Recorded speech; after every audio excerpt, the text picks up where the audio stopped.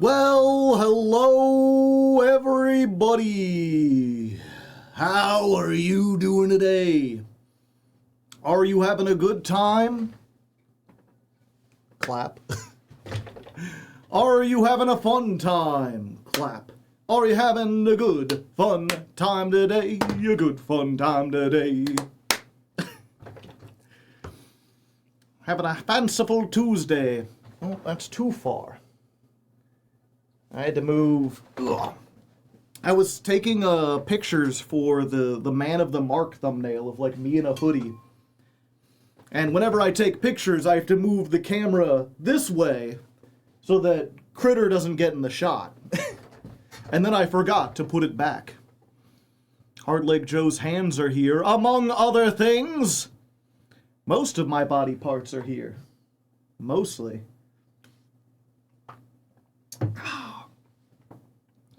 Let's see, today's weather for the people watching on YouTube.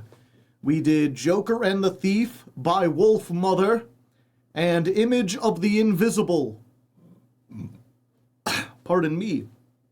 Image of the Invisible by Thrice.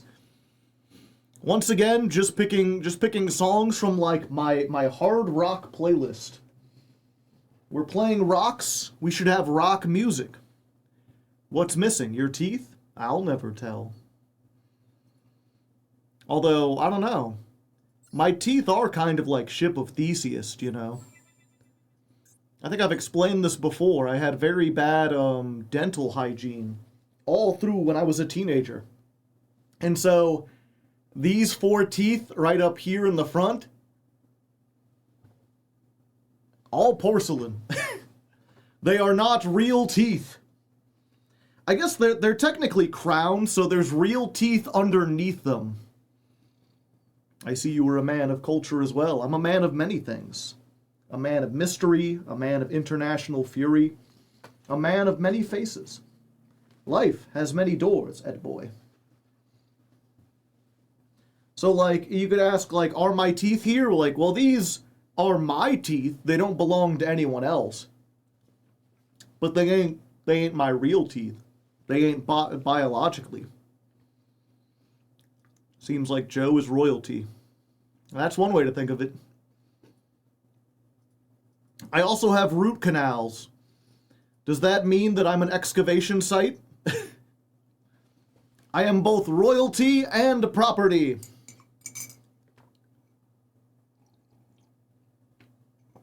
Dice Rally is like 90% bots. I was playing over the weekend and having a tough time versus Sky Strikers.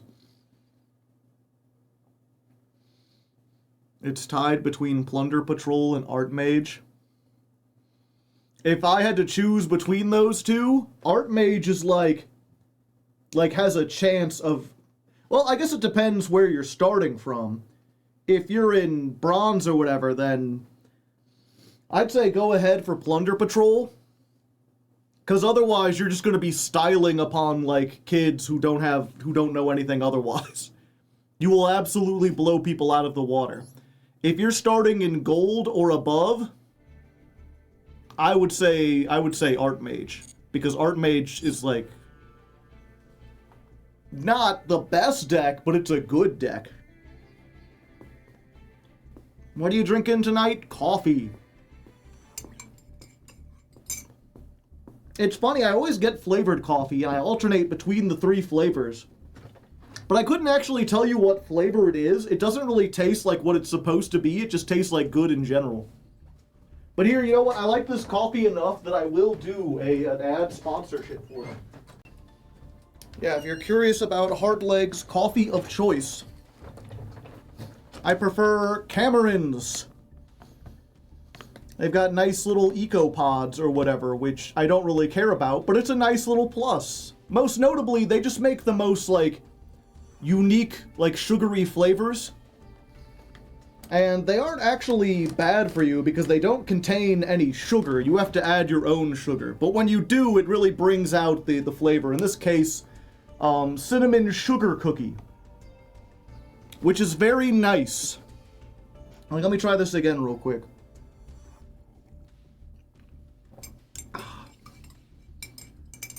Yeah, like it definitely has a cookie flavor. It definitely has like a hint of cinnamon spice to it. I'd say it's almost more like a gingerbread cookie, but even that's kind of dulled. It's not like the strongest, most overpowering flavor. But that's because, like, coffee... In my experience, coffee is almost never sweet unless you get, like, a latte or something. Ginger who? Gingerbread. I'm low-key hoping for Plunder Patrol since I'd be able to talk like Mr. Krabs. Sponge boy, me bob. What's that you got there? What kind of compass you reading, boy? I don't think I do the best Mr. Krabs, but I do a decent Mr. Krabs. I do a decent Mr. Krabs. I feel like I do a really good Patrick, but I feel like also Patrick is like the easiest to do. Like, it's a giraffe. Hey, SpongeBob. Hey, SpongeBob. Hey, SpongeBob. No, this is Patrick.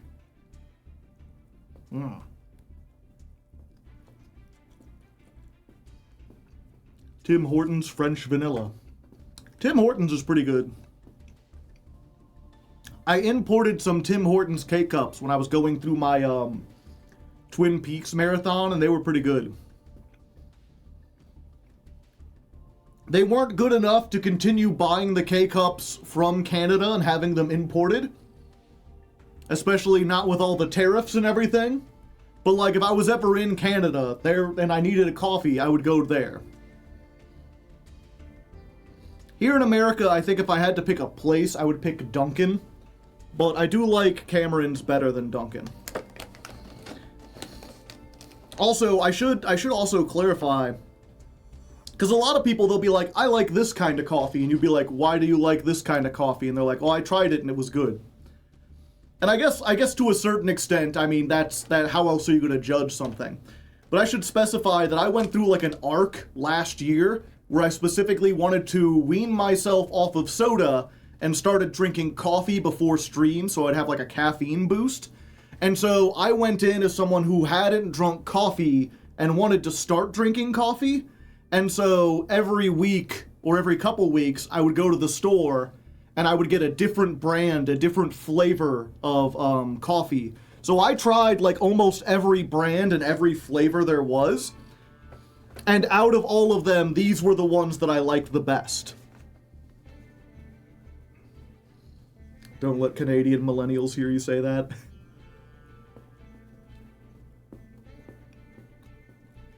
Tried all of them in one day. I did not try them in one day.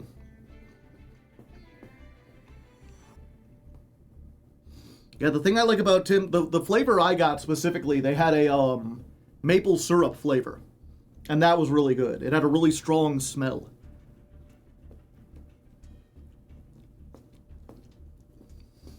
Be starting in Platinum 5? Yeah.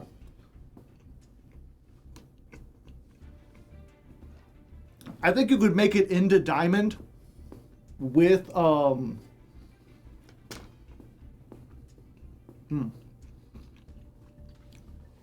took too big of a bite. I think you could make it into Diamond with Plunder Patrol. I don't think you could make it out of Diamond with Plunder Patrol. Like Fry when he reached his 100th cup, yeah. Also, if you're curious what I'm eating, I've made Hardleg style pizza, which I've described several times on the channel before. One of its defining features, at least to people I've shown, is that most people see this and they're like, is that burnt? Is that even pizza? Where's the cheese? It looks really strange, but it is delicious.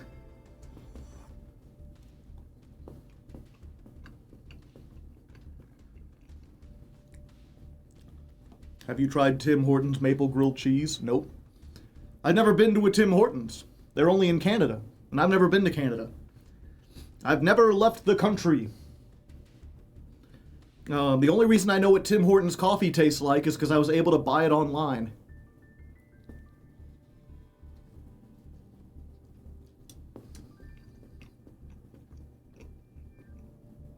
I'm on vacation. I forgot there was a time difference. I did also start about 40 minutes late.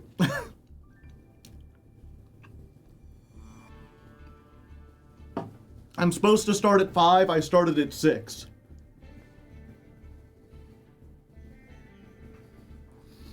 I'm in Michigan and I live near one. Ah, okay. So I guess they are in America. They're just really up north near Canada.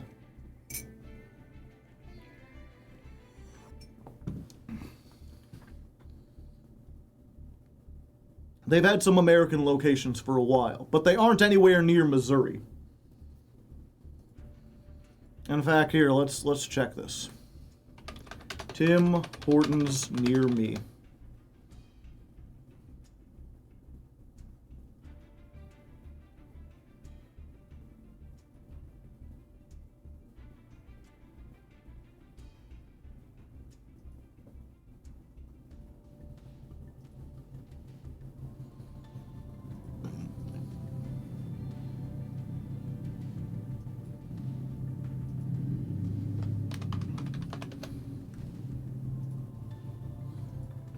No nearby locations.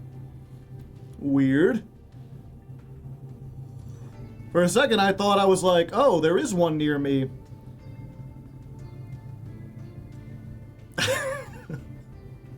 Goddamn fucking... I keep trying to, like...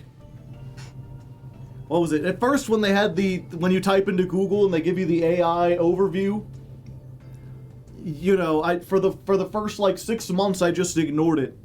And then I realized, at least for, like, when it came to stores or, like, is this store open? What are the hours of this store? It would just have it at the top so it was easier than scrolling down and clicking.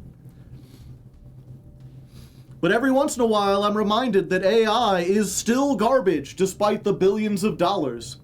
Like, based on your location, the closest Tim Hortons is right here. And then it lists an address that is on a street near me. It lists 3 addresses. And according to Tim Hortons, those addresses don't exist. So the AI just really wanted to put a Tim Hortons near me and decided to make up some addresses.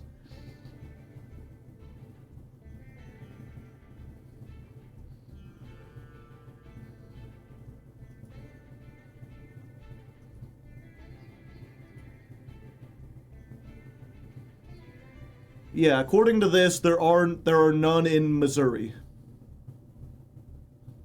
Oh wait, I'm sorry. Hold up. Never mind. There is 1 in Missouri.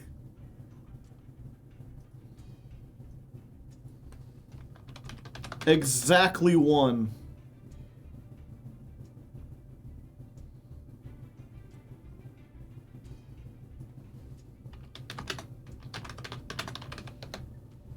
Hold up.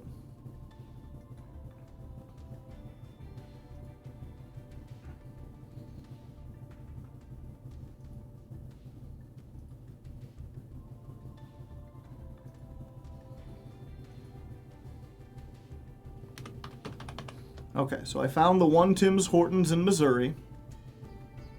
It is a 3.5-hour drive from me. So, you know, I could get there. I don't think it's worth driving across the entire breadth of the state, but I could.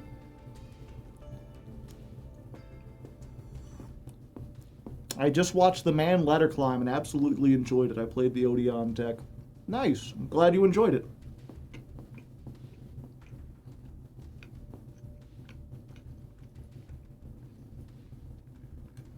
Yeah, maybe if I ever have a reason to go west towards Kansas City, then yeah, I'll stop by Tim Hortons.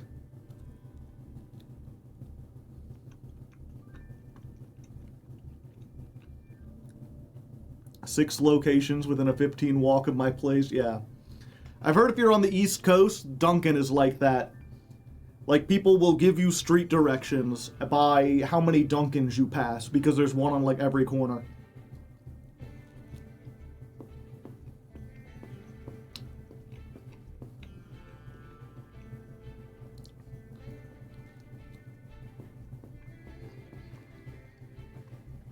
Maybe someday.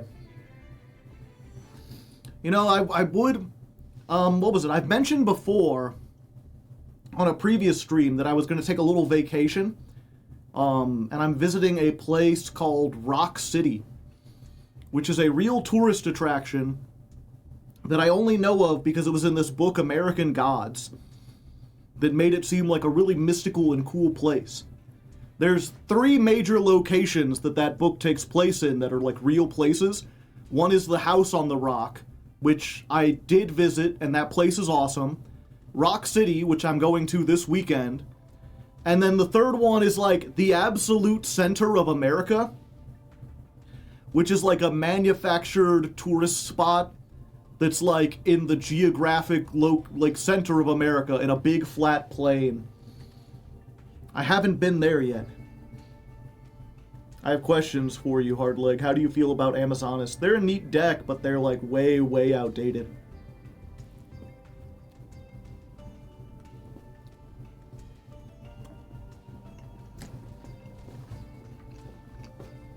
Neil Gaiman is a legend. He certainly was.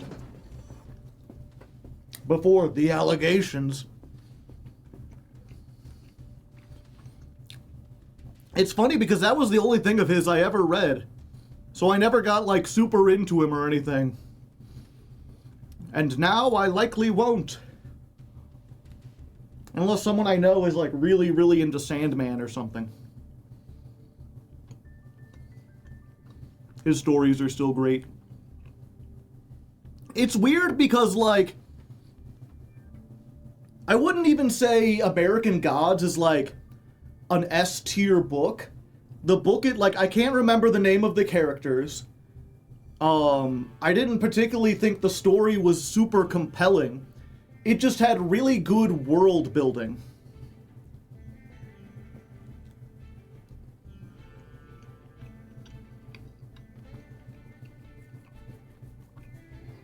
His stories aren't literally him. True.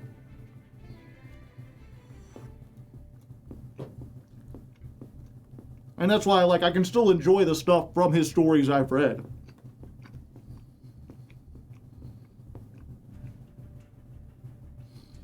Yeah, it's, he was just starting to get adaptations done of his stuff, too. Although every adaptation, they made an they turned American Gods into a show, and the show was, god-awful.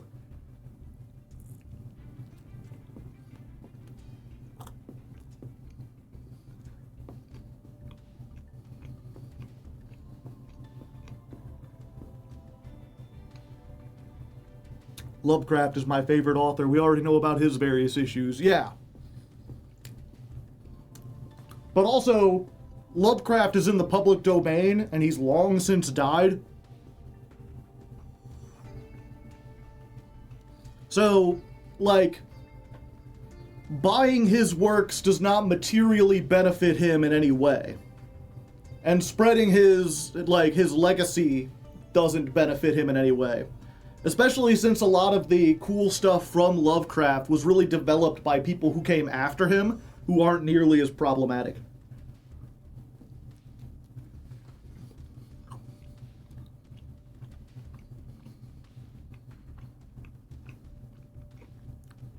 What if he's a ghost powered by thoughts about him? I mean, I suppose that's true, but until I see evidence of that. Well, also, at least from what I know, and I haven't researched it super in depth, but there's letters from Lovecraft in the last 5 years of his life where he's really starting to change up his attitude on things, and he expressed some regret at being as heartless as he was when he was younger.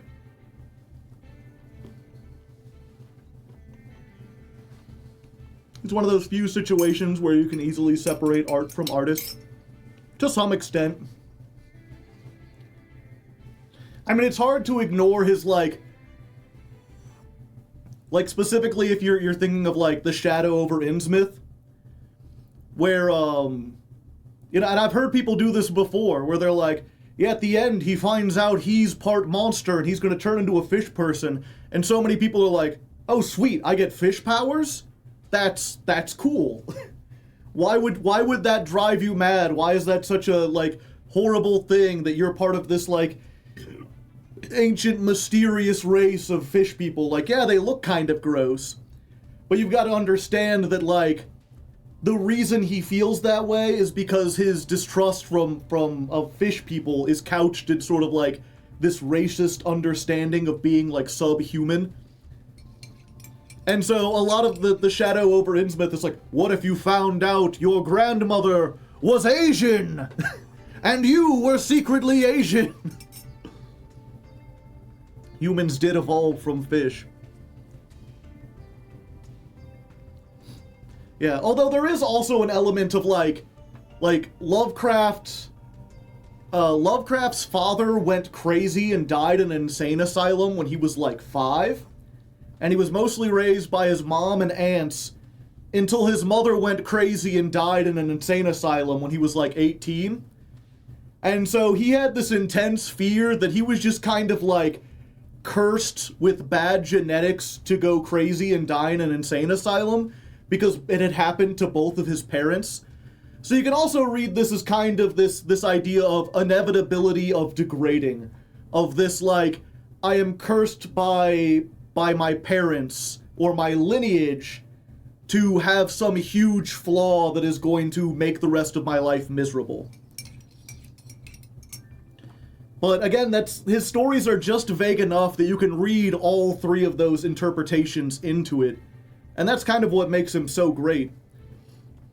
But it is always good to, like, mention, like, yeah, you know, don't pretend there wasn't a racist element to it. He hated the Irish, yeah. It's hereditary, yeah. He hated... That's the other thing, is, like... Lovecraft had a kind of racism that's, like, very antiquated by today's date. Because these days, racism is almost exclusively tied to, like, skin color. Whereas racism in, like, the 1800s, it was much more based on, like, your cultural identity. Like, where your parents were from, like, what kind of breeding you had. And there was this very, like, minutia to it, where they were like, oh, people from the south side of England are a different race from the people who are a north side of England, and both of those are a different race from the Irish. You know, the idea that you were just white would have been laughable to them, because that doesn't mean anything. That's just one grade on, like, a scale of, like, 100. He was also crazy malnourished. He was also afraid of air conditioning. He has a story called Cold Air that's just like this horror story about how unnatural air conditioning is and how he doesn't trust it. Managed to get your Megalith stream, absolutely loved it, yeah. Uncle.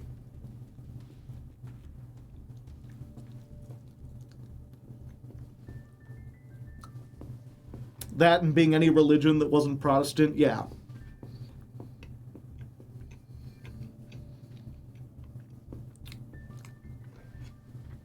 That's another weird thing that, you know, maybe someone in the chat who's religious can, like, help me understand this, right? Because this is something that was much more prevalent back then and is still prevalent now. But to a lesser degree. But, like, I would feel like if I was a Christian, if I believed that Jesus, like, was the Son of God, and that, like, the Abrahamic God existed, and he was, like, the one true God who created the universe in his image, I would not be afraid of someone, like, chanting the name of some, like, pagan god. Like, I would not be worried about people worshiping some sort of false idols, because those aren't real. Those things aren't part of, like, God's plan. I'm pretty sure the Bible doesn't mention that, like, oh yeah, God created Thor and Loki and whatever as devils to, like, tempt people. Like, it's really weird that a lot of like otherwise religious people also believe in witches. They believe in like pagan deities. They believe in the ability to be like cursed with voodoo or Hindu gods or whatever. And it's like, what makes you think those gods would have power? I'm very confused. Like, the thing you believe in excludes all other sources of natural power. The Bible implies other gods exist. It does. Opposition as threats that will prevent their souls being saved. In the Old Testament, they pretty much acknowledge that other religions are real and existed. They were just inferior. Huh. Interesting. I do not remember that part. But granted, it's been a long while since I've read the Bible. We do believe in black magic. Like, there's a legit contract with jinns to cast illness on someone. Yeah. Well, just like, I could believe in Christians believing that there are, like, Satanists around. Because I believe Satan is mentioned in the Bible. Although, I also believe... Well, no, maybe it's not Satan. There's one of the many words that get associated with Satan. And I believe in like, the original text, it just means, like, the adversary. And there's definitely, like, demons brought up, because Jesus contends with, like, Legion. So there are demons.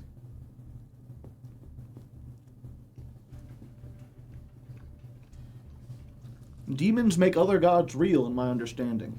The accuser, I see you.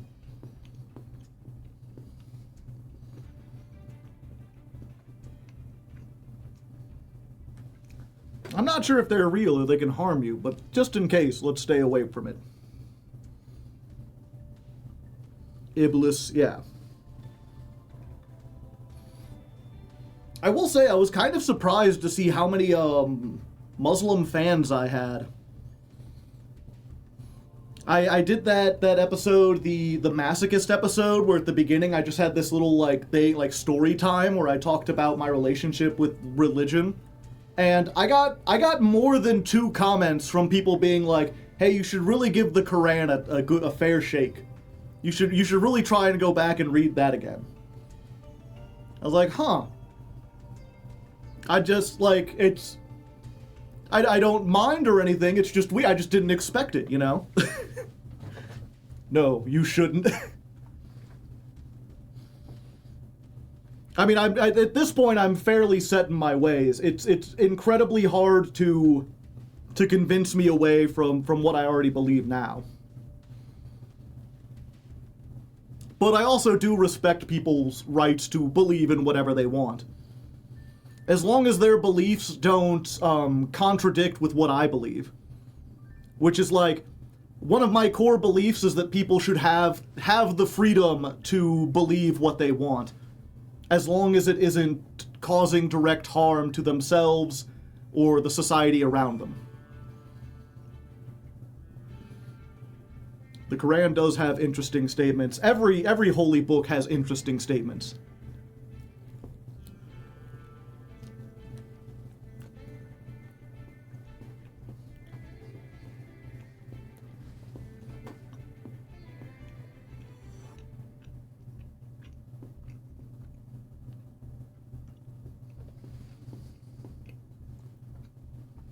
What about the Book of Dianetics? But anyway, sorry, I didn't mean to get completely off topic. I think the reason I started on this was because I don't know what to do. We did this last time. And didn't really... Oh, I guess we had the 50 card. Do we just narrow it down?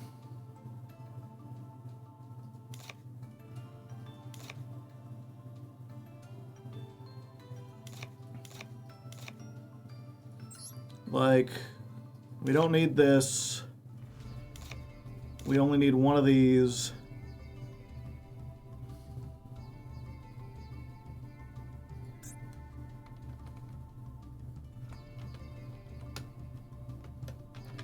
Mini Megamitsu Slop.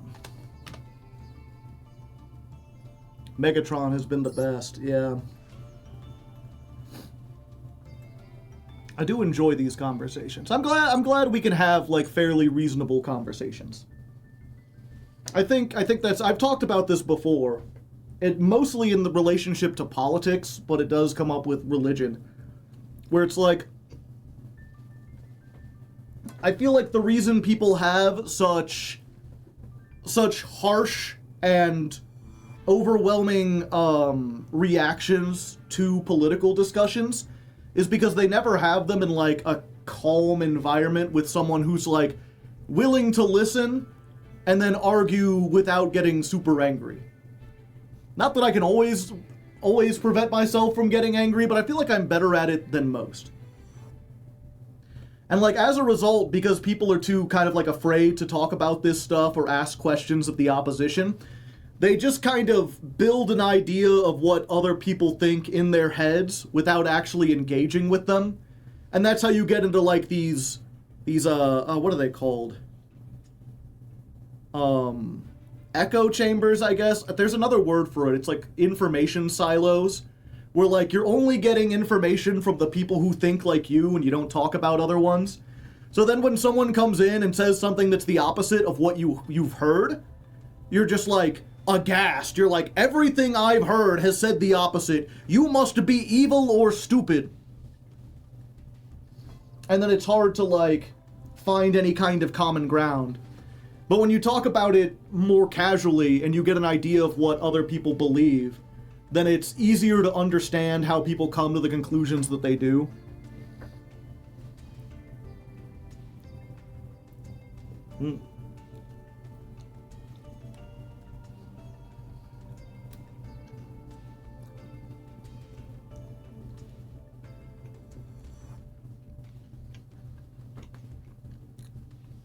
A lot of people don't understand. The Old Testament and the New Testament are for different times. That's the thing is like, at least in talking to the different denominations of religious people I've met, all of them seem to have this like, see, what the other denominations don't understand is this one thing that we've decided is more important than all the other stuff. But if you look at that one thing and treat it as being the most important aspect or a highly important aspect, then it can color everything else you believe in.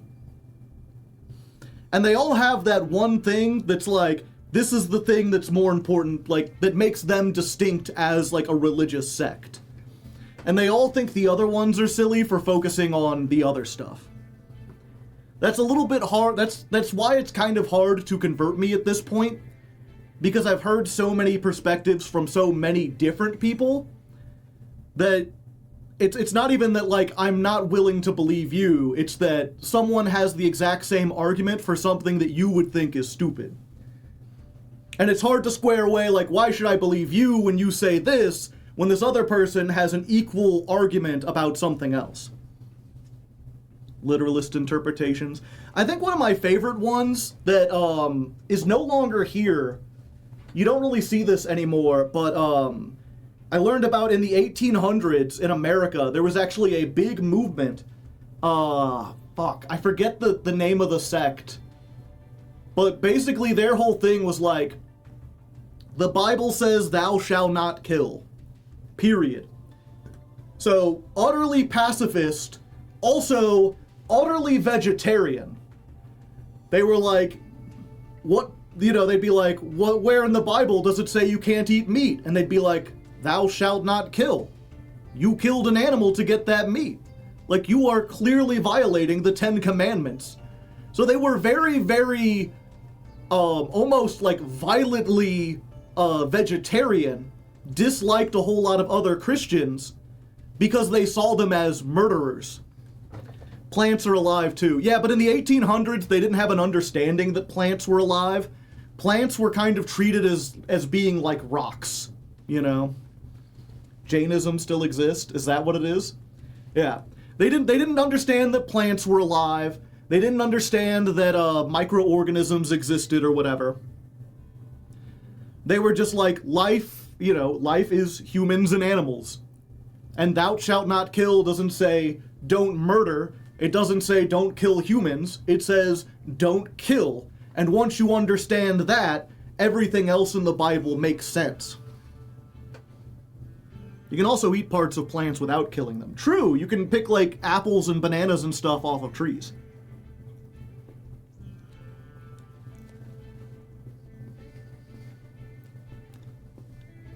Do you think Megalith is able to stand on its own now with new support?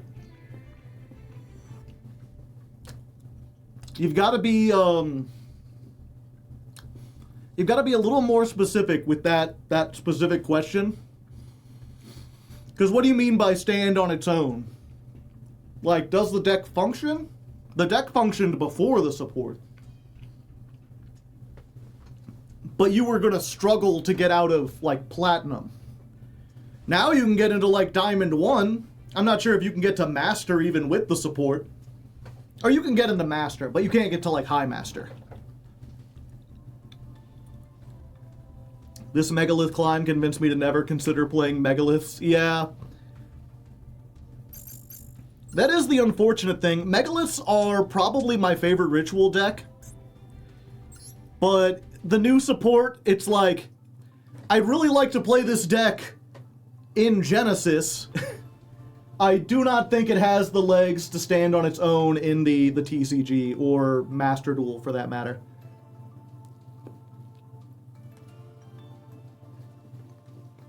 What do you think about the new Dark Magician support? I haven't read it.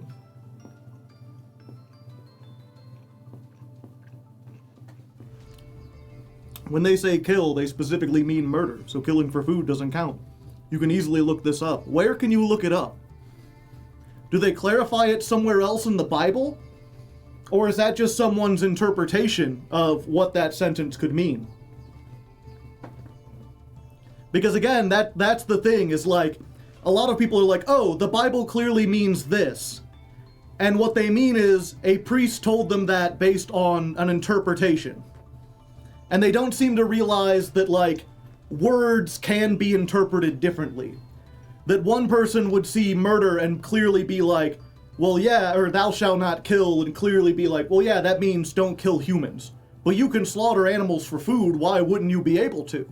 And other people would read that and just say, no, kill is kill. You could just read it instead of just saying it. Is there a particular gimmick you'd like to remove from?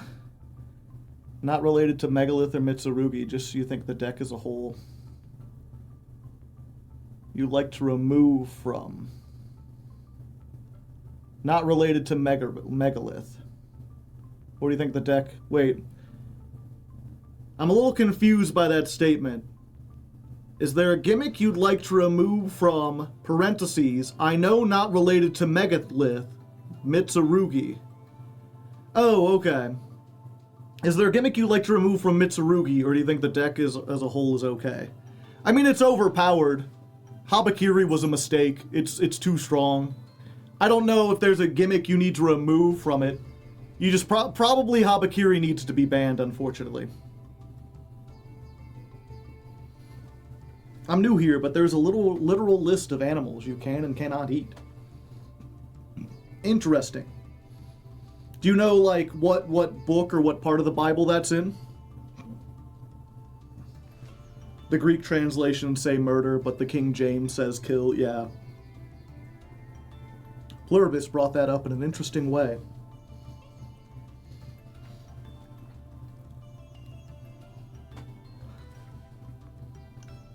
Yeah, and that would be a thing, because the other thing is almost anything you could want to say about not just the Bible, but any holy book. Every holy book has contradictions in it. None of them are, like, perfectly compatible with anything. And so you might be like, you know, someone might come up to you and say something like, well, it says thou shalt not kill, that means animals. And you'd be like, well, what about the parts where they claim, like, these are animals that are good to eat? And they'd be like, well, that was specifically for the people at the time. That doesn't overwrite the 10 Commandments. Deuteronomy or Leviticus, the list of unclean animals. And is that before or after the Moses part would be the question. Because if it's before the Moses part, then it's really easy to be like, well, Moses overrode that with the Ten Commandments. And if it's after, then you could just be like, oh, well, that doesn't apply to, like, the other things. The Bible just adapts older myths, yeah.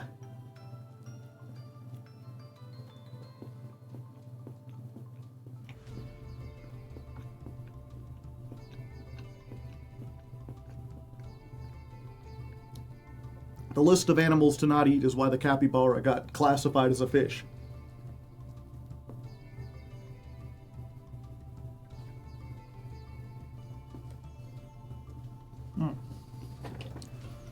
Anyway, I think we're going to try this.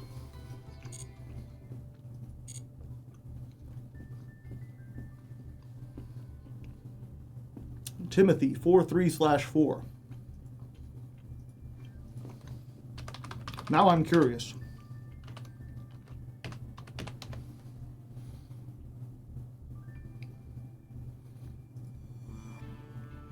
For a time will come when people will not put up with sound doctrine. Instead, to suit their own desires, they gather around a great number of teachers who say that their itching ears want to hear. They will turn their ears away from the truth and turn aside to myths. Oh, okay, that was just part of it. Why didn't it just give me the full thing?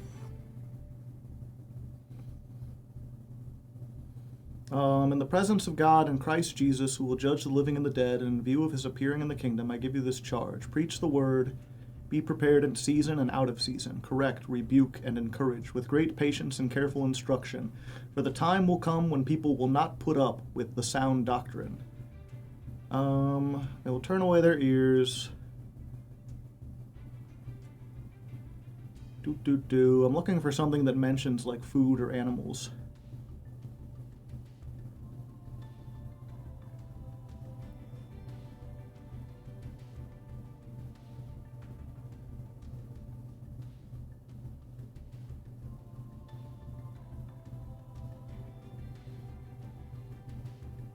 Yeah, I'm not seeing it.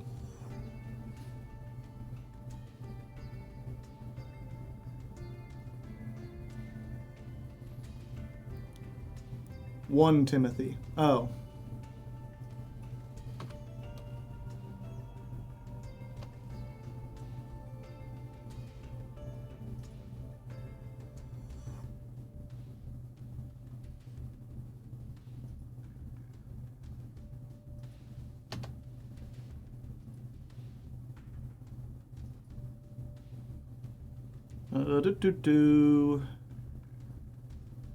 They forbid people to marry and order them to abstain from certain foods with God created to be received with thanksgiving by those who believe and who know the truth.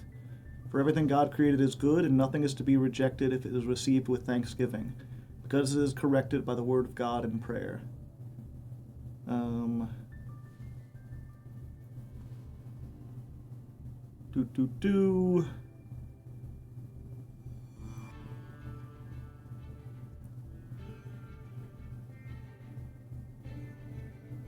Okay, so it's just like in general, everything is... I guess that's the like why you can eat bacon and stuff now. Either way, I can't sit here and read the Bible, unfortunately. But either way, my point was not necessarily also to be like, oh, that is the true interpretation of the Bible.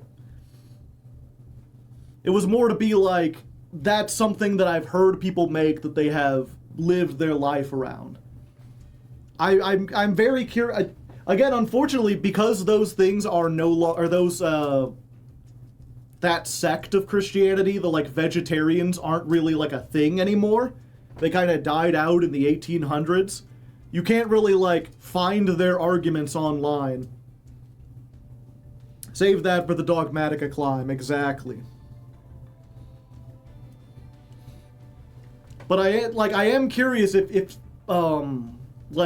you were knowledgeable about it, I would love to hear, like, an argument or a debate between those two sects where one is like, you know, here's why I believe this despite the evidence, and the other person would be like, well, here are these four things that are, like, contradict what you're saying.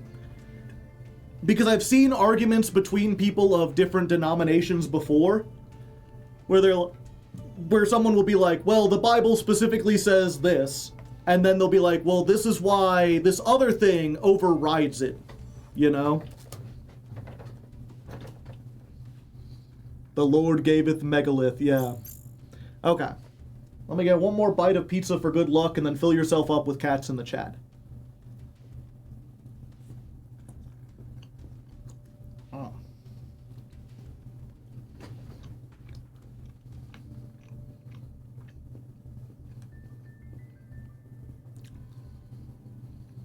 Pizza for good luck. It's so delicious, chat.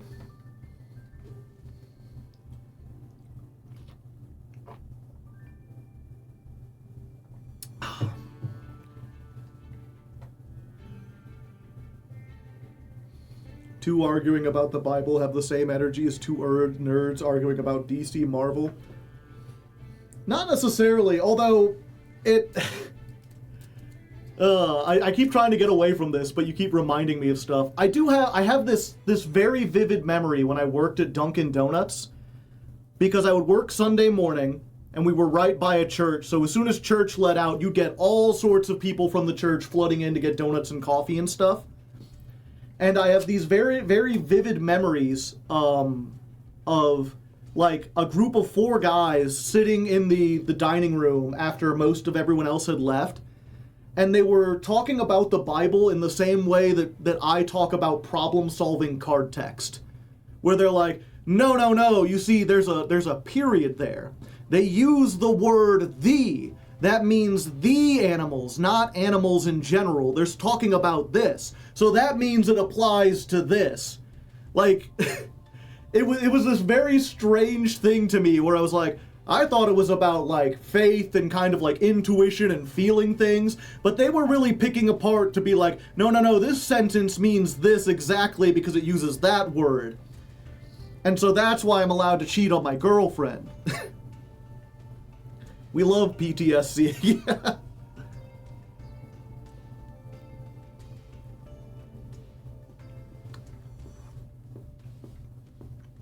So yeah, oftentimes, like, hearing people debate or talk about it does kind of devolve into, like, what does this word mean versus what does this word mean? Oh, in the original Hebrew it meant this. Yeah, but the Greek version says this. But no, what about Aramaic? Well, this could mean many different things.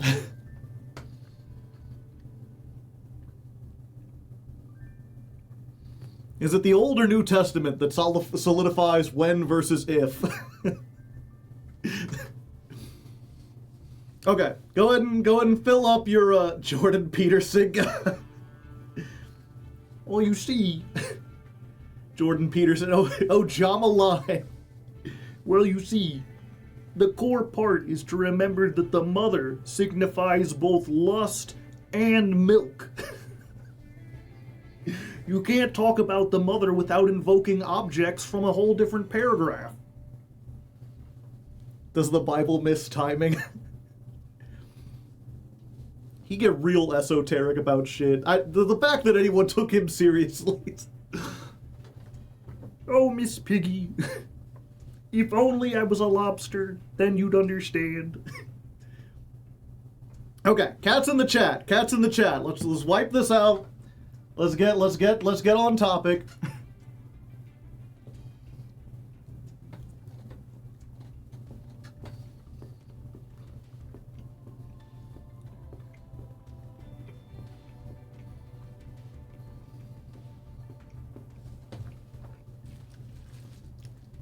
There we go. Okay.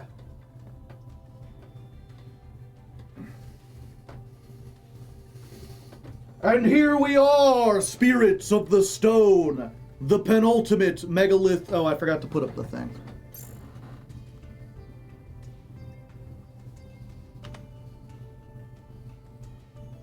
Let's get that. Let's Control S. Let's ladder climb. Your sign, there we go. Oh, and we're also in Diamond 1.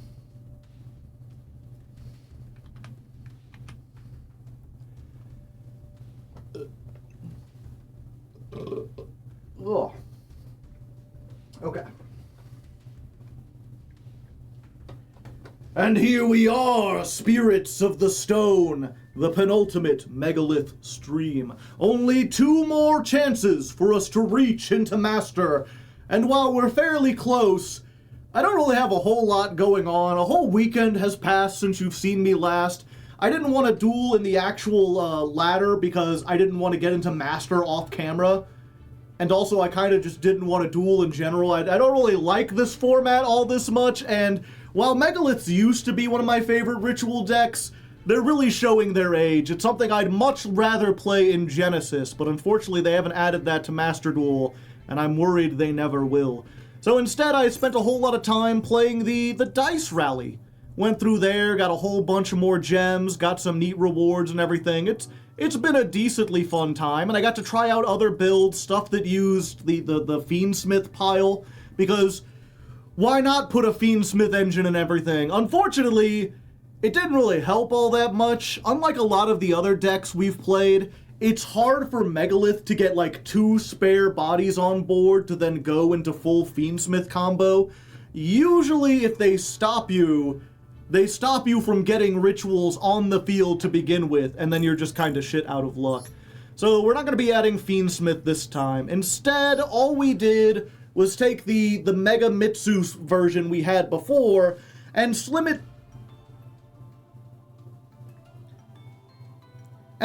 down from a Mega Mitsu we had before and slim it down to a nice slender 42 cards instead of 50.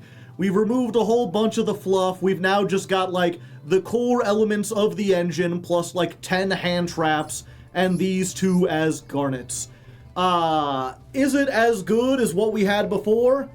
I don't know, but I can't really think of anything else to do. There's not another stronger archetype we could really mix this with. They don't have any synergy with the new canine stuff, unlike a lot of other archetypes that are being played. You can't really play this with Yummy, because it kind of locks you into lower level monsters. I guess Yummy Mitsurugi is a thing, but... Okay. Let me try that again. Where were we?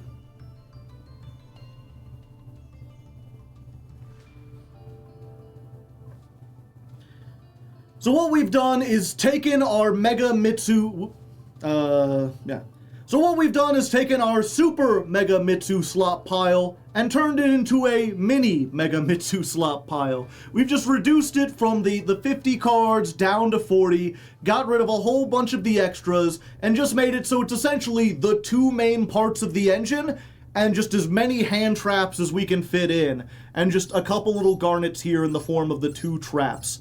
I'm not necessarily sure this will be better than the 50 card version, but there's really not a lot else we could try. This doesn't have a lot of synergy with like Yummy or Canine, unless we take out the Megalith version, and this doesn't really have a lot of synergy with the Yummy or the Canine or any other new deck that's come out, unless, I guess, if we removed the Megalith portion, then we could play Yummy Mitsurugi, but I feel like that would be kind of antithetical to the series. You know, we're supposed to be playing Megalith.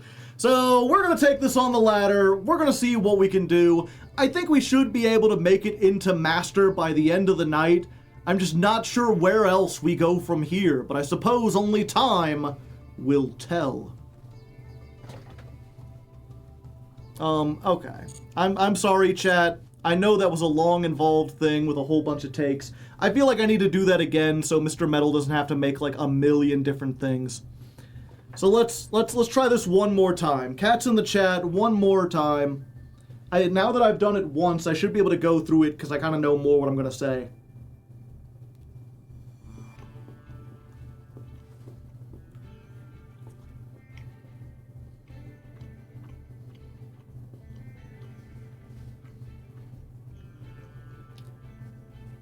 Take number 3. The final take. Okay.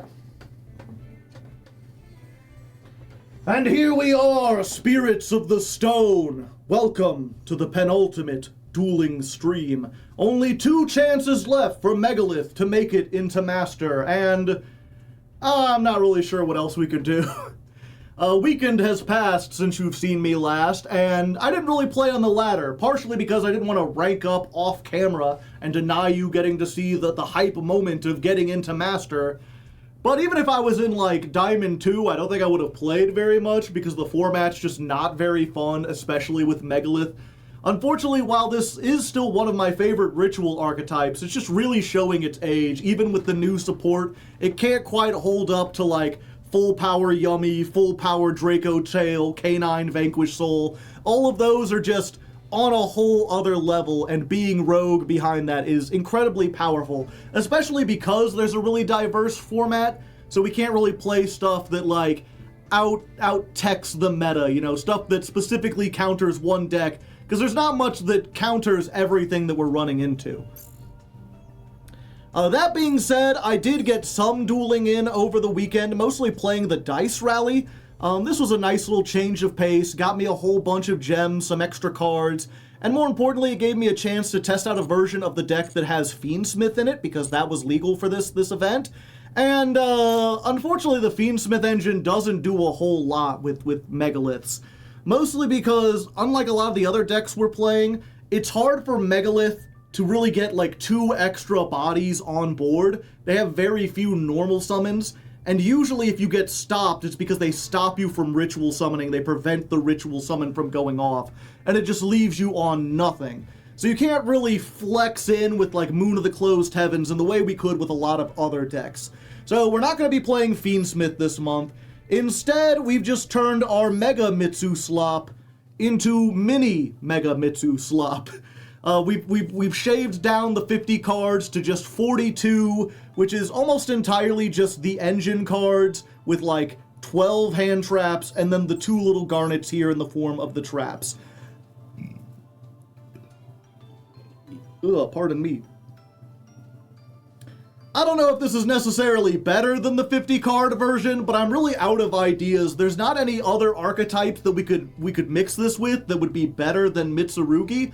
Maybe we could try going back to Drytron if this doesn't work out. Maybe we could just be silly and throw in Libromancer, even though that version is objectively worse than this. But at least for now, I'm going to really try to see if we can ram our way into Master. We've only got one more rank, so let's take this onto the ladder, try it out, and see what happens, baby. Hungry Burger. Adamantipator, we did look into that, unfortunately. Dawn of Stream 5 plus new deck. Can we try Fossils if we get to Master 5? Up to you all.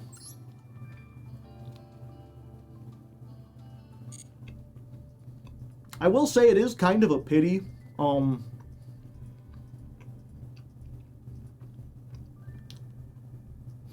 I've been talking the last couple episodes how I feel like the show has really shifted away from the can I make it to Master 1 and is more of like the Master Duel experience with this deck, showing off different versions of it and what it can do and how its matchups fare in the meta. I'm not necessarily trying to give you the experience of getting to Master 1 with the try-hard version, I'm just showing off neat things. I feel like that has better retention, people enjoy themselves more, I enjoy myself more. Competitive Master Duel content really doesn't bring people in. The problem is, I keep trying different names for the ladder climbs. I try naming them like, how does Super Quant fare on the ladder? What's the Super Quant experience? And unfortunately, the only one that gets views because you can put in multiple titles and see which one gets more clicks. And can I get to Master 1 with X deck? Or no, sorry, it's so I tried to get to Master with whatever deck. So I tried to conquer Master Duel with X deck. That's the only one that gets like consistent views. It's a long form what a deck, yeah.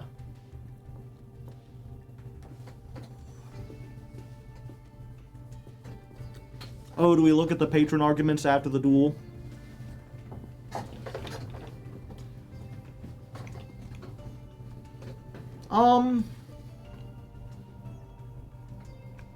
Yeah, we're gonna have to wait till after the duel.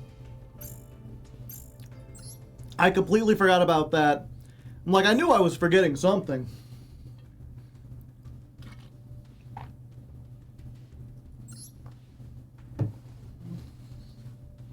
There's always Thursday. Wednesday's the vote. If I read it on Thursday, it'll be too late. We'll do a couple duels, and then if I need a break, we'll do that.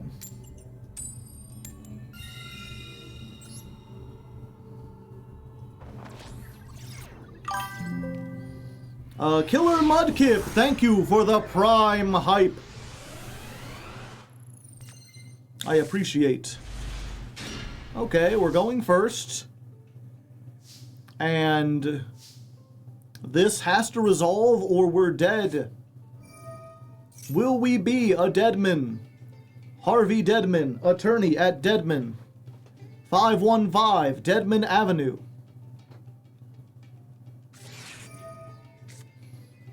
Unfortunate. But I've got to save my Ash for, whatchamacallit? For Max C. I don't think I really summon out of the deck or extra deck all that much. They'll get one off of Fool. Yeah, so, okay, so the bad news is I didn't do anything. The good news is they're down 2 cards and I didn't do anything. So, this Ash Blossom has to stop them. We've got to hope that they're just as vulnerable to Ash Blossom as we are.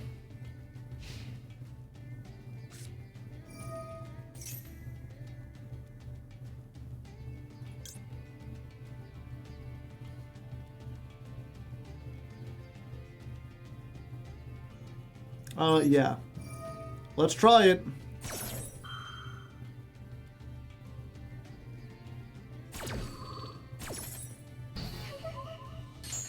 K9, does K9 have warriors?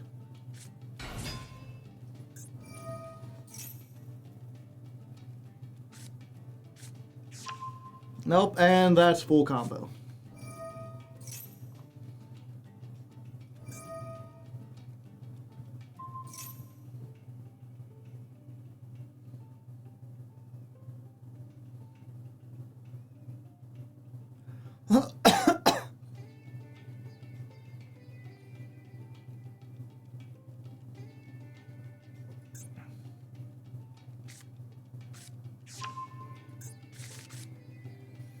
Of course, they don't have very many... Oh, okay, there we go.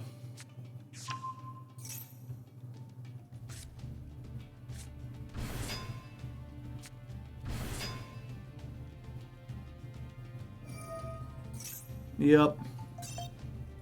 We did.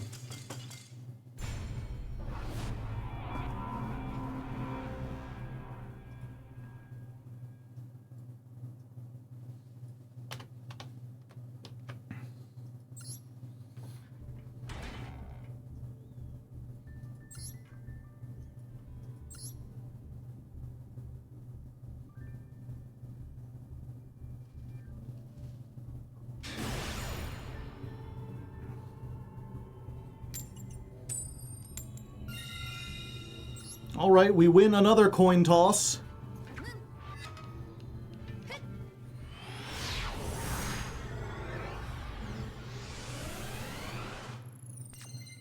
Haha! This is not a brick, but we don't have access to the Megalith half of the deck. At least not yet. Of course, this has been an FTK previously.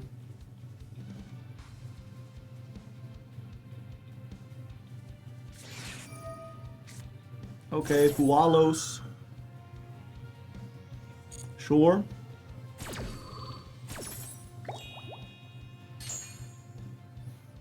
Let's go you.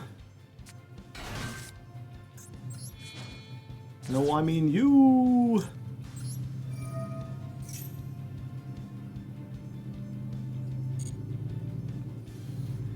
We get this, yeah. Then we activate this. Summon from our hand. You got the Perulia as well? Doesn't look like it.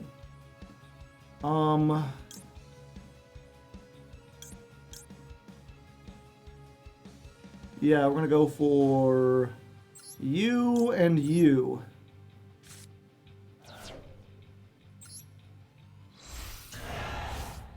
We'll get the Habakari. Habakabakabakar. We'll get back this. We'll use this. Can you get Gallant Granite here? I don't think so. Wait, yeah, I can. It'll cost another draw, but I can do it. Because Perulia is a level 4.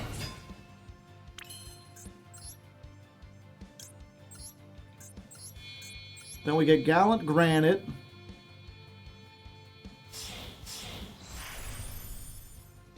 They get another draw.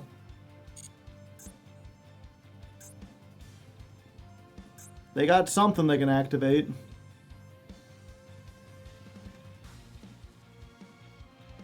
Although I'm just realizing, even if I get a Megalith, I can't do anything with it.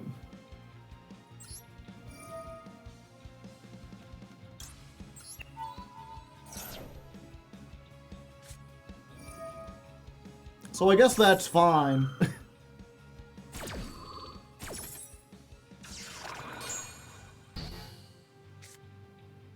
So let's just go ahead. Fuck it, we've already invested. We'll get the big man. Using the one on field. Hello.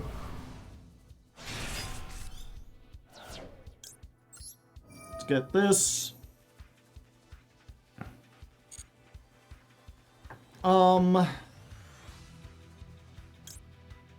Yeah, I think we do this. Special summon Habakari. Nibiru. Okay. I guess that keeps me off of the extra deck card, but that would have only drawn them another card. Whereas, like, this triggers the Murakumo. Which means we can just get, like, a Prayers. And it comes back. Then we can blow up the field. So instead of an extra deck card, we've just got a 4,400 token and an extra copy of Prayers. K9. Yeah. Discard something for that.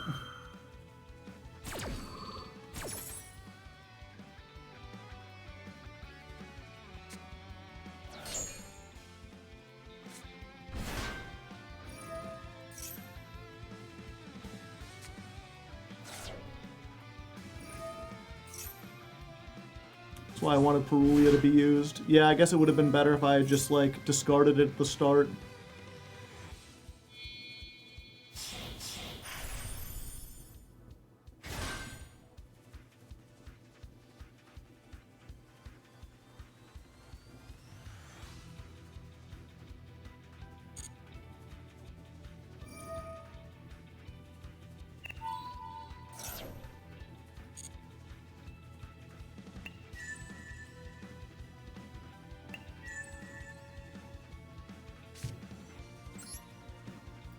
Better nib that. Oh, why? Then they have a huge token and I have nothing. I would just save it for this time.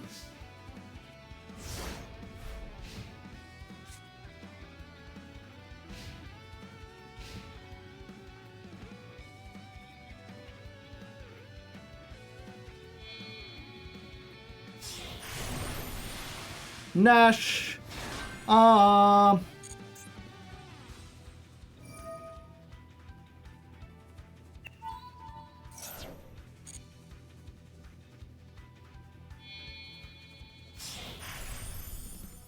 Umbral Horror.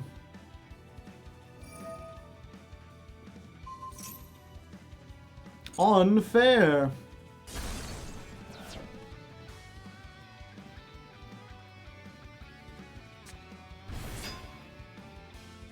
The fuck?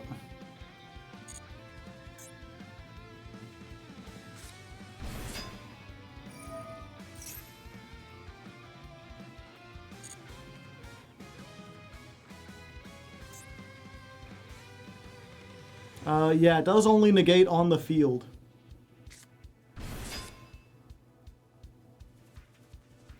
Yeah, this seems like the best time to do this.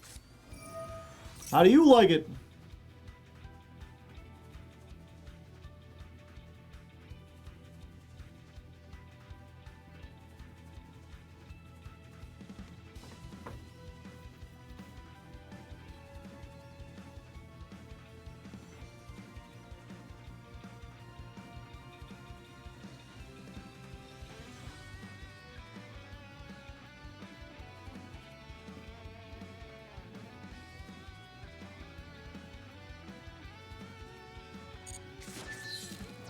Hey, I got my guy back.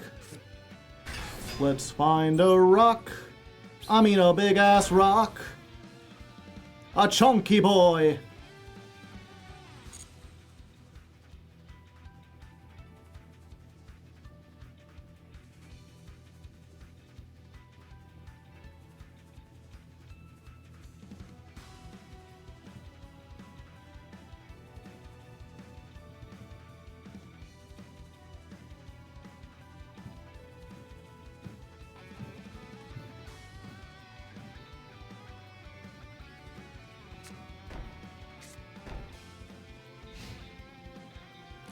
Okay, yeah, we do this. Tribute a monster? Why, yes.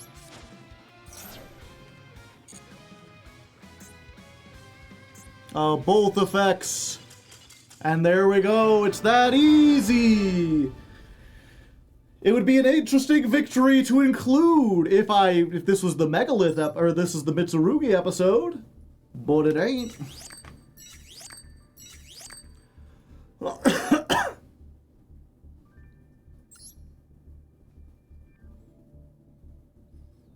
We skip this duel, yeah. Nibiru is an honorary Megalith. It's a rock, it has a high level, tributing is involved. What more could you want?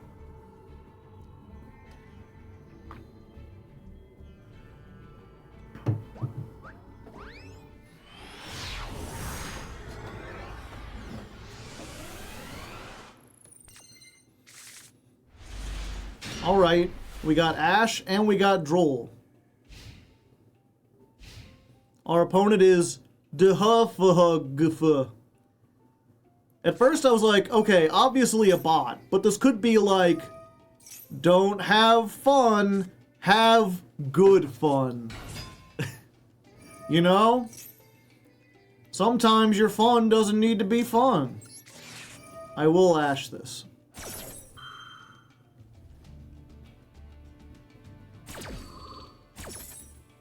Droll will carry. Oh yeah, I should have just rolled. I'm dumb.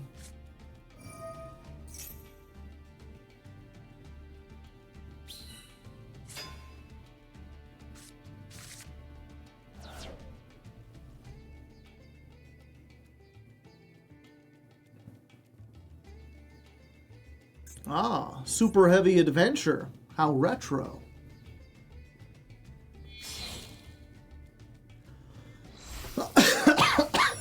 Okay, they synchro for 8. Diabolantis, the menacing mantis. This is one of those U cards. Unless they're playing exactly, what's it called? Battle Wasps? This is never used for the powers of good. This is always part of some bullshit, like, infinite link combo. Glow up bulb.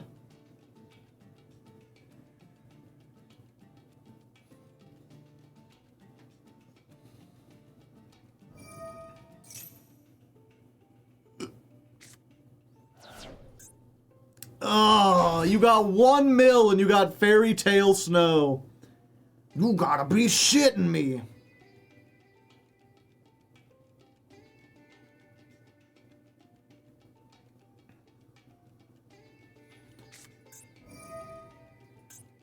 Junk Signal.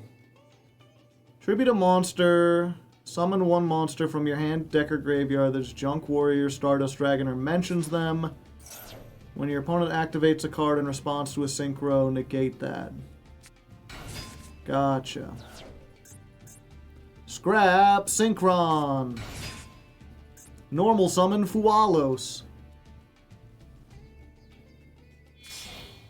5?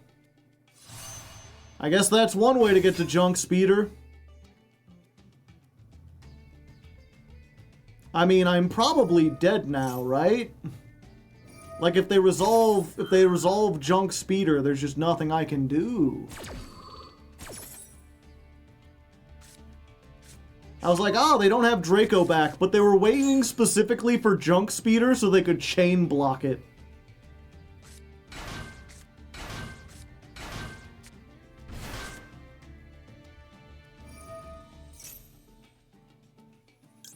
What if you didn't get to add that?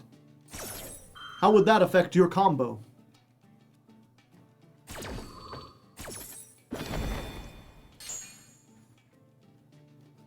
It tried to add, but nothing was there.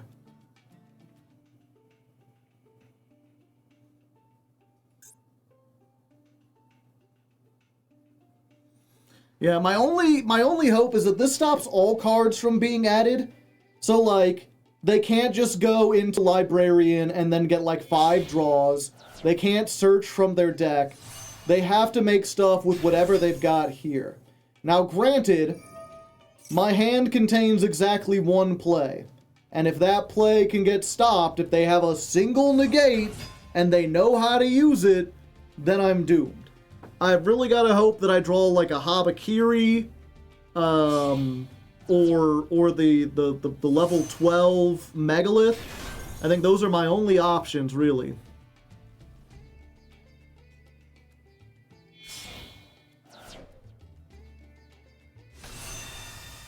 Crimson Dragon with a level 9. What's that get? The blue eyes? So that's like, no, Trishula.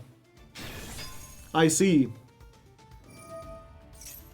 A hand loop, my favorite.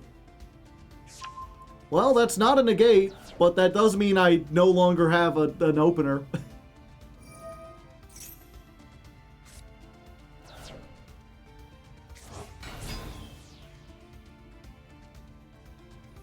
And now they can make bar on the floor.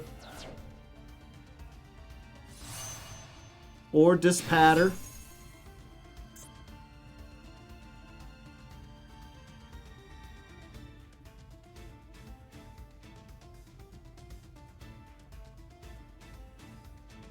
Either way, it's a monster negate.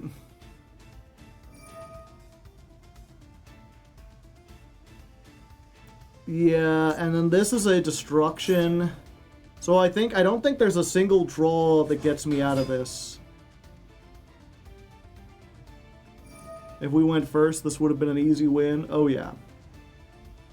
I mean, assuming they didn't draw exactly like Droll, that would kind of stop us.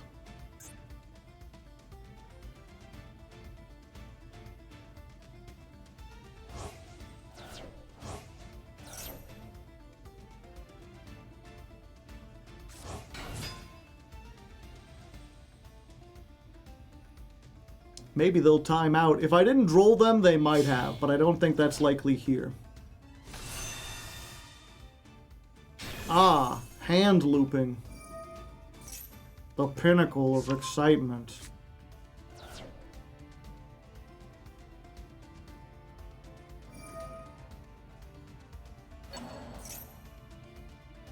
Yeah, and then they just bring it back, and I have no 1-card combos that can play through a negate, so... yeah, fun and exciting.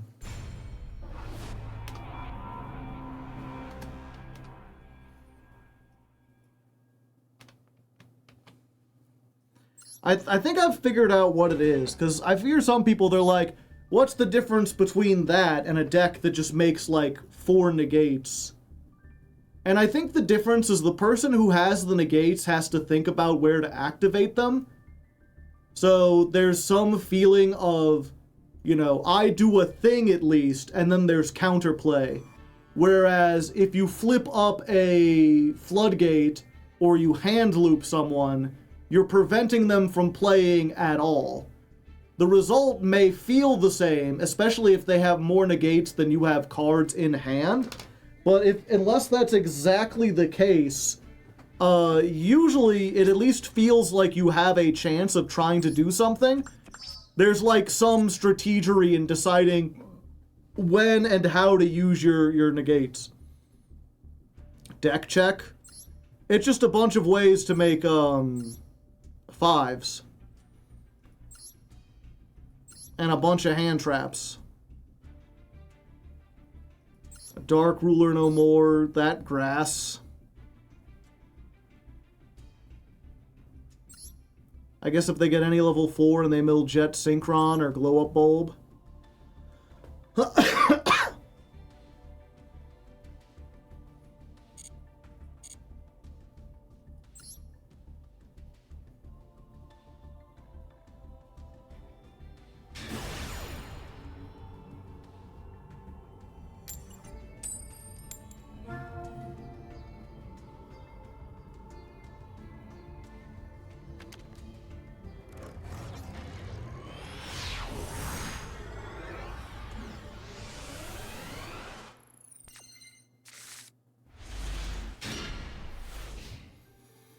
Well, I mean, in terms of going second, this is a pretty good hand.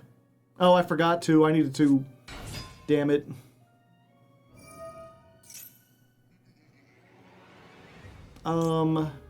Yeah, we'll activate this.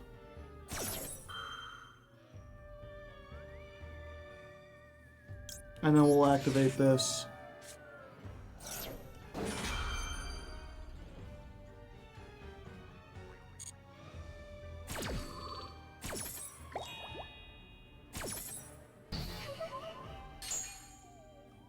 So, no Maiden for you. You can go into the extra deck if you want to give me a draw.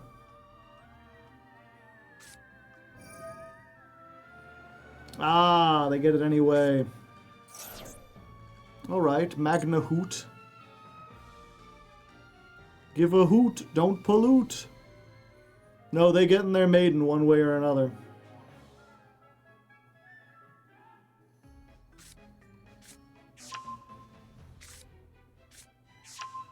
Oh, never mind. They just be like, yeah, I'm getting the Destruction and the Veiler, good luck. Oh no, they are still going for it. Alright.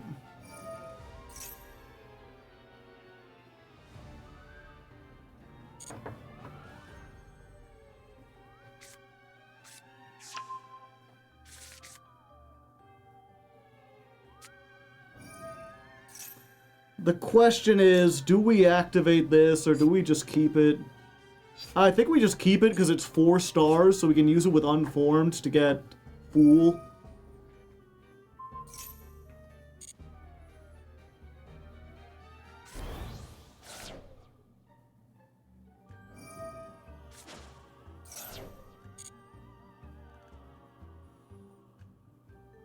Yeah, it doesn't look like they're normal summoning anyway, so that would have been a loss.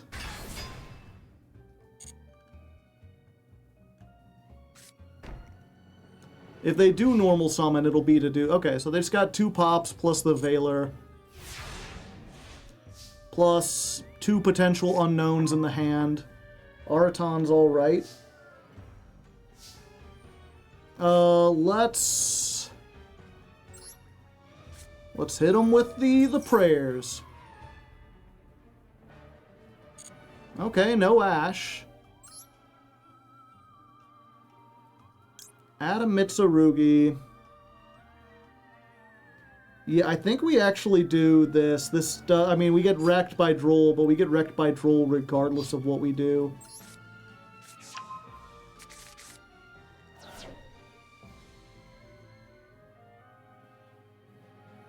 Okay. So we normal summon this. We get Habakiri. They use the Veiler. And we chain the Unformed.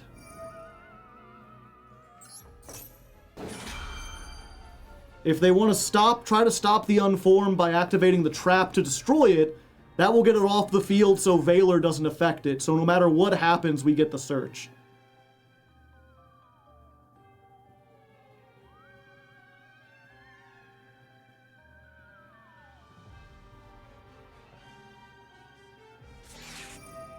Maxi. No, no, no, you see, I opened 2 Ash Blossom. The truest form of gaming supremacy. Okay, so they just popping it, which is fine. The second Veiler! You son of a bitch! Okay, so you're negated. Then you're popped. Then Ash negates that. Then Megalith unformed. They've already used this, right? So we can just go for the Ophiel. No problem. Yeah.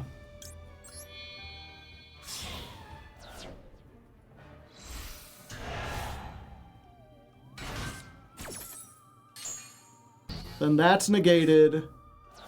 But the Ophiel gets us Fool.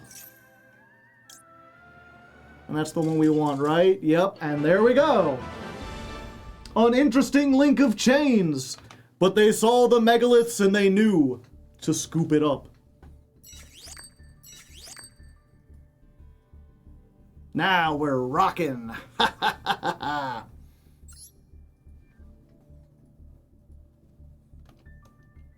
136. Duel. 64 versus Blue Eyes.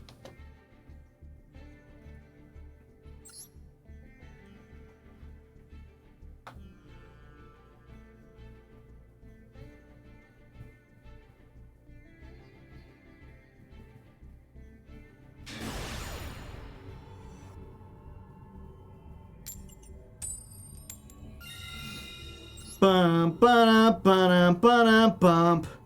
Going first makes me feel alive. I go first, and then I get some hives. I think I might be sick or I have the flu. I ain't letting destiny choose. Okay. So we're gonna start off strong with one of these. We're going to ritual summon a Megalith from the deck during the draw phase to play around Droll. We're going to get Haggith by tributing Murakumo.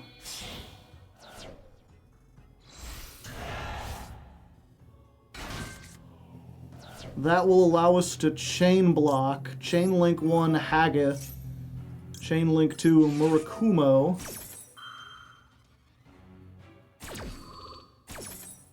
So we get our dang old...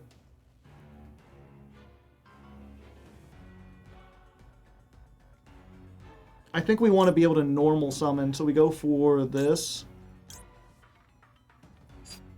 Yeah, we've still got the Habakiri.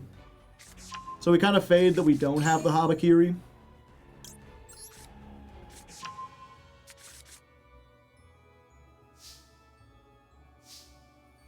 Alright.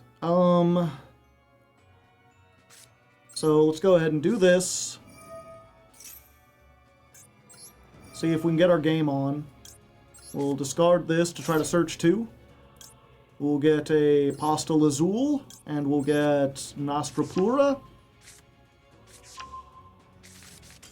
And they will surrender, which makes sense.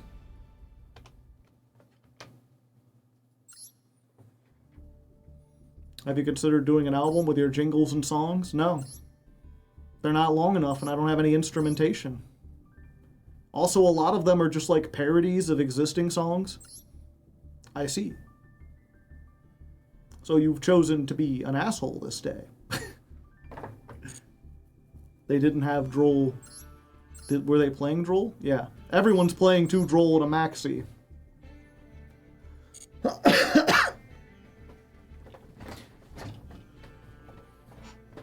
He was a drummer. Yeah, I do know how to play the drums. We hate Draco Tail here. Draco Tail's alright. I think Draco Tail feels like it would be a fun deck to play. I've just never gotten a chance to do it, and I probably won't. We've only ever been on the other side of Draco Tail. Remember to update the score? I did. 34 plus 31, that would be 35. I have written down the Blue Eyes duel was 64, so this would be 65.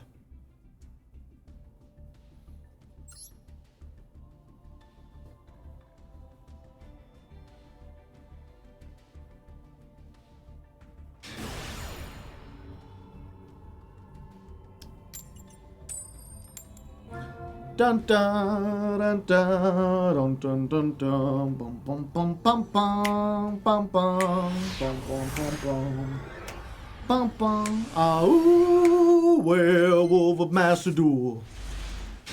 Ah-ooh, bum bum bum bum. Yeah, we'll see what they do first. Bork. Yeah, I guess we do this. That enables them to special summon a whole bunch of stuff. No! Called by! Now I've turned on all their effects and I don't get to draw. It's the worst of both worlds.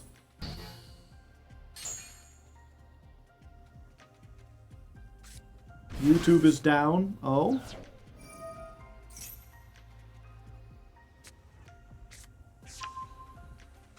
Yeah, I think I'm dead regardless of what I do, but I try to do this.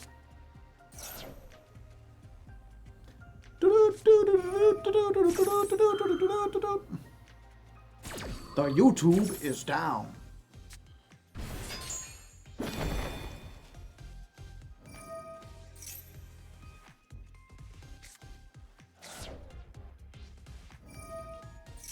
I can see YouTube.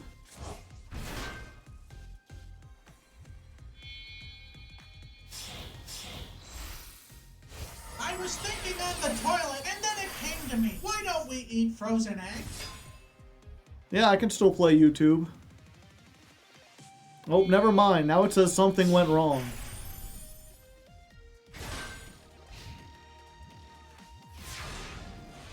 Oh, it just broke in real time.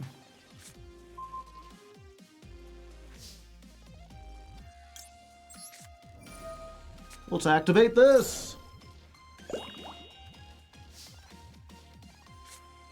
Let's do one of these. Anastasis.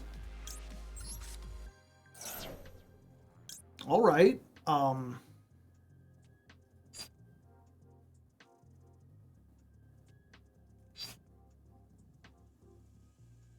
The problem is we can't get both of the high-level ones. What I need is 2 high-level ones, and we can't do that.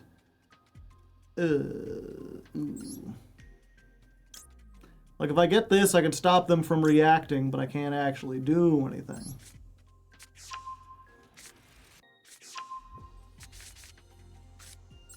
We just gotta hope they let this resolve. They didn't let it resolve, chat.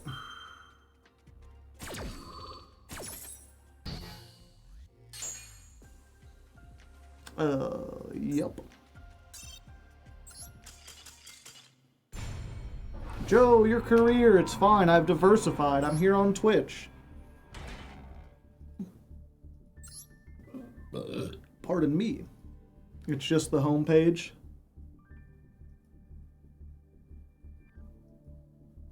Let me go to YouTube Studio. Yeah, my studio's still there. You look like Freddy Fazbear, and you look like the purple guy. Why don't you go get some exotic butters about it? Odeon was a character in the original Yu-Gi-Oh! Anime who dueled people. Presumably. I'm gonna be honest, I don't really remember this guy. Like, I seem to recall him standing around ominously, but I must have missed the episodes where he dueled, or else they weren't very memorable, because I couldn't tell you a dang thing about him. But he's got new cards in Master Duel. They should have let it resolve for the content. I do always come back, yeah. That's what I meant. And also the smell, you see. I can smell you from here. Well, someone's having a good day. About to rank up. Let's see if they can do it through our go first prowess. Yes. Yush. Hopefully I won't break. I didn't break. Unfortunately, we can't really do this the way we want to.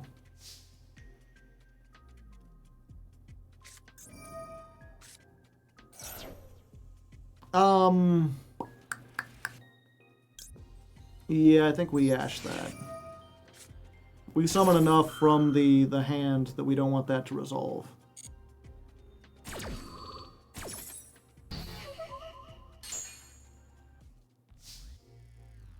Okay, let's go Habakari. We're gonna get this one. We're gonna tribute this one. We're gonna get a searchy search. We're gonna grab the fusion. Let's try that dang old fusion summon. One from your hand. Your hand, Jeremy! Let's go for you and the purple guy. He always comes back, chat. I've still never played any of those games. I only know about it because of dang old MatPat. And I guess general cultural osmosis. I feel like I've heard a Living Tombstone song or something at some point. Couldn't tell you which one, but I've heard one. Okay, so we get that. We get that back. The Nintendo Wii. Go ahead and get our big guy. SpongeBob Big Guy Pants okay. His pants are okay, don't you know? I do this. We're gonna get... yeah, right? No, we get this, maybe? No, we can still do what we want. Yeah, I'm gonna get this. Yeah. But it came back. And then we're going to unform.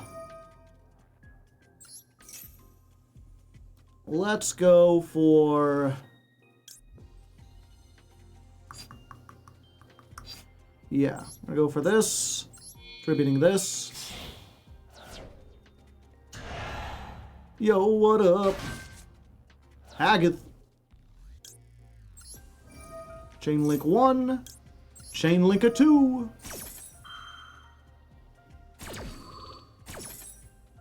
So let's get the prayers. My prayers have been answered. But it came back. Do I have any good rank 8s that I could make to, like, blanket off Nibiru at this point? Did I put Photon Lord in here? No. No, I did not.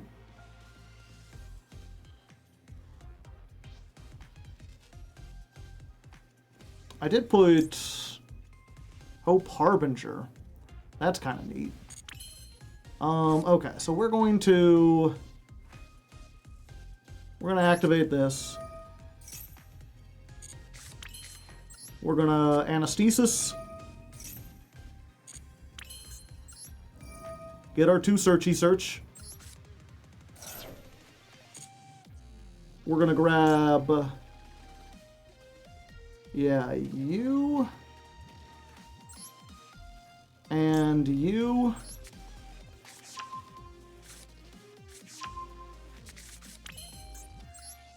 I'm going to activate Haggith. Haggith summon Ophiel.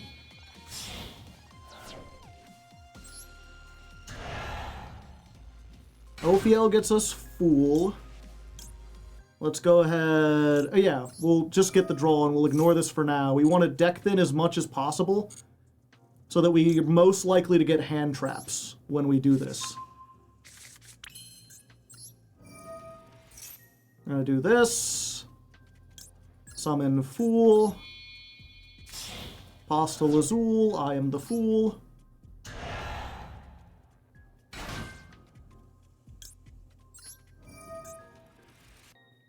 We grab back you.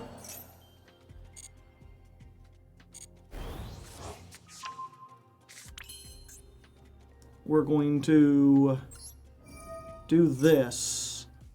We're going to summon Fulak by using the Notre Plura in our hand.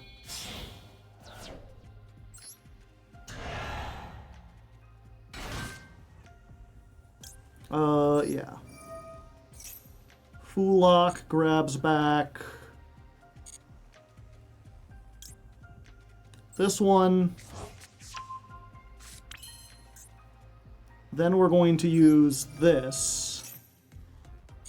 We're going to summon the Negate using itself and I think the 2 in our hand. Yeah, we're going to get rid of both the level 4s. Although I just realized that may not have been the best move, but that's fine. Now we draw. Oh boy.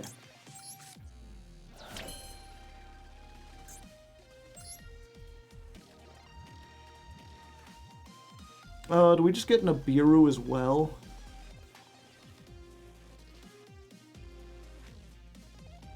No, I think we just make this. Oh, I didn't get the trap that brings back stuff.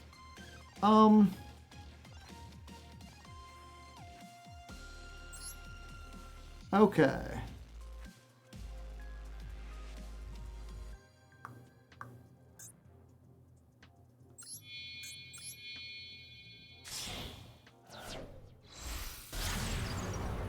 Gonna make IP. And then we set a couple, and I think we're pretty set. This is like a whole lot of stuff. I could do many different kinds of things. The Reptile Link 3, we haven't used it yet, but maybe one day. Stake your soul, your nose is mine. All the things light up. Yeah, let's go ahead. Start with the Ash for that.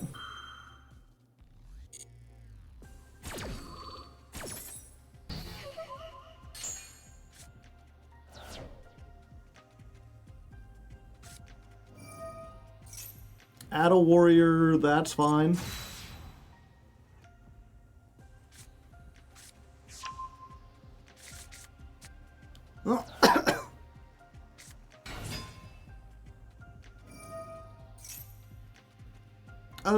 Yeah, we're just going to negate it with this. And there we go. You know, if you go first, and you get the things, and you make the big board with all the stuff, then you're invincible.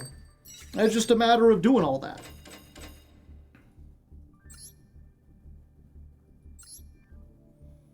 Was that pure? I doubt it. Who plays pure? Duel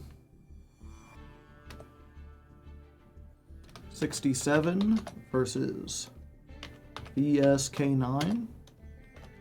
Fast forward through my turn. Just a good example of full combo.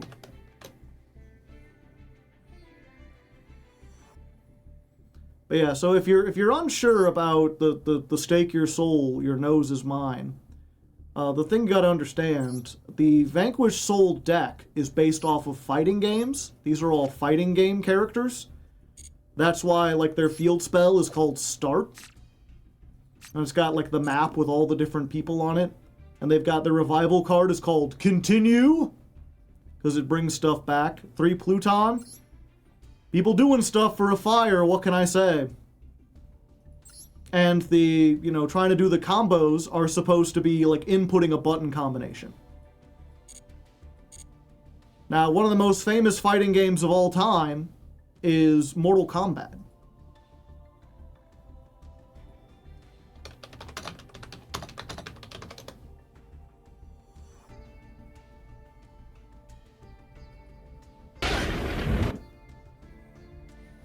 And if you've never seen it, Mortal Kombat was also one of the early video games to, like, get a movie, and the movie was, like, not the best, but it was a faithful enough adaptation. You know, people who liked the video game generally liked the movie.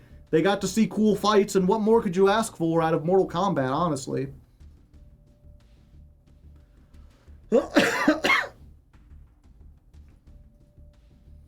And there's a very famous scene right at the beginning with the bad guy, Shang Tsung, where he's fighting the main character's brother. Your brother's soul is mine. You will be next. Yeah, he does that a lot. His whole thing is not only does he kill you, he steals your soul. So he goes, "Your soul is mine." And he really emotes really hard. So when you're thinking of fighting games or whatever, people think back to Shang Tsung and, like, your soul is mine. Lou! Yeah. And then finally, there is a, there's an old joke that I never quite got that, like, grandparents would play on, like, little kids, and, like, even as a little kid, I was never fooled by it, and I didn't understand what the joke was. But the idea is, like, you reach into their face, and you, like, tug on their nose, and then you go, "Oh, got your nose," and then they stick their thumb between their fingers, and I suppose this is supposed to look like the tip of your nose, like they've torn it off or whatever, and then kids will be like, what? But even as, like, a little kid, I could always be like, well, that's clearly your thumb between the finger. I didn't understand that it was supposed to look like your nose until I was much, much older. And so, the idea behind the gimmick, right, is that there was the idea behind the joke is that there was a player at a YCS who was playing Vanquished Soul, and he started off with this, like, dramatic pose. He's like, "We're playing Vanquished Soul," we're playing versus stake your soul, your nose is mine. And so it's this contrast of acting like you're the serious fighting game character who is stealing your soul, but he subverts your expectations. Instead of stealing your soul, he's like an old grandpa who has stolen your nose. And he does it, like, he makes the fist so it seems like this, and then he reveals the thumb between the two fingers to be like, "Your soul or your nose is mine." Oh, so it's stupid. I thought it was really funny. Couldn't just say that. That is glorious. I like to break down jokes from every once in a while. You know, the if you don't know, the entire construction of, like, a classic joke is setup, punchline. And what makes something funny is that it's unexpected. They think that you're doing something one way, and then you reveal that it's actually different from how you originally expected. And so, in that case, the setup is the dramatic fighting game pose, starting to say a well-known catchphrase from a fighting game, and then subverting your expectations by instead saying something goofy that silly grandpas say.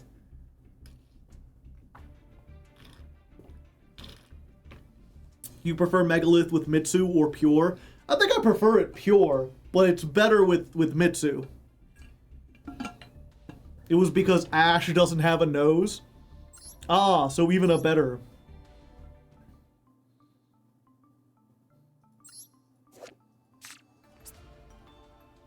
She has like an indentation, but yeah, I get that. Stake Your Soul is the search card. So it's like, you cannot ash it, your nose is mine. Joker famously said, if you have to explain... Yeah, Joker says a lot of stuff. The thing is, especially with my audience, there's like two things. One, I seem to have a lot of like Europeans in my audience, so they may not be familiar with specific like American jokes. I don't know how popular Mortal Kombat the movie was over there. I don't know if people do the got your nose thing over there. Also, I have a lot of people in my audience are neurodivergent, so they may not connect the dots on all these things. It feels too niche for me to understand.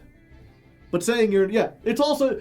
That's one of the things why I think it's such a good joke, is because even if you don't understand all the connections being made, to most people, I think it's just a funny response to like a fighting game deck. You know, you've seen so many fighting games where it's like, I'll steal your soul. You'll be destroyed forever. So when someone like, or what was it? When someone is like, if I defeat you, I take your nose. It's the top hat. It is. Like, it reminds me of, there's an old wrestler from the 80s. Billy the Barber Beefcake. They called him the Barber because after he was done kicking your ass, he would shave your head. His whole gimmick was like, he would go in with like, a pair of scissors and like a big, or no, not a scissor, like a shaver and like a big apron or whatever. And then he would like take the apron off and he would wrestle people, and then he'd like choke them out. And then while they were passed out, he'd come down real quick and put the bib on them and then shave their hair off. Brutus the Barber Beefcake, that was his name. And that always, like, every time I see that guy or hear about him, it makes me giggle. Because the idea of, like, you know, you've got The Undertaker, he'll take your soul to hell. Or Mankind, and he's, like, completely crazy, he might actually kill you for real. And meanwhile, this guy's like, your hair is mine.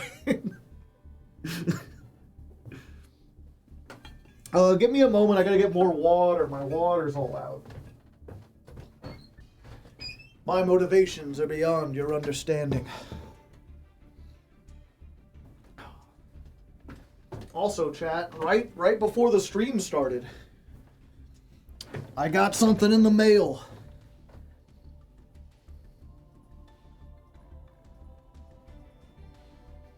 Val Venus took a piece of your hair. I see.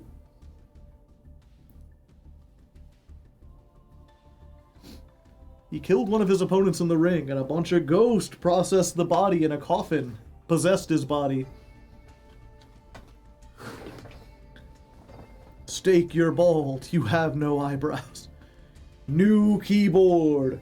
Ooh, ah, ooh. What's it, a, Royal Kluge? Yeah, Royal Kluge, or Kludge. I've never heard of it before. But it's a mechanical keyboard with a volume knob. So it should be better than the old one I have. Not quite full size, but it's amazing how much, like, adding on the numpad seemed to add, like, $50 to the price. This was much more reasonable.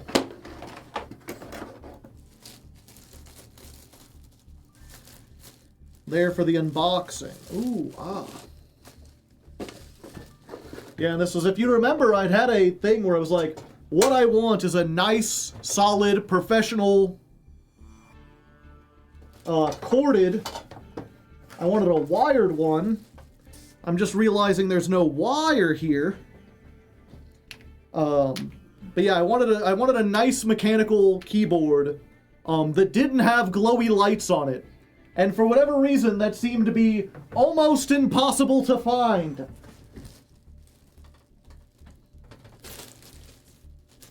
It's like every solid keyboard was like, also you're gonna glow like you're fucking 12 or you want to be a super gamer. And I'm like, I don't care. Okay, good. Comes with some extra keys and a guitar pick. I think that's a guitar pick. Looks like a guitar pick. And a key remover.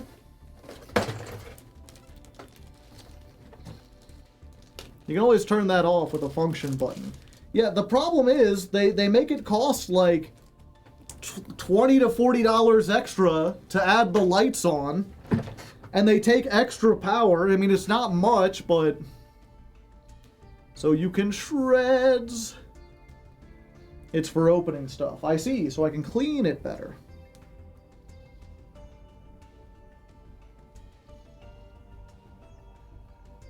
Yeah, so I figured...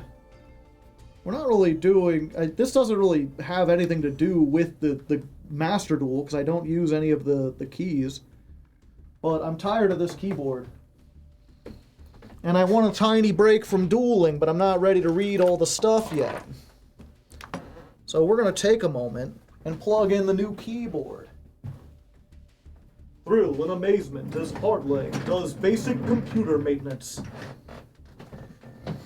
You wouldn't get this at an MBT. Actually, you probably would. MBT does all sorts of weird stuff. Ah! Son of a bitch. Trying to fight me, are you? I'll show ye. Ha! You hear that, Sat? That's the last death rattle of the old keyboard. I'm not going to destroy it or anything, because it's good to have a backup. But this shit was ass. Like, it worked, but it was not comfortable. It was not easy to type on. I was constantly getting dropped letters. Maybe I could have gotten used to it, but everything just felt really spongy and bad.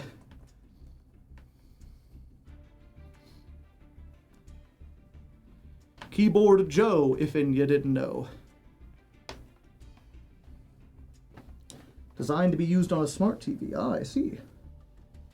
Yeah, I'll eventually switch this around and plug it in at the behind.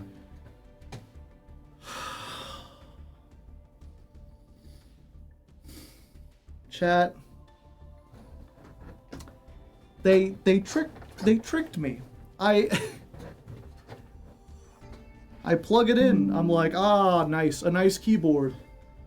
And it's got RGB lights on it. They didn't put that in the thing. It wasn't supposed to have RGB lights. They snuck it in there. Well, like you said, there's probably a way to, like, turn those off, right? Hopefully. Ooh.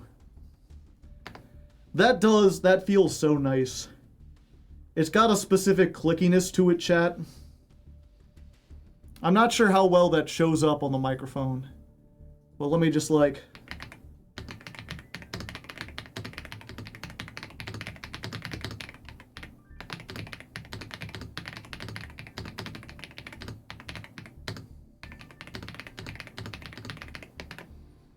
Ooh, I like that. It sounds so good. Yeah. It's, I forget, there's like 3 different kinds of switches, and I never really paid much attention to them. But it's got a nice, like, there's a click to it, but it's not the mechanical click of the previous keyboard. It's this, like, very understated, very small clicking sound.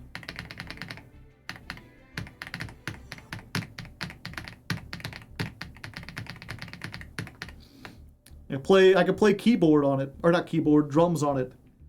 See it like.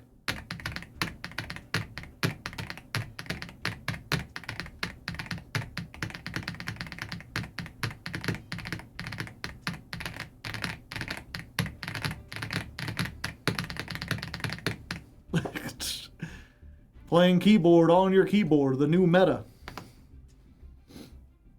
Okay. Does this work, though? Oh, yeah. Oh, yeah, that's so nice.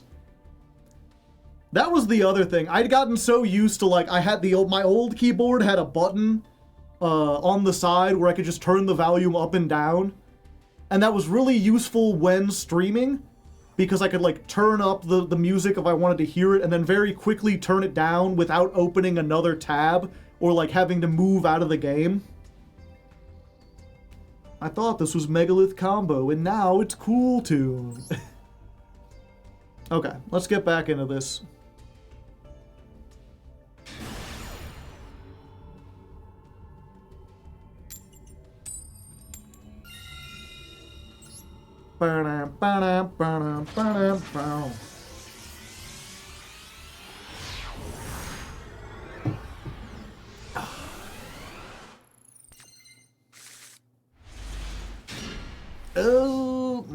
Oh, this is not bad.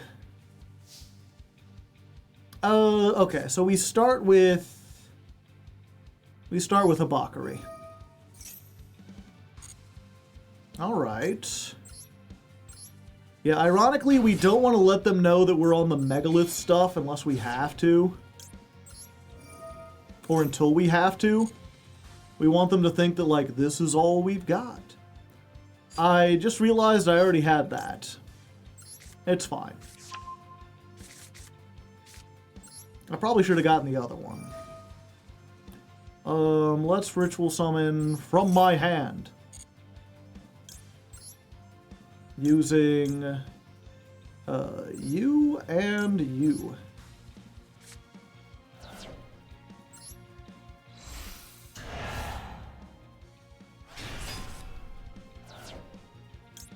Chain link 1 the purple guy. Grab back the ritual.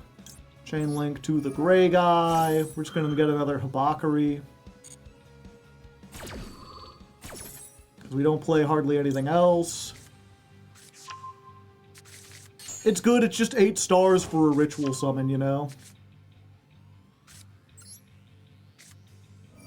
Let's do this. We'll get Murakumo. Using this. Yeah, I really should add Photon Lord in here. Just to get like a monster negate.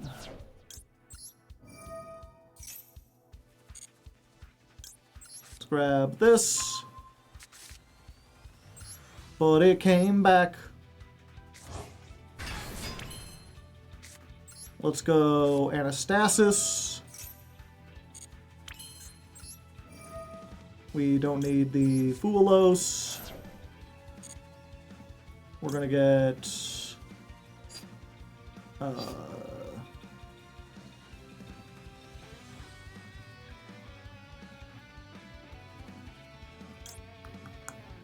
yeah, we're gonna get you and you.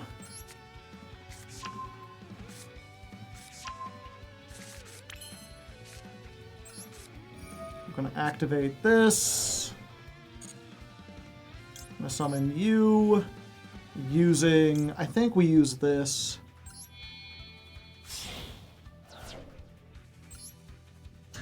That does leave us a little weak to Nibiru, but so be it.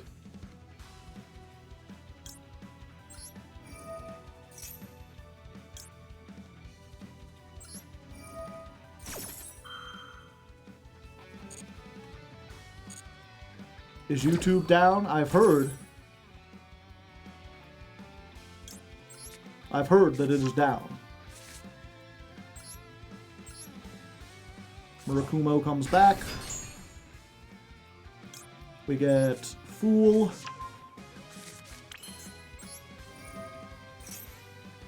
We use this with this.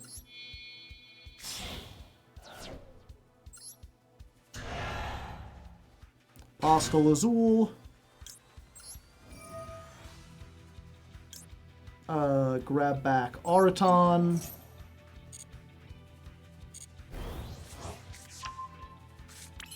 Because being level 8 is pretty cool. Pretty snazzy IMO. Let's get... Ooh, do we just do this?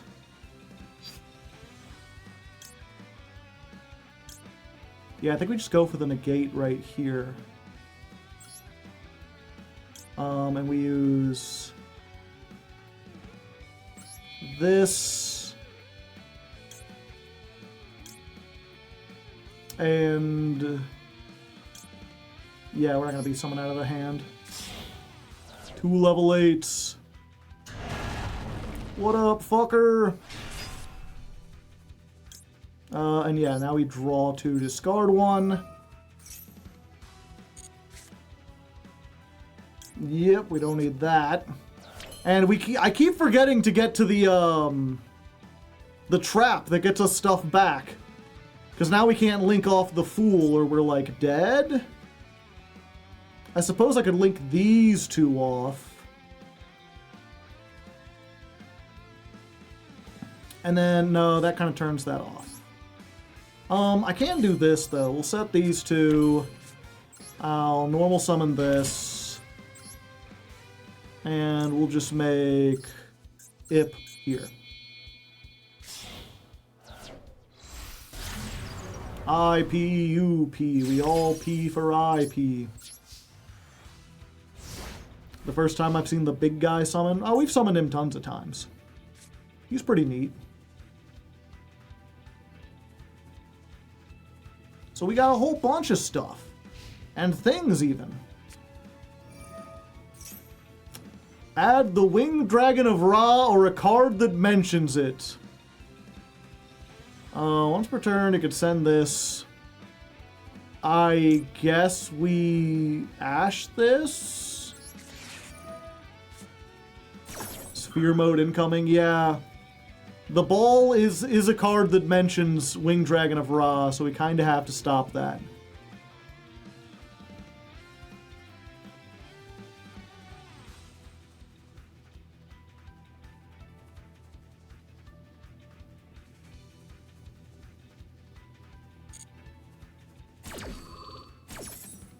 So we Ash that. I assume if they had the ball, they would have already activated it. Okay, Mitsurugi Ra. Ratsurugi. Sure. Let's go ahead and make you discard for that.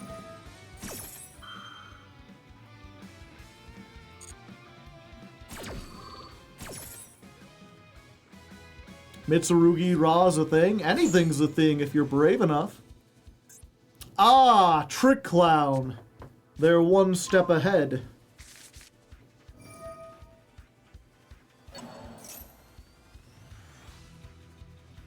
Yup, understandable.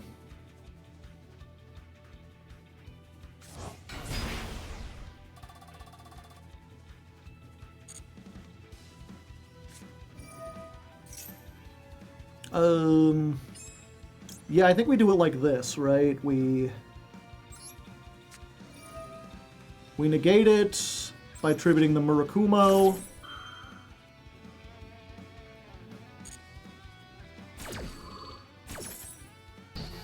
So that negates it. I don't have anything to search, fuck!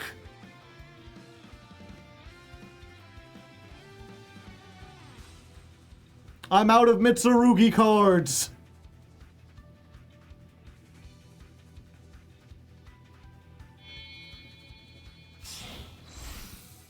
Yeah, so now if they have, like, Evil Swarm Exciton. Alan Version. Add a Mathmech card? Sure.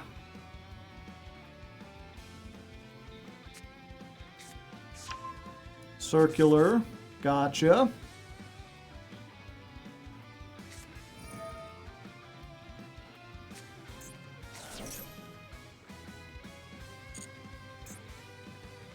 Okay, they summon that.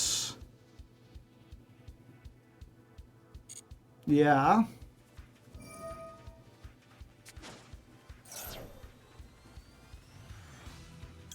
Yeah, we'll do this. Yeah, I have to tribute in order to... Or... Oh no, I have to pay to do that. Okay.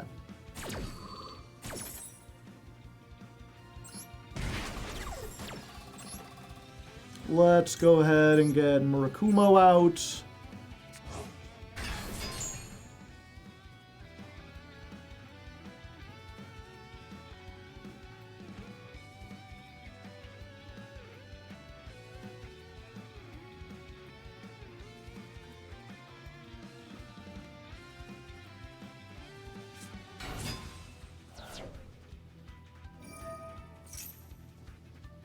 I'll blow up the field.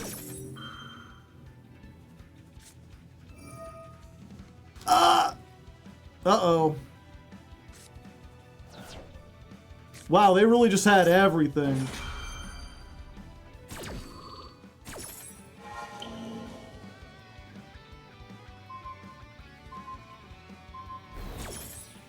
Oh, they didn't get the fool. Looks like they are the fool this time, chat.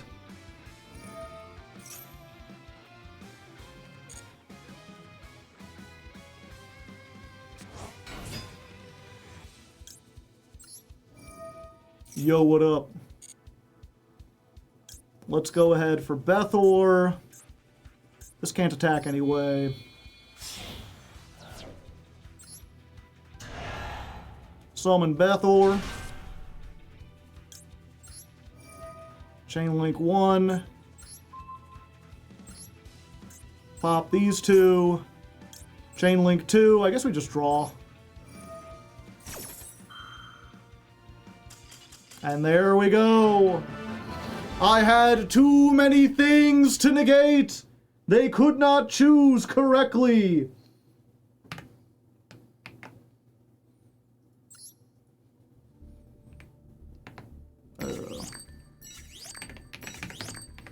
That was dual 68 versus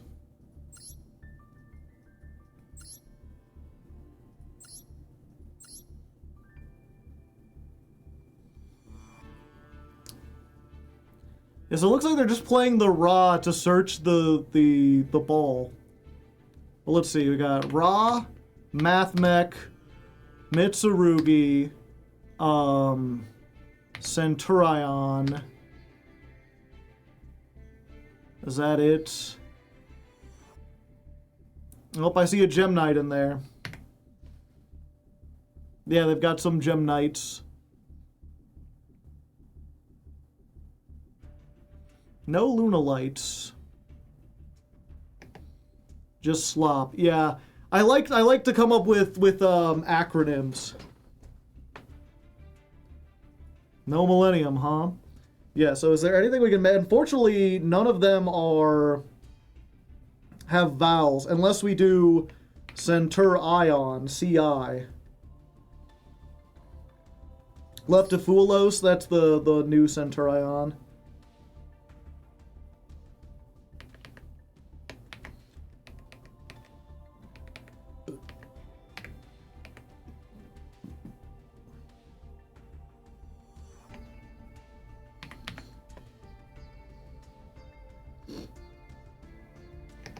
Mick Mitsurugi, Centurion, Ra, Mathmech.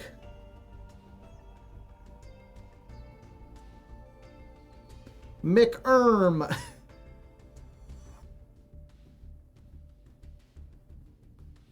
Or it could be Mker.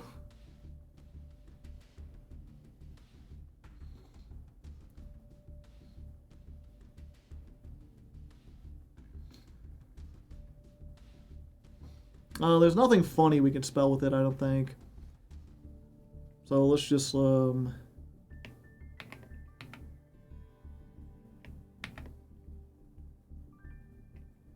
Mick.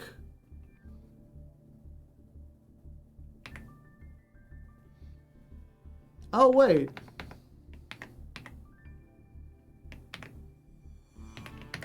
Mr. McG. Mathmech Ra.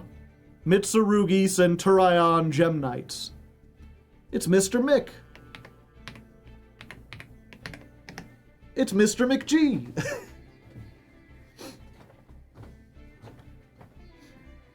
I didn't think that my acronym could contain another acronym. No equation, no superfactorial, just the equip card. Yep. They didn't want to go first. Going first doesn't make them feel alive. Something, they don't hyperdrive.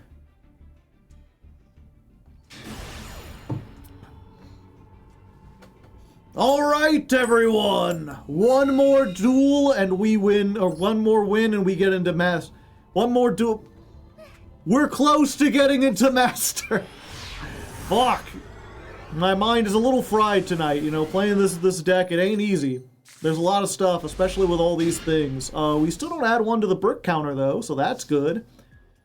No, we do have 2 starters, so we're good. We can go ahead and, like, Habakari.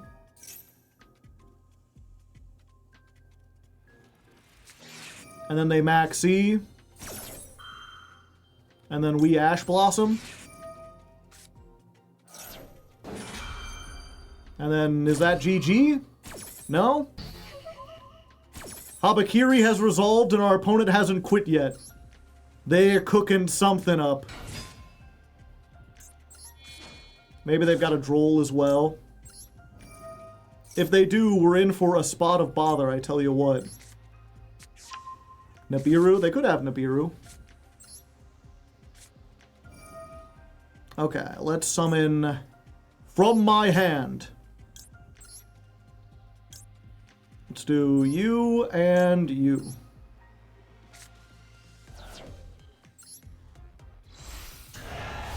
So we got Ame. There we go. They had to wait for something to resolve first, and then we got it. And yeah, that's unfortunately kind of how it goes. I mean, fortunately we have been able to show what it's like when we do get full combo, so I guess you know why people are surrendering, but we don't get to really show off the Mitsurugi half of the deck. Or I'm sorry, we don't get to show off the Megalith half of the deck all that much. But we made it. We got into Master 5, there you go. I mean, to be fair, we kind of had to include Mitsurugi, but I think we've also shown that, like, the Megalith half of the deck does a whole lot of lifting. It can do a whole bunch of stuff if they don't surrender, or it can help you extend if you get something like the Megalith quick play card. But man, people just really don't like Mitsurugi.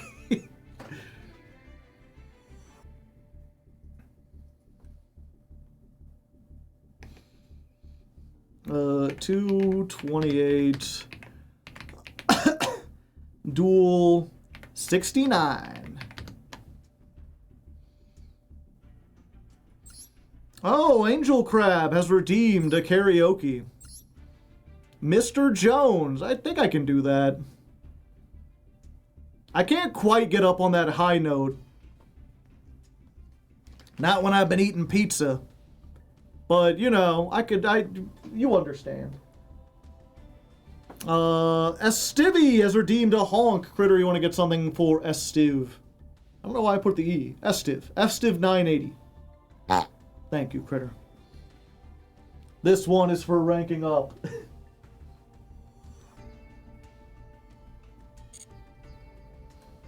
Verse the standard.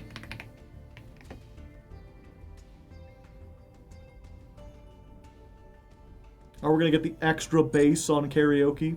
I'm not sure what you mean. Extra bass? I'm gonna put the echo on. So yeah, we're gonna do karaoke. It's one of those things that, like, when I first started doing karaokes, I was like, oh, I'm an entertainer. I gotta sing perfect. I'm used to being in a band where, like, if you don't sing great, then it's just, like, awful. But I realize here it's not exactly the same. Like, part of the entertainment is just seeing some random goofball that you normally just see doing Master Duel stuff, singing. So if I mess up a little bit, it's just kind of like, you know, You know I'm not a professional singer. I'm just a guy. You didn't pay for this. Bass, bass, bass, bass. I don't know what you mean. Let's see here.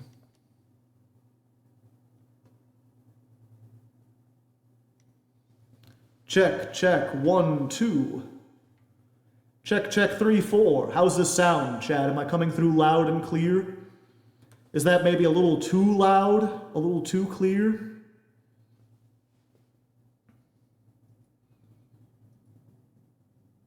The question is, am I going to be able to search it?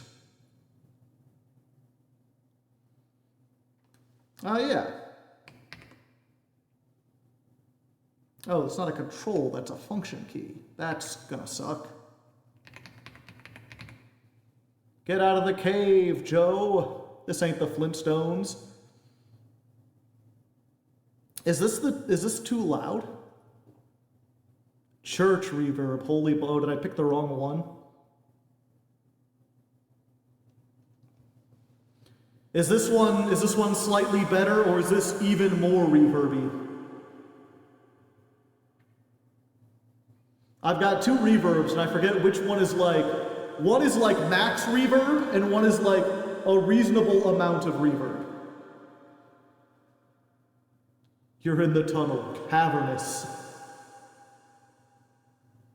Avis Avidos. Now batting, number 5, Mike Piazza.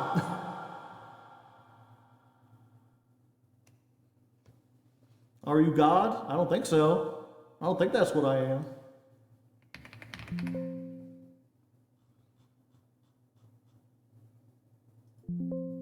What the heck? Where's it at? Is it way down here at the bottom? I could have swore I had this on my list. Did it get erased somehow? Do you condone slavery? I do not.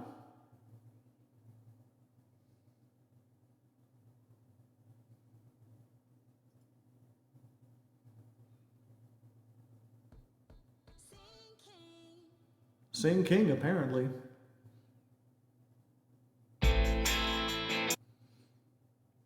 Okay, let's turn that down a little bit on my end. Y'all like to see the lyrics too, right? Sing along if you know it.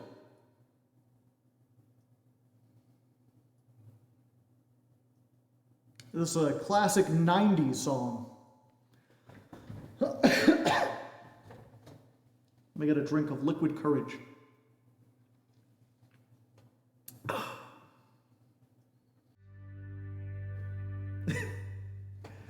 I'm 10 fireballs in when I arrive at a concert. Yeah, we're doing karaoke. Someone redeemed a karaoke.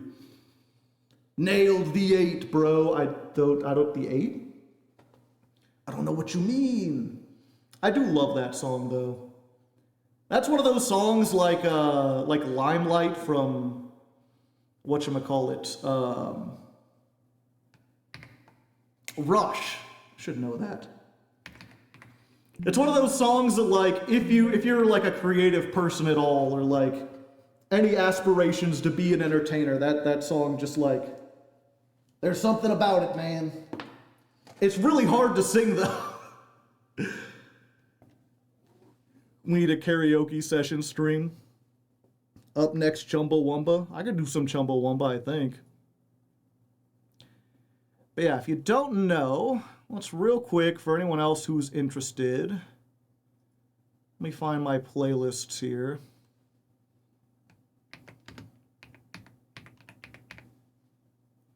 No, that ain't it. That ain't it. YouTube is acting kind of weird at the moment. Where's it at?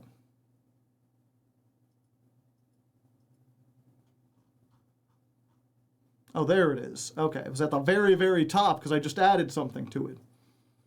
YouTube be borkin', yeah.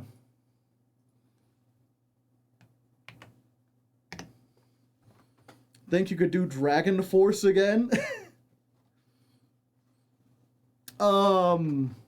Probably not. I could sing along to, the Flames version of Dragon Force, if you want that. I don't think I could find a karaoke for it, and I don't think I could do the regular Dragon Force. If nothing else, simply because it's, like, 8 minutes long. It's too long. But yeah, for anyone else, if you enjoyed that at all, and you're like, ooh, I would like the karaoke, there's the playlist in chat of songs that I kind of know how to do. Songs that I think I could do well enough. Obviously, you can ask for other stuff and see if I know it, but if you're just trying to find, there's it is. Joe, I don't think we're in Diamond 1. Not anymore. Now we're in M-5. Yeah, and I've unfortunately found something bad about this keyboard that I didn't notice until now. I might be able to save it with power tools, we'll see. But if you notice, I've got a control over here, but there is no left control. I've got Alt and Function. They gave me a damn old Function key. And I'm used to using that control to, like, Control F find something. Kale the God, 47 months. That's almost 3 years. I've been here longer than that. Wow. RGB, yeah. Fancy keyboard. It's not super fancy. Where's your Windows key? It's over here. They have a Windows key. I barely use the Windows key, though, so that don't really matter. They scammed you out of control.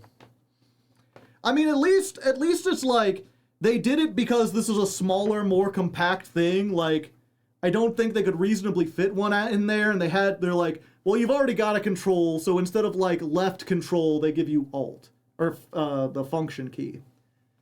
It's not like, I bought a key, the last laptop I bought, like, last year, it was like a Windows laptop, and instead of the right control key, they gave me a damn AI button. You press the button, and where the control would be, instead Google AI comes up.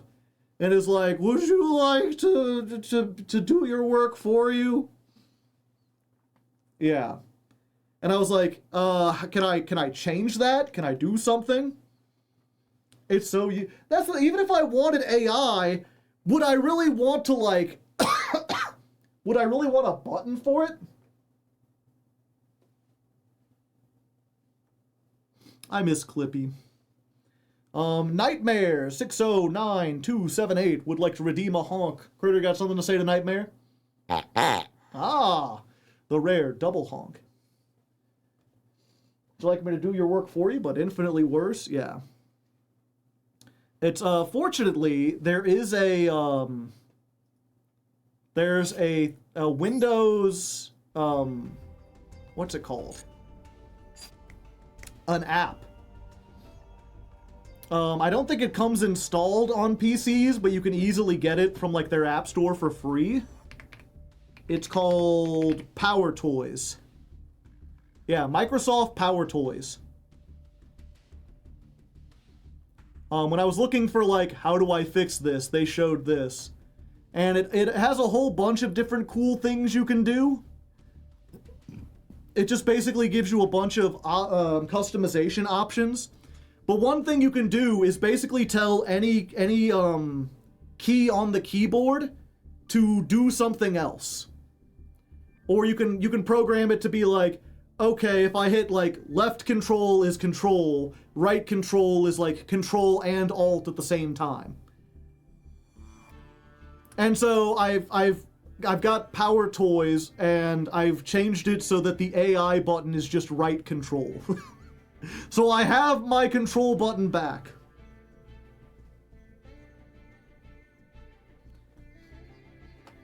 You cause the AI bubble to pop, and people aren't using the AI, and if you don't press the button key, then Miss CEO looks really bad to investors.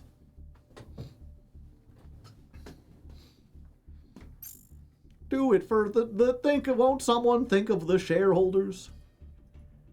Okay, I guess now that we're in Master, while we're taking a little break, let's go ahead real quick, chat, and go over the arguments. Because we're voting tomorrow. Let me see if I can get,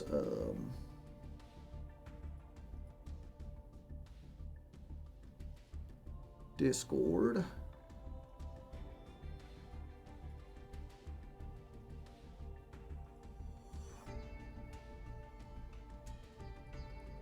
No.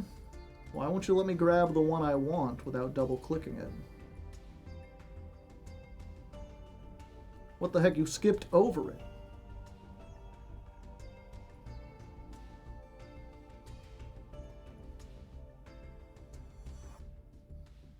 Oh, that ain't it. Okay, there we go. Let's get this. Okay.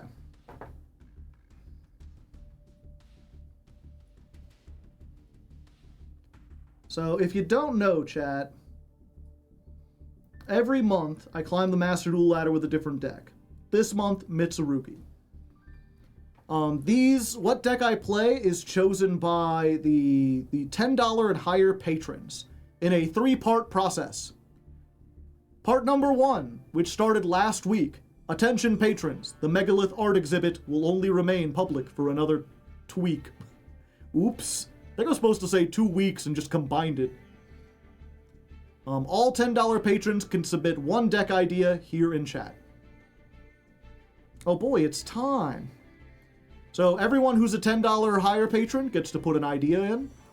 We've got Rockets, Archmage, DDD, Gate Guardian, Chimera, K9, Live Twin, Synchron, Spellcaster Slop, Sky Striker, Tachyon, Monarch, Lunalite, Makonko, Speedroid, and Yummy.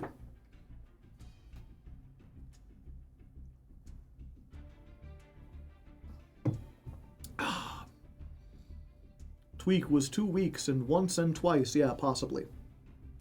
So everyone had several days to put in things, and they could ask questions and try to figure things out.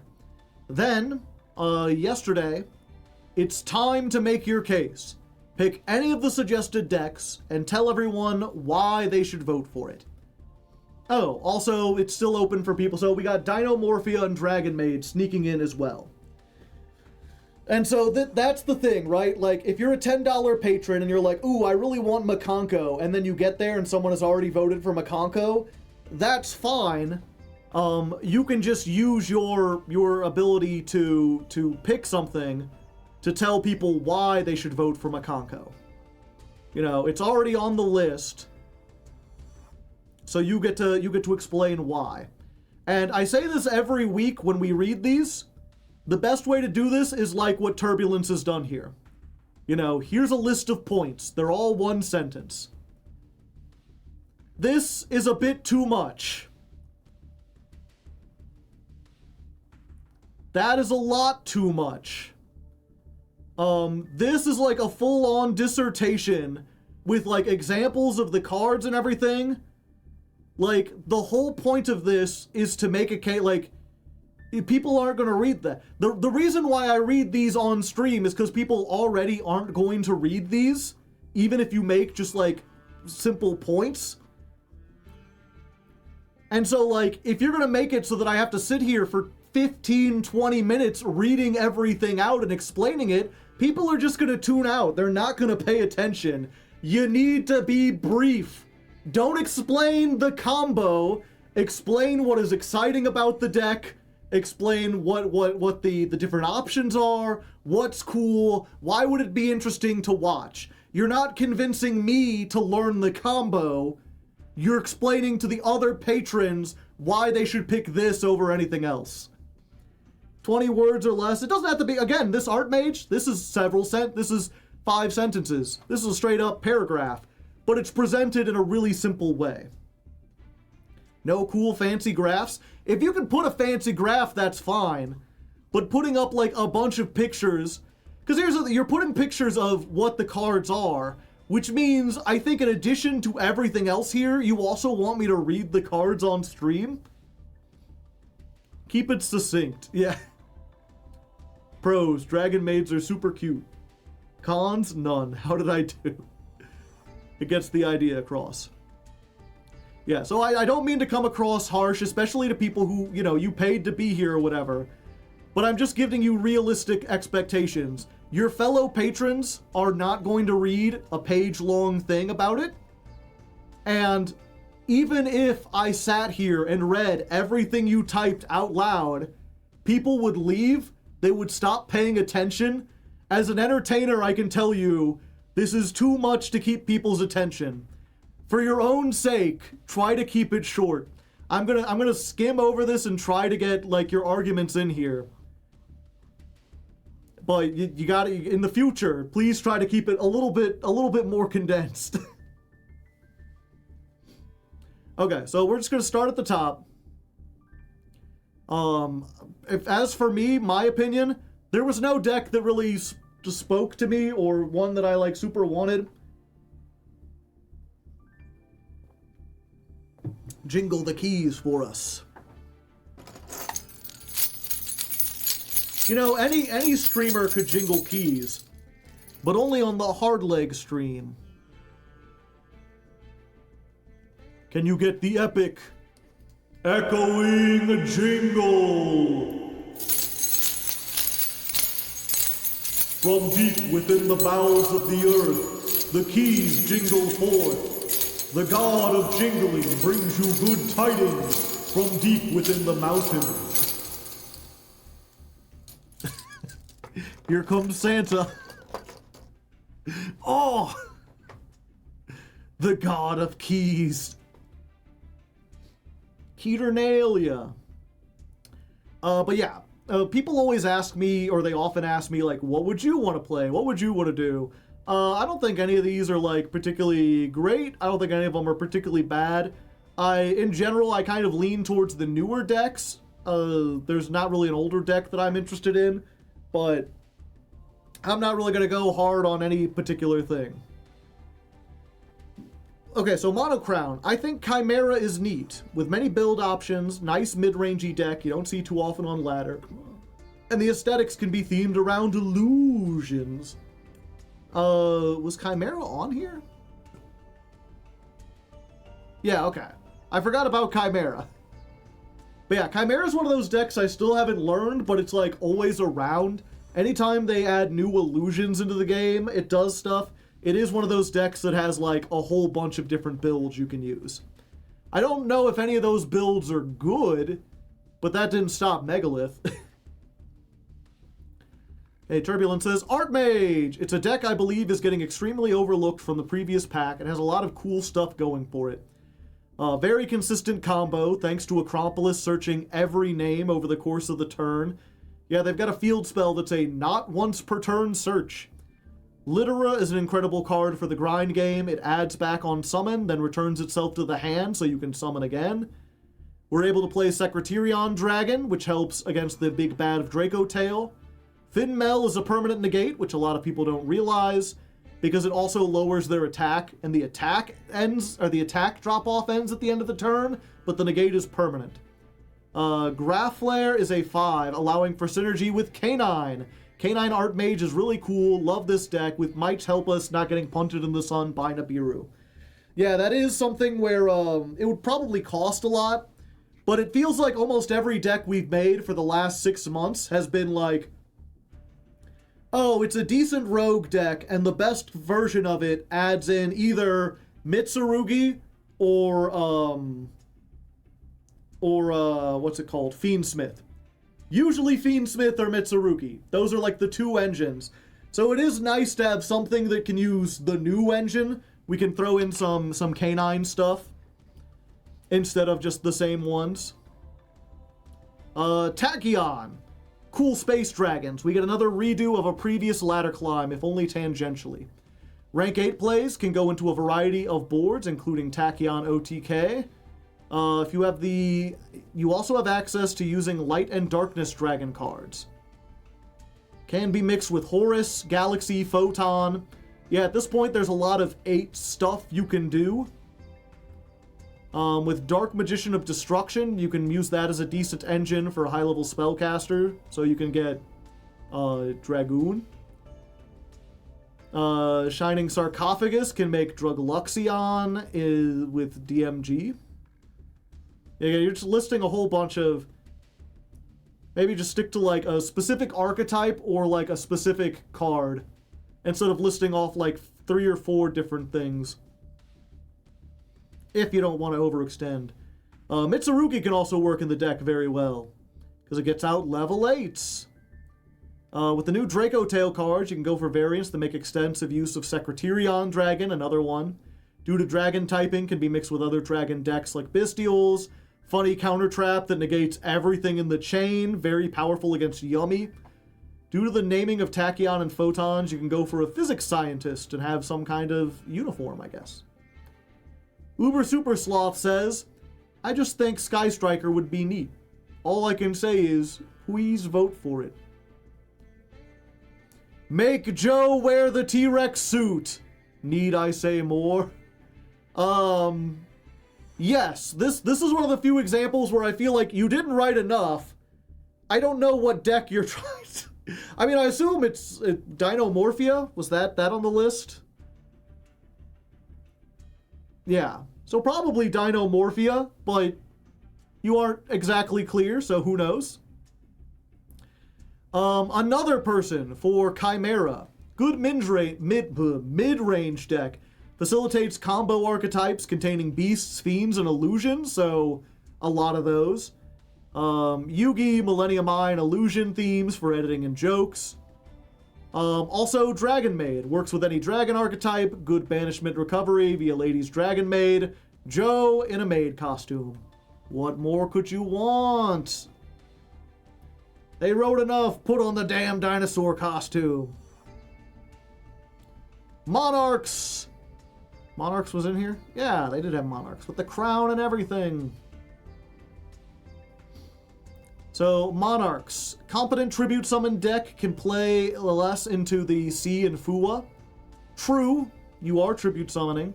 You can stick with just about any Tribute Summon in the deck and it works to a degree. So many war crimes!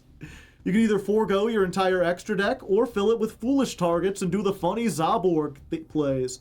Support is in Master Duel. I just think they're neat. If you're chosen by the gods, you can loop your opponent's hand for 3. Yeah, if you haven't been keeping up, Monarch is one of the best decks in Genesis right now. And it's like, there's 4 different builds, and every build is a fucking war crime. Okay, one of the builds isn't a war crime, but the other 3, it's like, okay, you got 3 options. Option 1 is the classic, Domain Lock. You know, just lock your opponent out of the extra deck. What more could you want? Option 2, hand looping. You got the big dark attribute Monarch that can send one from your hand. You can summon 2 of those and then a Thestalos and then another Thestalos on your opponent's turn to get like 4 cards out. And of course Mega Zaborg, which makes you and your opponent both send 8 cards from your extra deck to the graveyard. With the new Jirak shit, that means you can set up for 2 board nukes out of the graveyard, plus a draw off of Garua, plus, what's it called? There's the, like, Wind Pegasus, where if you take damage, you could shuffle something back, and then you could put in, like, a fossil for, like, next turn I can do something else. And you do that while also getting rid of 8 cards out of your opponent's extra deck. Those really are war crimes, yeah. So it's like, lock the extra deck, send half the extra deck to the graveyard while also setting up 8 disruptions in your graveyard, hand loop your opponent, or if you just want to play pure, you can just play a really solid tribute engine, like an advantage engine, that draws you a bunch of cards and destroys a bunch of your opponents. It's interesting. I don't think it's good enough to see like master play in Master Duel, but it's fun in Genesis. Yeah, we can just also play straight up stun with like some of the new stun cards. Also, Gate Guardian. Contact fusing monsters treated as continuous spells. Best floating effects in the game. Go first, set up spell trap and targeting production. Go second, bonk. DM nostalgia, funny rhyming skits. Yeah, I'm not so sure about the Gate Guardian stuff, but, you know, if people really want a really bad deck, there you go. The Dude Who Slashes, Why Lunalight. Fun OTK deck.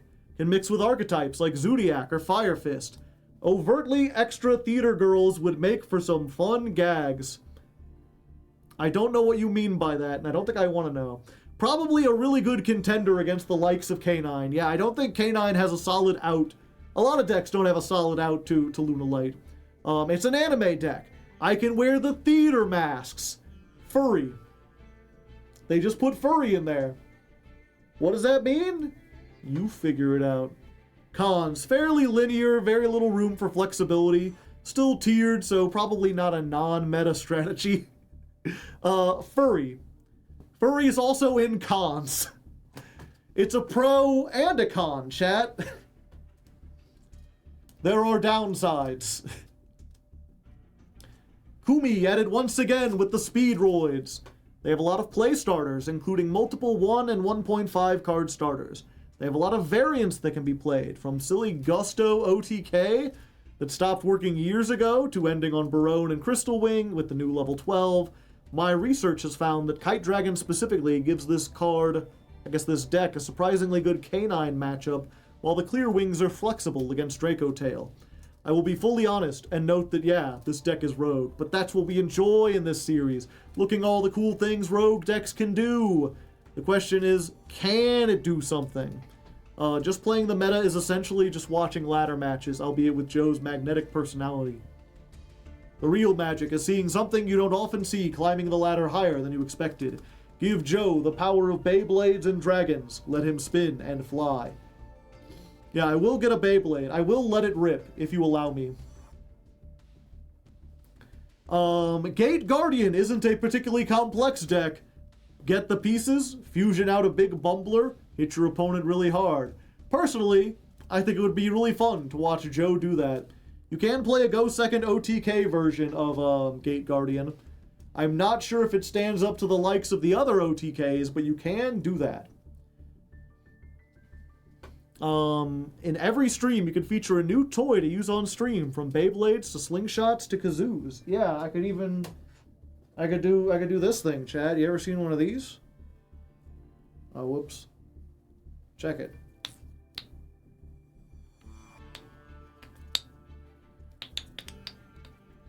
How's that working?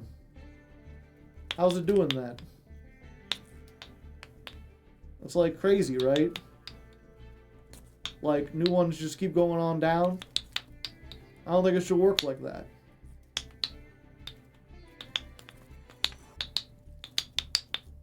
What the heck's up with that? It's like magic or something. Unimpressed? Well, fine. I thought it was neat when I was like 5. Can I just be real as fuck and say I want to see Joe play DDD again? The new stuff makes the deck so much better to play. It does.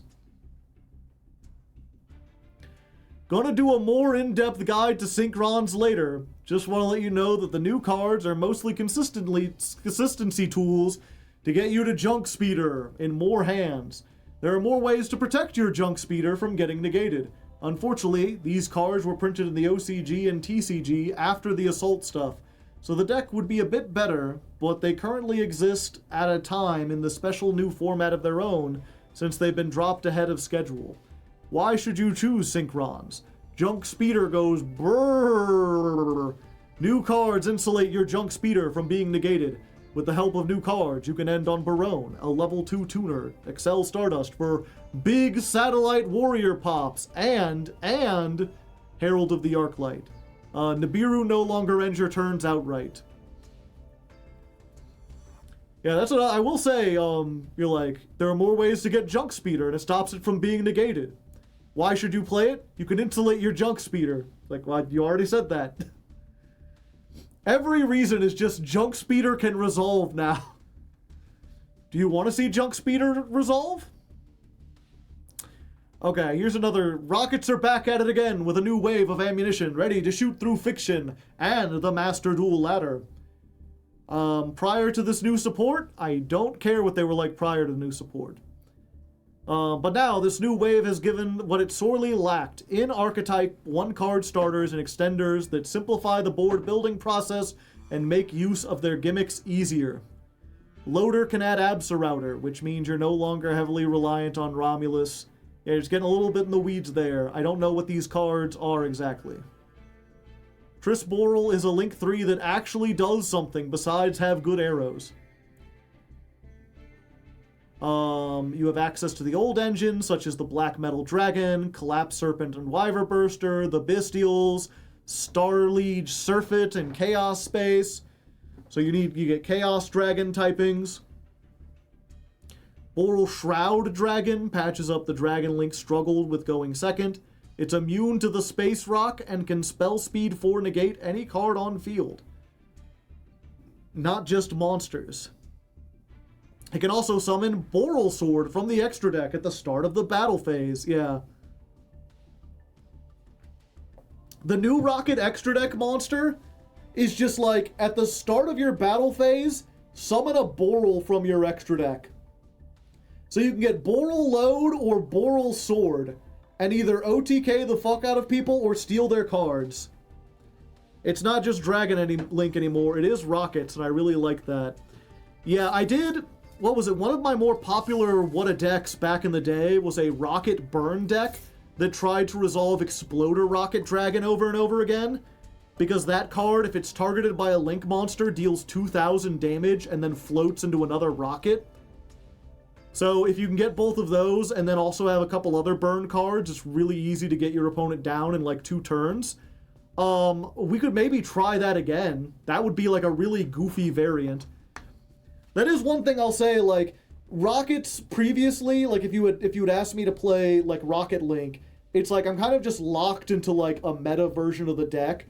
But now that Rockets are kind of their own thing, you can play pure Rockets, you can play a janky version of Rockets, and then add in generic Dragon support or other Dragon archetypes and make it into something. So I do feel like Rockets actually have some flexibility this time. They also, because it's one of those Vrains archetypes, like, they have a fucking Ritual monster, they have a Synchro, they have an Ixie, so theoretically you could make it based around everything other than Link's 2, or give it like a focus on one of those. Should be neat. And here's some songs that we could do beforehand. Anything with bullets and guns. I found out there's a gun called a Dragon. It's a handgun version of a blunderbuss. Problem, I don't know if you can get small enough prop that's cheap and time for the climb. Only time will tell. Yeah, that would be like the magical muskets where like I just get guns. The new support also helps you ritual summon. Okay, and this is the one where he's just like explaining what all the cards do. So like here's Full Sonic Warrior, here's what it does. It mentions that this card, it searches cards that mention Junk Warrior or Stardust Dragon. This thing we saw earlier is like either an extender or a negate, depending on where you're going. You can do tunes. Yeah, this is just explaining the combos. Hello to you, man whose leg is a card. Hello there. Junk Warrior Extreme! Big Junk Warrior.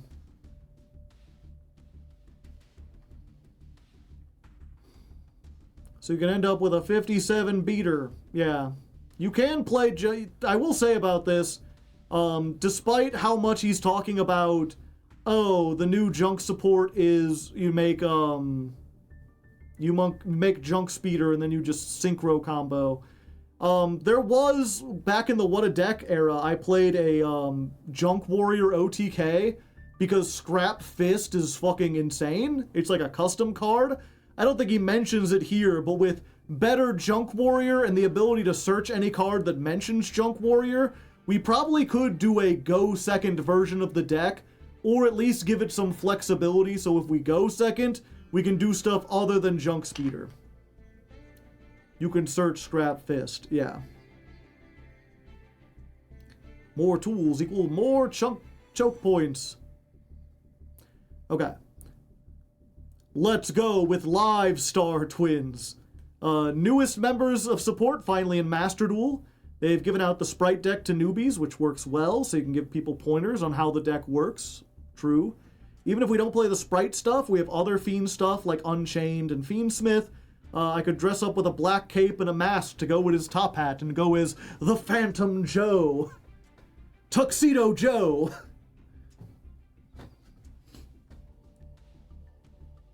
They OTK. Yeah, that is something. Live Twins at this point is like such a small engine. And that is another deck that like, you can play pure Live Twins with a whole bunch of hand traps. You can play it with Sprite. You can play it with Cyber stuff.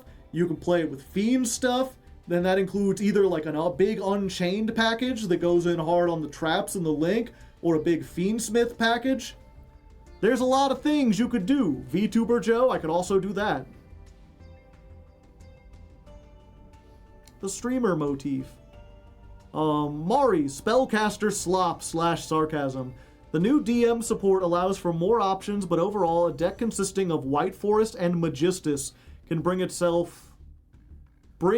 itself very well. Lots of freedom to express with different builds, adding other archetypes. I want to see a counter for how many times Joe opens that bastard Crowley. Surely Joe can afford this one. Oh, mama. That's a lot of URs. Yeah, I was curious what this, like, Spellcaster Slop was supposed to be. But it is just White Forest, which I already have most of. You've got the invoked cards, so you got Alistair. You got the Magistus stuff. You've got the new, Diabell stuff, that's like illusions and spellcasters. And then, of course, the new Dark Magician stuff that works with just spellcasters. Meant bridge, my bad, yeah. So another deck, this is like the epitome of like, I could do anything as long as I'm playing spellcasters. And chat, this is the last one anyway. Oops, that's the wrong one. There we go. Allow me to show you.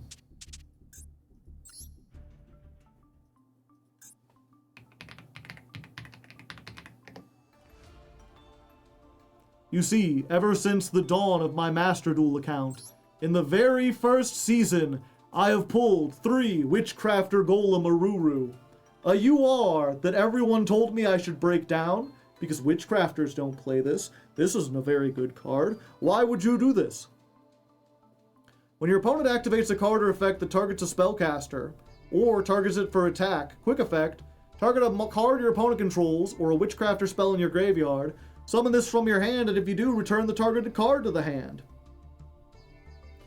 It has a summon animation. We can finally use our 3 Aruru. It basically stops me from being hit by, like, Valor and Imperm. They try to target it, and I go, no, no, no, and my monster comes back to my hand. If I'm ever going to have a chance to use Aruru, this will be the time. Please, I want to see Aruru. And yeah, real quick, let me see, what didn't people... We heard the Rocket argument, we heard Archmage arguments. Archmage is another, like, great... I do really like Archmage, it's fun. I'm not sure how well it does outside of Genesis, but I love it. DDD, very fun. Maybe people aren't, you know, now that the event's not going on, they've forgiven it. Gate Guardian, Chimera. We didn't hear any arguments for Canine. Pure Canine might be fun. I don't know if people would be, like, bored of that, because it is kind of meta. Although it is one of those, like, it would be nice to get it because it's a good package and other stuff, but we might just end up playing... Like, if we play Archmage, we'll probably throw Canines into it. Live Twins, Synchron, Spellcaster, Sky Striker, Tachyon, Monarchs, Luna Light. We didn't hear an argument for Makonko. I mean, on the one hand, it is like the epitome of a rogue deck. It's a rogue deck that I think a lot of people hate. They find it really annoying, but it does work on like an axis that people don't expect. You get to blind second. We could play like a control element like that uses all the traps and stuff. There is no good argument for Makonko. I'd rather see Striker win over Makonko, which says a lot. Yeah, we heard Speedroid, we heard Yummy. Yummy's adorable. I mean, you can't argue with the art, and I do already have a Royal Cupsy, so there's that. But I'm not sure how much people like to see Yummy if they're like tired. It's weird because like I think last month especially everyone was tired of it, and now it's like mostly the meta is Vanquish Soul Canine and Draco Tail, and I feel like Yummy has almost become like second banana to the rest of those. I would prefer Makonko over Yummy. I freaking hate Yummy so much. Dinomorphia, just yeah, I'm sorry, you're gonna have to make a bet. I mean, I get to wear the dinosaur suit, but I can't think of it. It doesn't seem especially interesting to me. And Dragon Maid, playing Dragon Maid is essentially like playing the Rocket deck, just with fundamental differences. You could kind of play it pure, you could play it with a bunch of Dragon Slop. Yummy is the worst of the three. It's my all-time favorite deck. I still think GMX. I don't know what GMX stands for. All dragons are the same.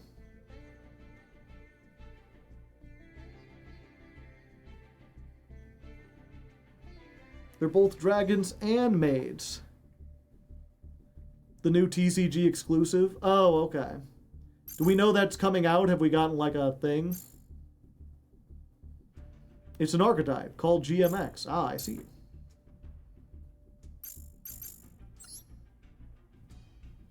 Like the car?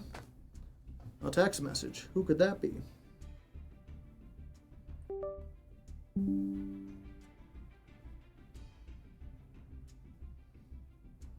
I have used more electricity than normal this month. Cool. Wasn't it in BitPro? I'll keep track of the set releases.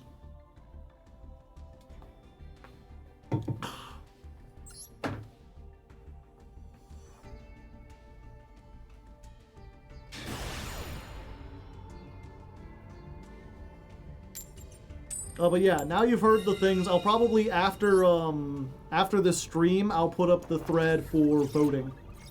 We'll start the voting tonight into tomorrow, and by Thursday, we'll have an idea of what next month's deck is going to be.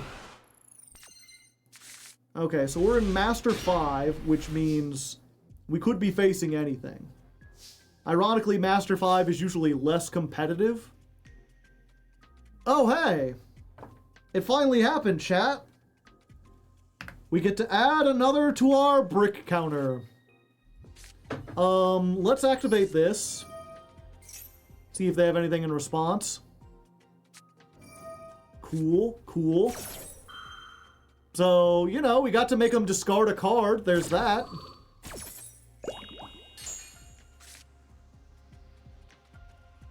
Your move.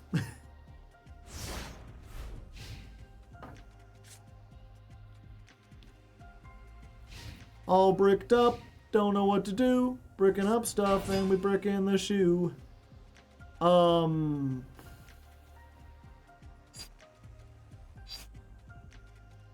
If I activate this, they just chain it in response. So either way, we lose out on the draw. This way we take 1,500 less damage.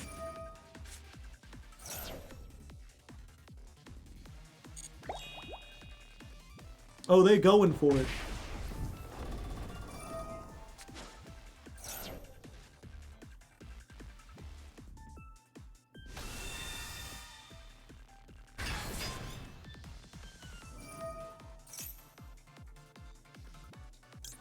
Yeah, we'll stop that. You could have chained it to her? I was hoping to stop the OTK.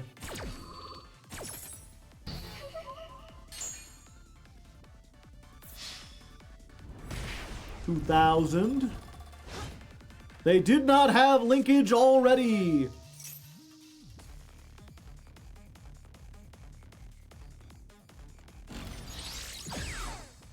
Widow Anchor.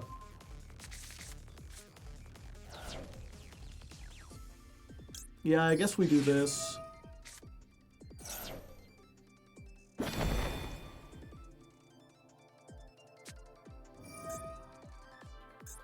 We're gonna look at my hand. I already didn't have anything.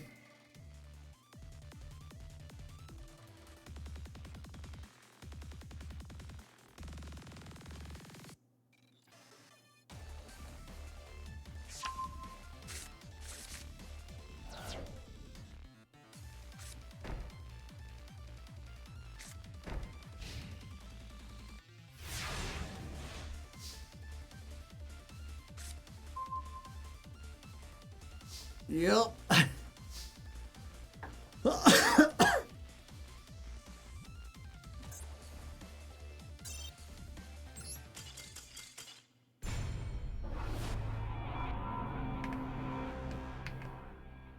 Sometimes you just brick, chat. What can I say?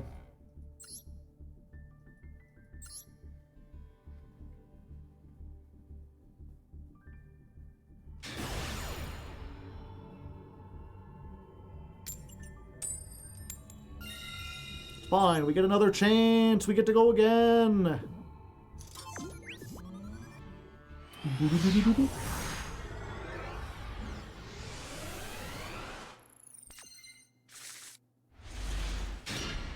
This is not a brick. Just barely. Although, if Habakiri gets ashed, then we brick.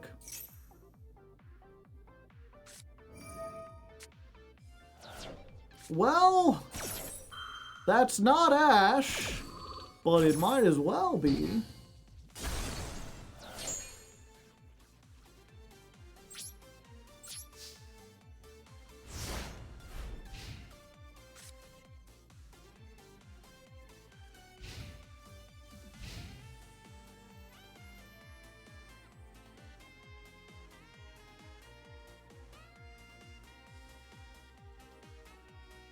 Ash with extra steps.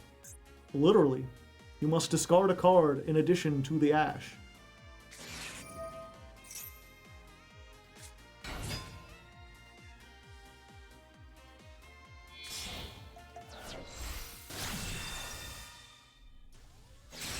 Hello.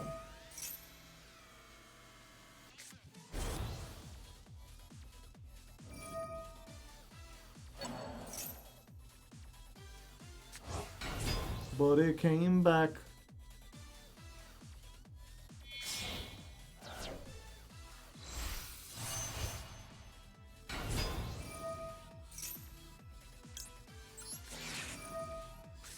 Yep, and we just hit the ash on the yummy. Hit the ash on the cup.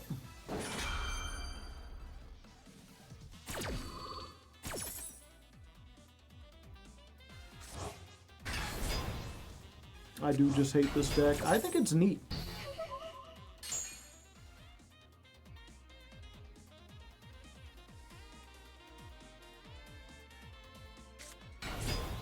Oh, you had one the whole time, you just didn't want to use it.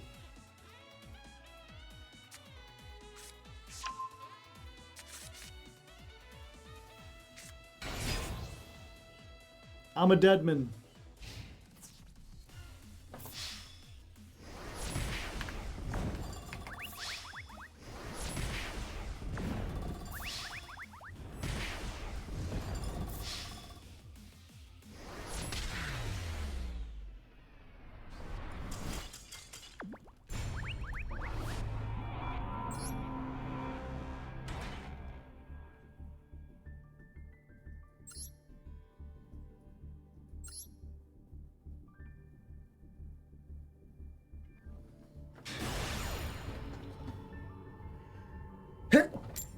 Pardon me. Alright, third chance. Third time's the charm. Maybe we won't open up with our one of trap card and instead we'll get one of like 12 starters we have.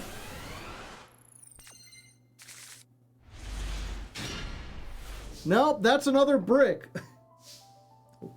You know what? I'm glad they saved them for once we got into Master 3. I would hate to have done this when we were trying to get into Master.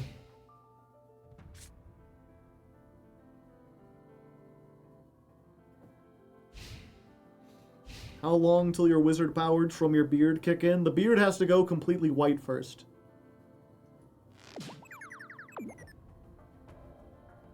My only hope is that they're also bricked.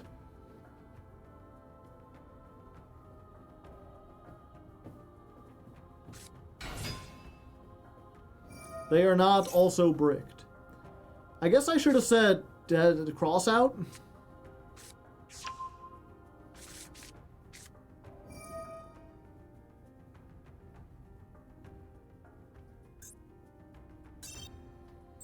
Yep, that's unfortunate.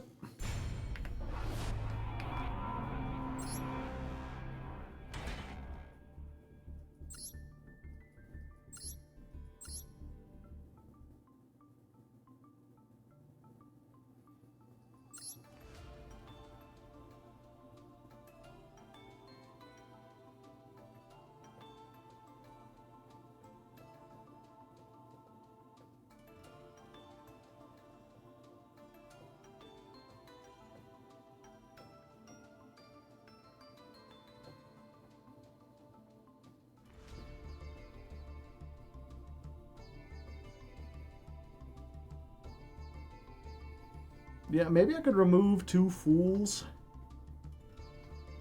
I kind of want to open... Well, I guess I don't want to open a fool.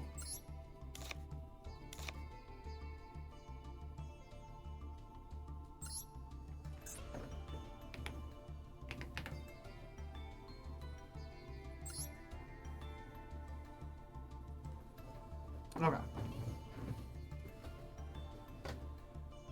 Alrighty, so we haven't been in Master very long. We've only played 3 games, but we went first all 3 games, bricked 2 of them, and the 3rd one, we got hit by Ash and it ended our entire turn. I guess I'm glad that they've saved it for once we've ranked up into Master. I would hate to have those kind of hands when we were trying to rank up, so I appreciate that, but I feel like something's gotta be done. And the only card we're playing that's not a starter that was at 3 was Fool. It feels a little dangerous to take the other 2 out, but, you know, that's what we were bricking on. That and a lot of these other 1-ofs or whatever. But if we go down to exactly 40, hopefully we're more likely to open with, like, Unformed, or Anesthesis, or Habakiri. If need be, we can add in more, like, the Diviner of the Heralds or something in order to give us a couple more starters. But for now, I guess we'll try this. This is version 6.1, since it's such a small difference.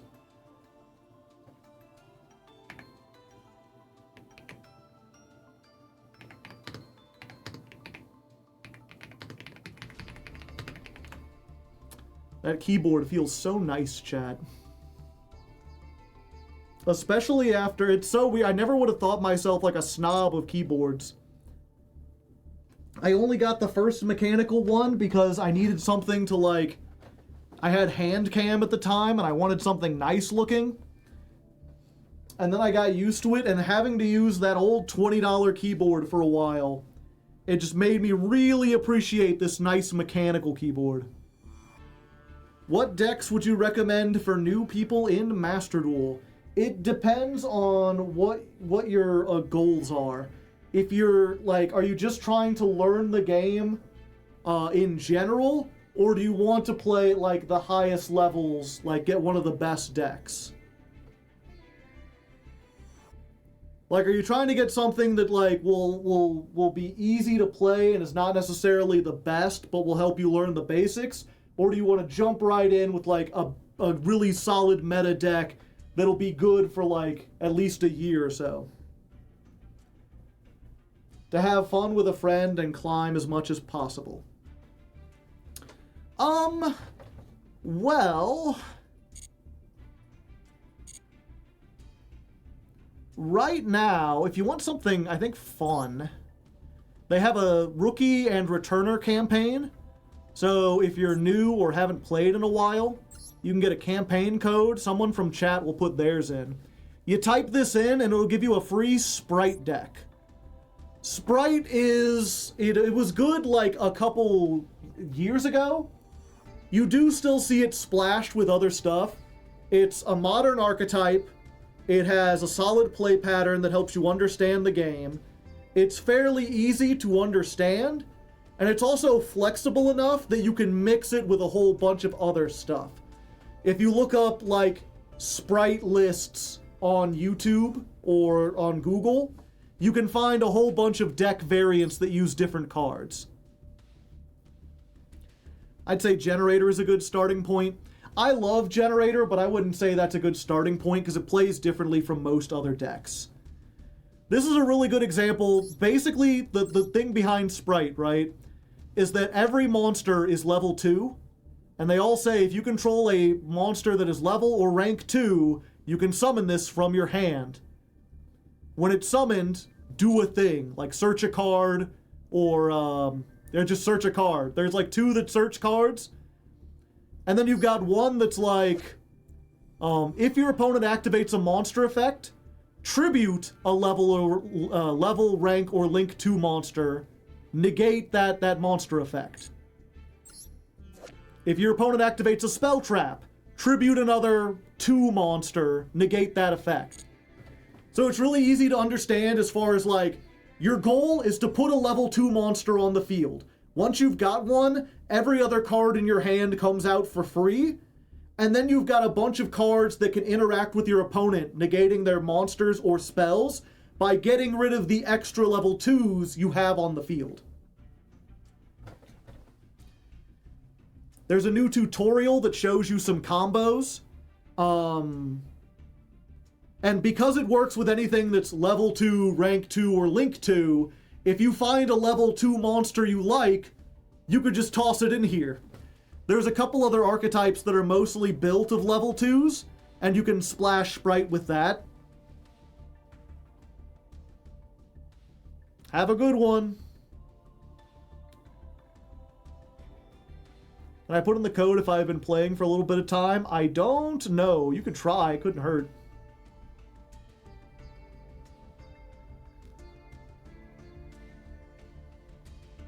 If you haven't, if you've been playing for a while, then you might be able to get someone else to get your code. Because that's how it works. If you've already been playing the game, you'll have a code. Give someone new that code, and if they use it, you both get the deck.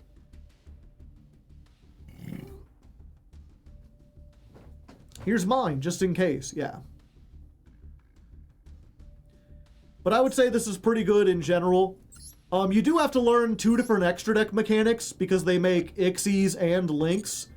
So that might be a little confusing if you're really brand new. But it's just the 2. A lot of decks can make use of more. If that seems a little too complicated or you don't like the aesthetics, the other thing that I usually tell people is Sword Soul. Sword Soul is a deck that just synchro summons, but it does it like really simply. Every monster is just like, reveal another Sword Soul, summon a tuner monster. Then you can synchro summon. If you synchro summon, add a Sword Soul from your deck to your hand. It ends on 2 synchro monsters.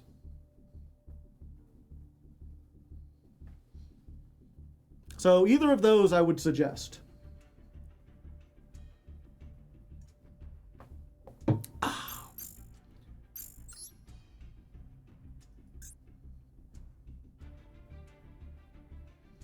All right, let's jump back in here.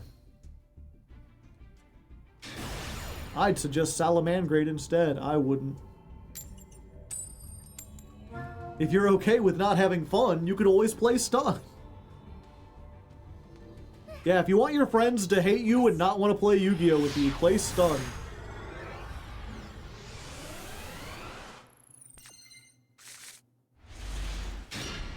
Does this ladder climb have no prop? No. I was sick when the ladder climb started, and I forgot to get a prop, And now we're on the second to last episode, and I don't know what I would get even if I did. Okay, so they've got Mitsurugi cards, but we've got the Droll, which kind of hurts a lot unless they have exactly Called By or Cross Out. It doesn't look like they do.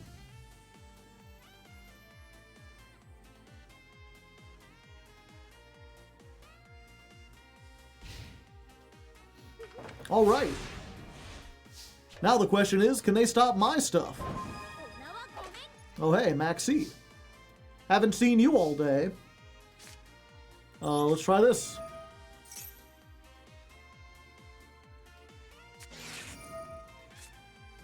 Okay. Ualos. That's fine. Oh, I should have done this while I was at it. Yeah.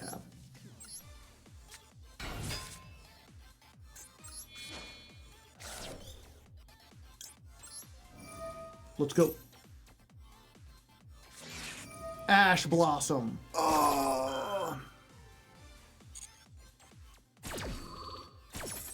Okay, but they've used the Ash Blossom here on the Mitsurugi.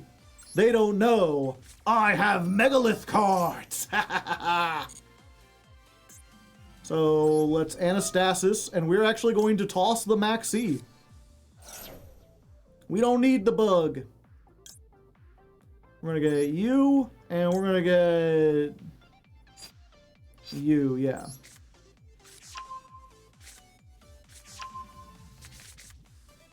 And then I will reveal, behold, check it. I'm gonna do this. Ritual summon. We're gonna get... Yeah, we just get Ophiel, and they surrendered. Yeah, we're probably gonna OTK them, so it's fine.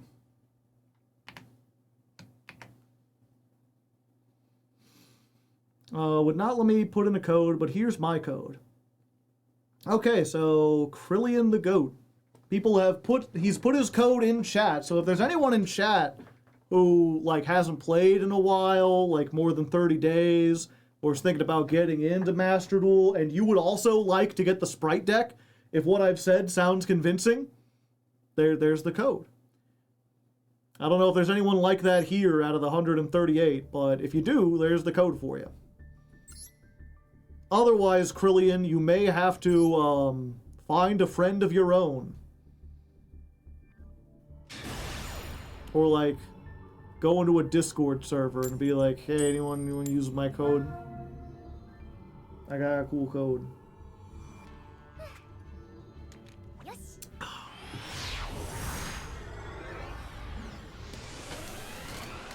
Also, today, I got skills. I'm about to taste the rainbow.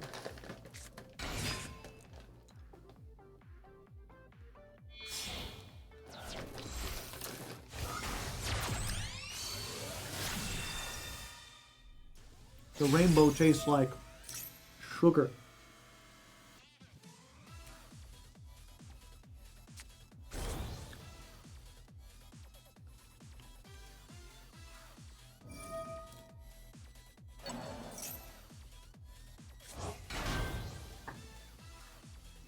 All I can think about is that Strong Bad email where he's talking about, like, a good sleepover versus a bad sleepover.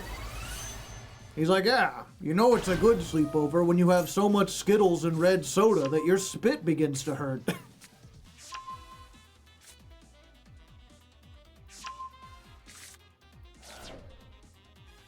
What if I did this? How'd you feel about that? For returnee, you gotta use your code within 7 days of returning or 30 days after your first week of play. I see.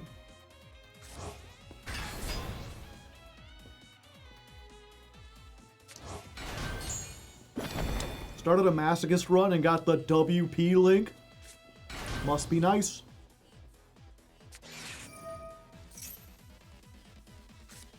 Must be nice. Must be nice to have IP on your side. I see you.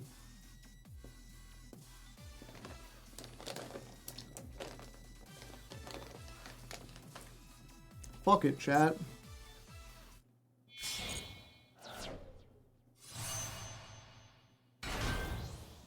You ever listen to Hamilton?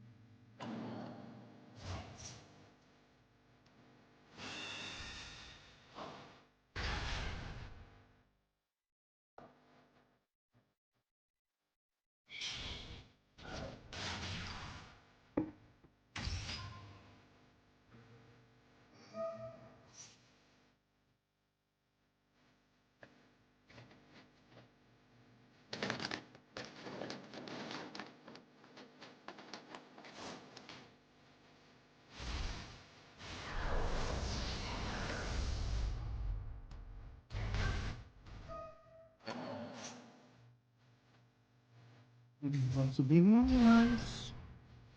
Washington on your side. Be nice. It must be nice. Washington on your side. You nice. He doesn't die. But it must be nice. It must be nice. Washington on your side.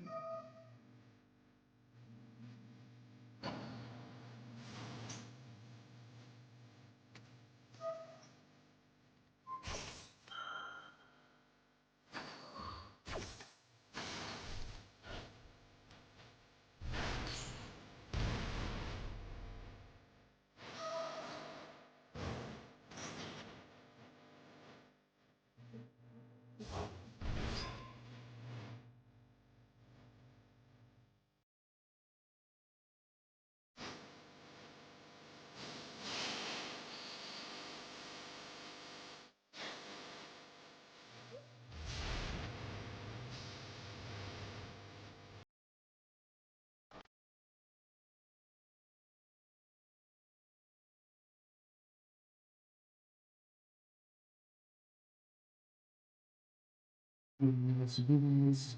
It must be nice. To be nice. It must be nice. Emperor has no clues.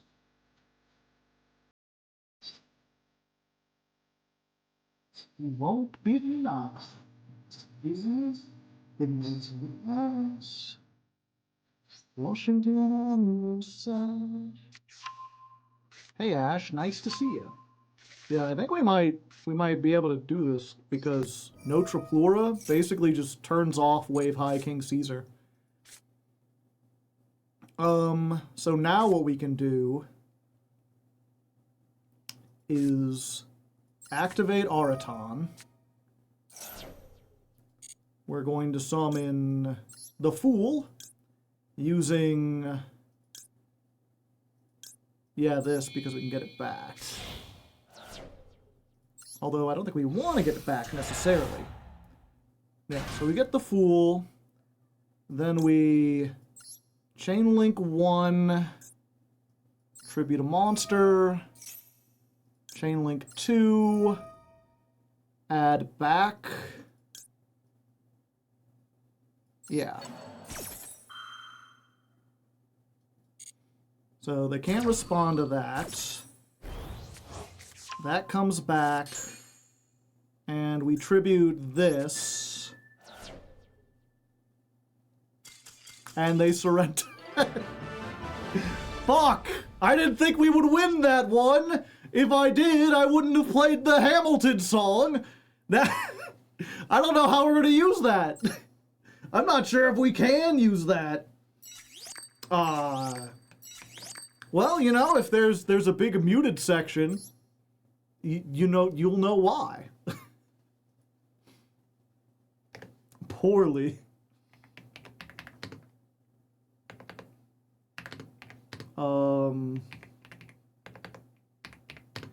Duel, what was that, 74 versus, was that Yummy Smith?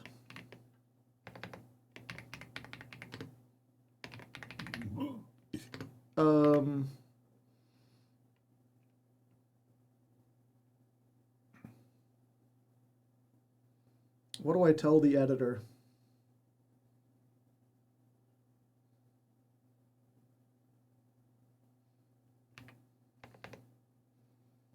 I don't want to give him too much work. I don't want to be like, find a MIDI version of the song. Try your best to edit around the licensed music.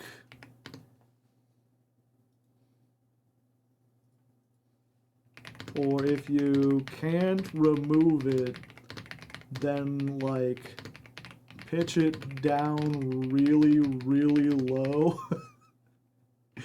And put a disclaimer on stream. Or on screen. Skip the important bit. Give the editor your cover of it. Oftentimes covers still get taken.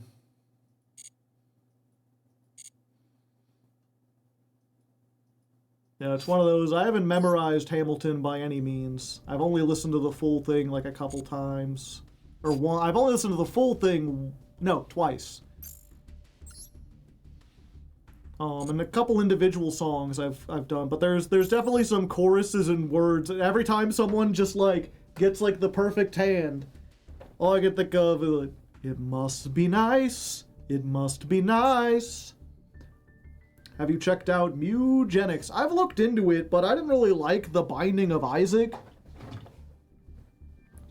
Like, the gameplay of The Binding of Isaac was okay, but even that was a little obtuse. And it was one of those things where, like, the art style was really not my kind of vibe. And so the gameplay was doing a bunch of heavy lifting. And the gameplay in Mugenics doesn't look better. It's not more appealing to me than the gameplay in The Binding of Isaac. And it's the same exact art style.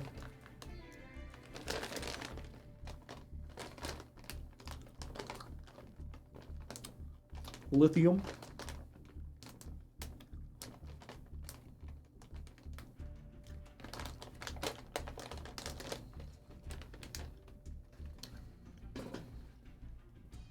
It's incredibly addictive. All the more reason for me to not play it. Must be nice.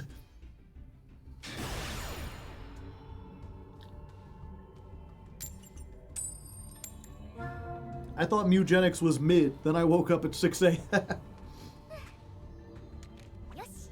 Yeah, I mean, it looks like it's got, whatchamacallit, XCOM style play, and I do really like XCOM. But part of the reason I like XCOM is because I also like sci-fi and like shooty things. It's just hard for me to get invested in like cats, you know? Like, even though aesthetics are really low, I have so many games on my list of things to play that if a game really wants me to play it, it's kind of got to have both. It's got to have, like, cool aesthetics and cool gameplay. Because if I just wanted, like, an XCOM-like, or even, like, a rogue-like, there's, like, a million games I could choose from. I could try to get back into Binding of Isaac. I could go back. They've made updates for Risk of Rain and Risk of Rain 2 that I still haven't played. Dead Cells is right there. I didn't particularly like Dead Cells. Like, I played it enough to, like, beat it once, but the combat didn't really speak to me. None of the weapons were, like, super fun to use. Someone mentioned Hades. Hades is one of those games where, like, I can tell that it's really, really well made. But I have trouble with, like, isometric, combat. It's really hard for me to tell, like, where I am and control myself. I'm really good at 2D combat. I'm decent at 3D combat. But once you give me, like, an isometric view that's, like, kind of in between the two, then, like, I just cannot keep track of where my guy is or, like, how to aim stuff. Okay, let's try this. Hello. It's me. I'm the problem, it's me.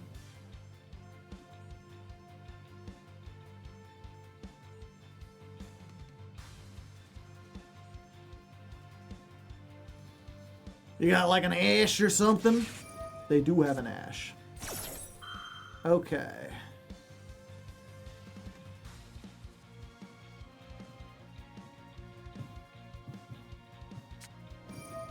And Holly Sue. They're having a holly jolly Sue. They seem to have made a mistake somewhere. I don't know what was up with that.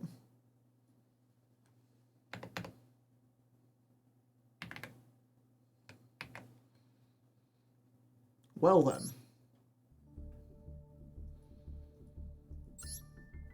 But yeah, so it's the same, what was it? I forget if they made the other games, but I remember like my friend gave me Bastion and he was really excited about that, and that has like good narration, but it's like isometric combat, couldn't really get into it. And that same company, they make like a whole bunch of isometric games. There's the one with the girl with like the big sword.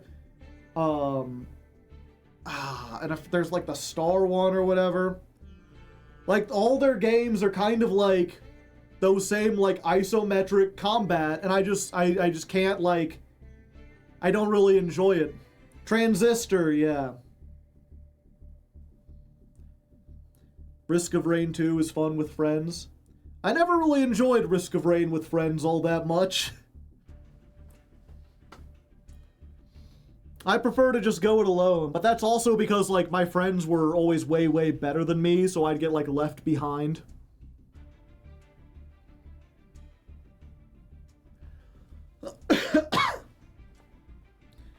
Yeah, that would be something where, like, if I had a friend who was really good at Hades, I'd be willing to do the thing that, like, that I'm doing with Silksong, where my friend is, like, watching me play it so he can see the story and everything.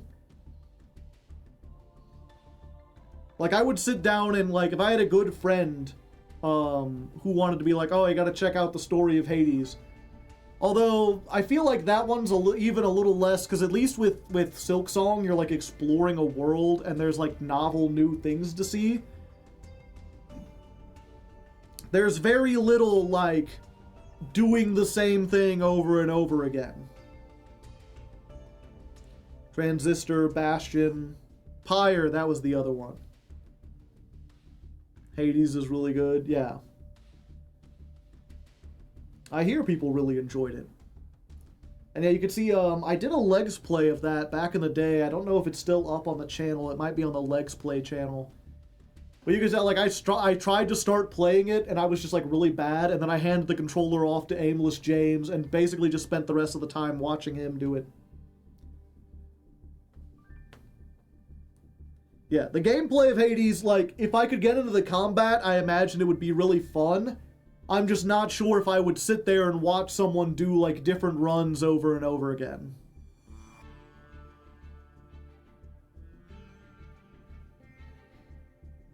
Act redacted. Slay the Spire.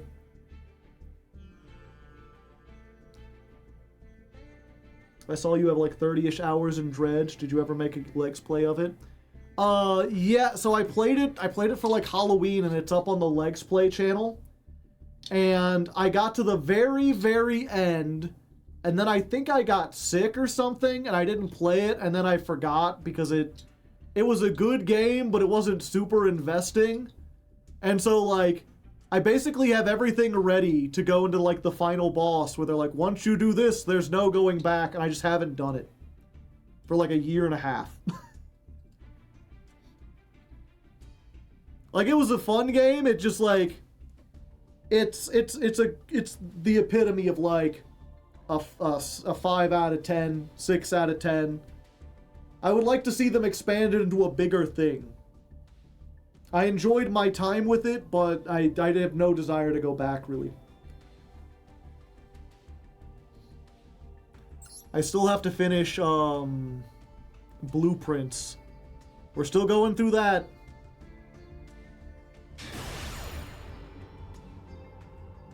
Blueprints, and then I've bought, what's it called?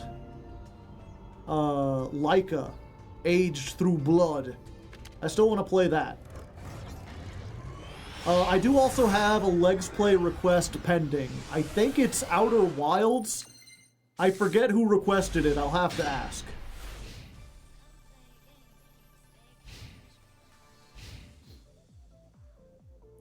Yeah, Slay the Spire. I think I own that. I know I've played it at some point. Okay, I have no hand traps. I can look real quick.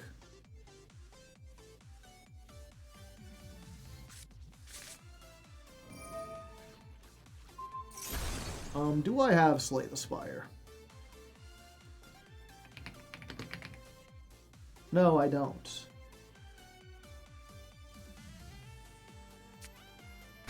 I could have swore I played it at some point, but it's not here.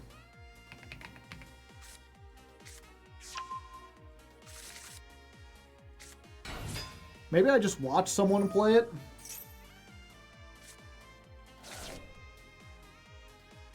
But yeah, it didn't, that one was another game that, like, it seemed mildly fun, but I just couldn't really get invested in it. Mostly because it seemed like, you know, the card game, like, I like myself some card games, but it didn't feel as though the card game mechanics were really all that in-depth or interesting. And there was nothing about the, I think the biggest thing is, like, it just felt like it lacked style. It was very much like we're in a generic medieval fantasy universe. Maybe I'm getting a wrong read of it and more stuff happens later on. But it was just like, yeah, you're a knight in a castle and there are, there's like gorgons and centaurs and skeletons and stuff. Or not a knight, yeah, you're like a rogue. Wave high, King Caesar, wave high. Now, I'll tell you a game that I did really enjoy, Inscription. I have played the fuck out of Inscription. You didn't get to do any infinite combos? Yeah.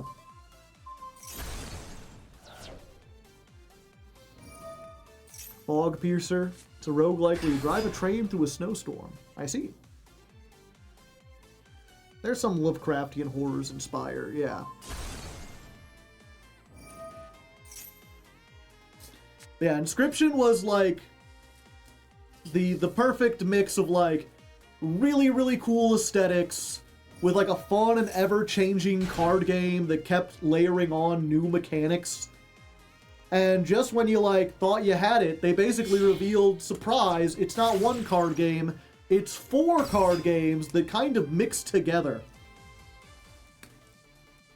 And also, there's 3 entirely different aesthetics in that game. The card game itself is actually, yeah, it's 4 different card games. And you get to play, like, the one is just the Woodsman. Then you get to play all 4 in, like, an 8-bit, like, on a world map where you fight trainers. And it reminds me very much of, like, the Pokemon card game, Game Boy game. And then it goes into, like, a futuristic sci-fi version based on one of the other versions. Did you ever play Faith? Yeah. That was another one that, like, I played into part 3 and then kind of, like, lost interest. I feel like a lot of the horror in Faith is, what was it? Faith is a weird game, right? Because I think I was talking to Eros about this. It was like, if what you want is like a mood and a vibe and like interesting story and maybe, I'm not even sure if I could say interesting characters. It's just mood, it's mood and vibes. It's got a very solid mood and vibes. It's got a very unique aesthetic, unlike anything I've seen before. Huh, you don't see that very often. That fucking Super Doom King Bright Armageddon. Can't target any monsters they control with card effects. A damn shame. What's he doing here? I guess we'll see. Yeah, Inscription's amazing. But, yeah, Faith, it's like, it's got the vibes down perfectly. If what you want is like a spooky game, especially if you're into like religious kind of horror movies, things that have to do with like possessions and demons and priests and stuff, very Exorcist coded, you will love Faith. If you want a very distinctive art style, you will like it. But I didn't find the characters to be all that compelling. I didn't find the story to be super interesting. And most importantly, the gameplay is like really just terrible. It played like, I know it's supposed to play like an Atari, like an old Atari game, and it does. Oh yeah, I'm just like dead, right?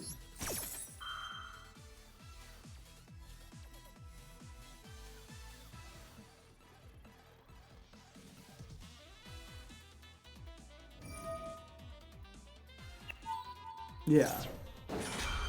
It's like, that's a negate, that's a negate, that's a negate, that's a negate, that's a negate, and now I can't tribute anything. Okay, well, we had to see.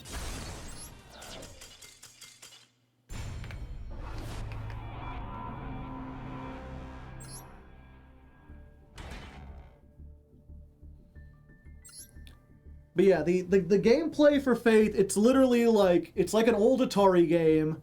All you've got are the arrow keys, and you've got one button, which is like hold up your cross, which is like an attack. And then like you move very slowly and rigidly, and almost every like encounter just comes to like time the attack button and try to avoid the attacks, even though every creature moves like twice your speed. And it just wasn't fun to play, which wouldn't be as bad if like the problem, right, is that you'd encounter like a boss monster, and they'd have a really scary cutscene entering into that boss monster that just like fit the vibes and was really well made and everything, and then the monster would kill you, and you'd get sent back, and you'd have to walk down a tunnel where you'd encounter the boss and see the same cutscene again, and every time you see the cutscene, it becomes less and less impressive. So it actively works against the vibes it's creating by making really frustrating gameplay that isn't intuitive or easy. At least that's what I got out of it.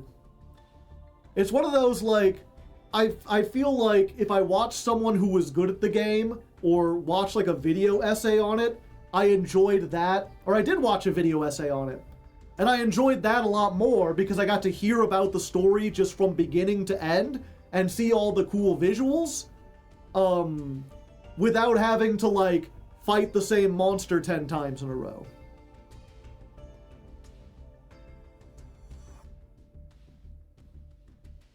If that's not a goal you're particularly interested in playing, yeah.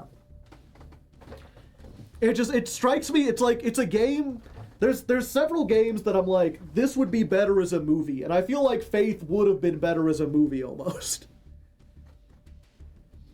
I mean, it's not quite that, because the whole core conceit of, like, why the vibes are so crazy is because it has the aesthetics of a Atari game, and then a cutscene will happen that is clearly beyond the capabilities of what a Atari can produce. And so it really gives you this... Everything sticks much more. It feels supernatural because it feels like you're doing something that the movie shouldn't, or that the game shouldn't be able to do. It reminds me of, there's an H.P. Lovecraft story called The Color Out of Space, where the whole conceit of it is that an alien lands on Earth, and it's not like a physical presence, it's some kind of like sentient radiation that the people in the 1800s can only describe as like a weird colored light that seems to be like no color that they can describe. It's something that sounds really cool written, and then it's like, how would you do that in a film? Like, how can you show someone a color that doesn't exist? Mysterious colors, yeah. People make fun of that story, but that's my favorite Lovecraft story.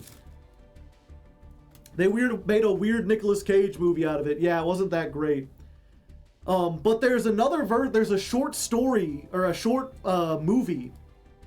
It's like 30 minutes long, that does it really well. And how it does that is, the movie is black and white, and the color is like this bright, glowing, like, purple that is also kind of psychedelically changing colors.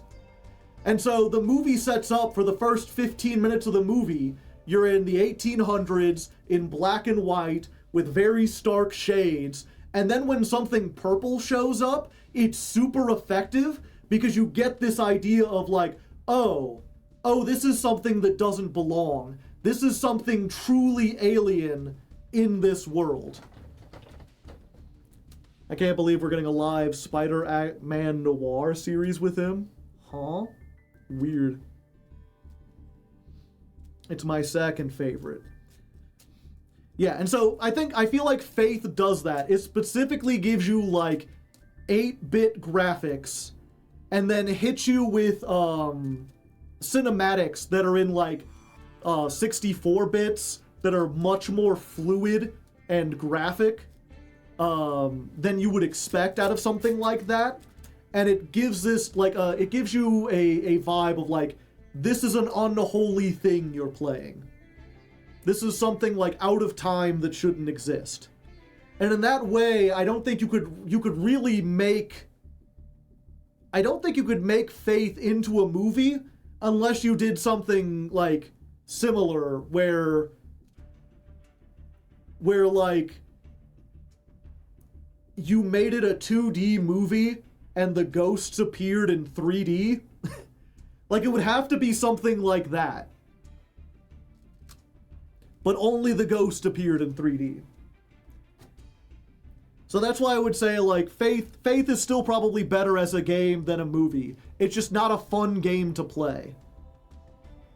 But if you don't care about the fun factor, or you're just really good at Atari games, Faith is, like, amazing.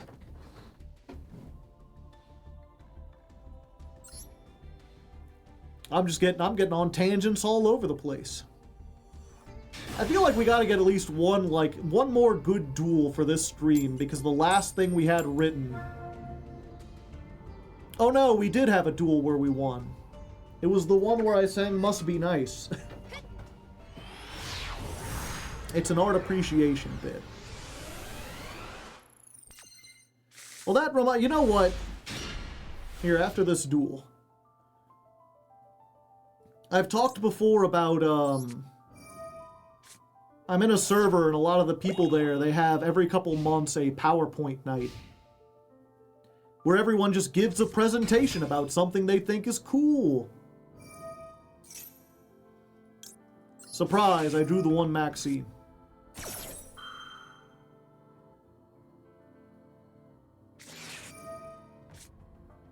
I see. Understandable.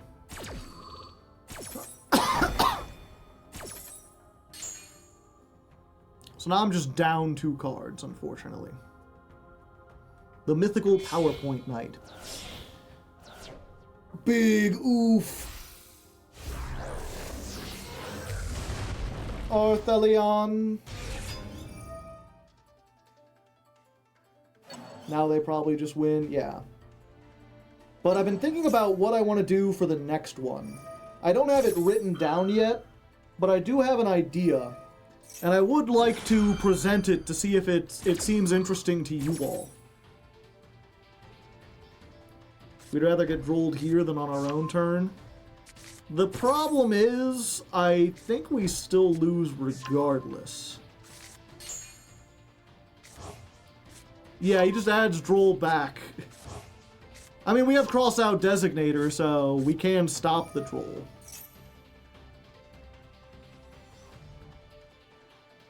I guess we could see what we draw. Also, it's really weird to see this, like, rotating underneath SP, but she's just standing there. She should spin around with it.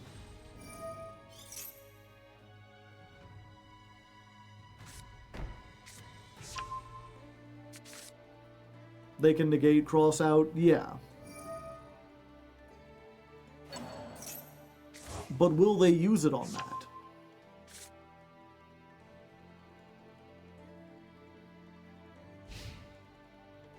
I guess we'll see.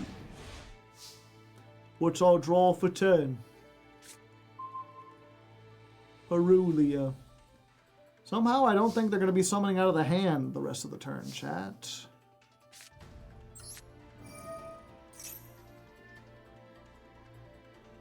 Pate.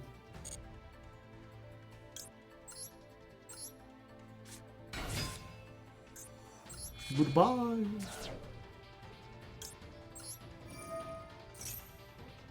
Pray. Exactly.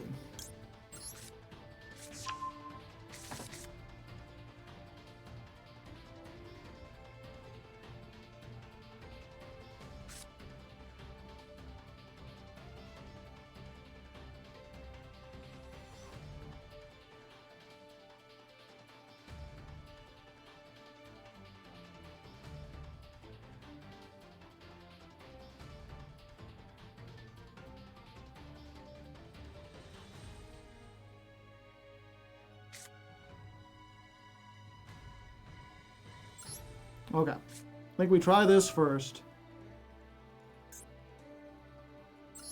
Remember flame? I know.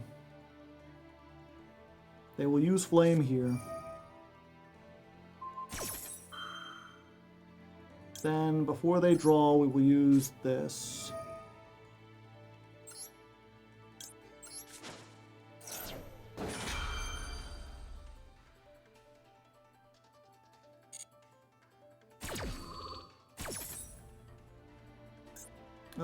Both effects. So we'll get this to our hand. Special summon, yes.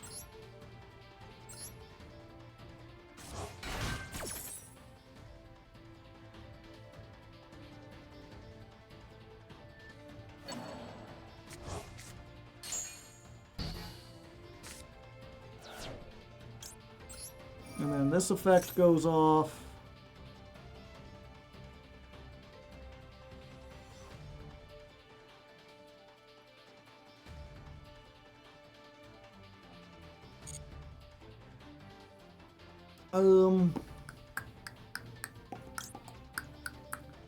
Yeah, we get this.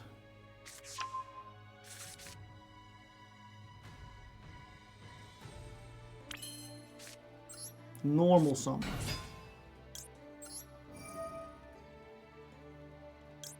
We'll get that back. We'll get that card back that we sent. We'll try.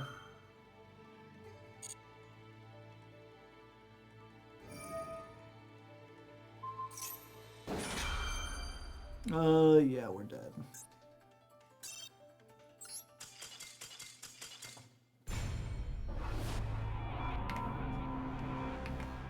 We really need to see a combination of, like, Mitsurugi and Megalith stuff. Otherwise, we're just a deadman. I mean, it didn't help that we went second and got the thing. Okay. Now, give me a second, chat. I use the restroom real quick, and then you're going to get an impromptu whiteboard presentation. Y'all love those, right?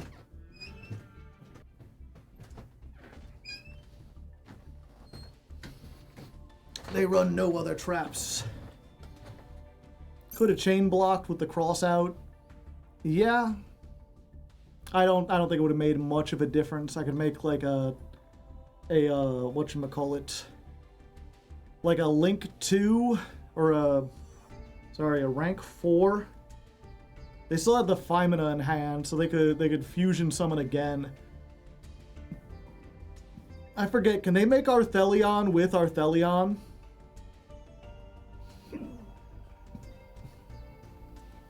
Like they just would have popped it, yeah. Or bounced it or something like that.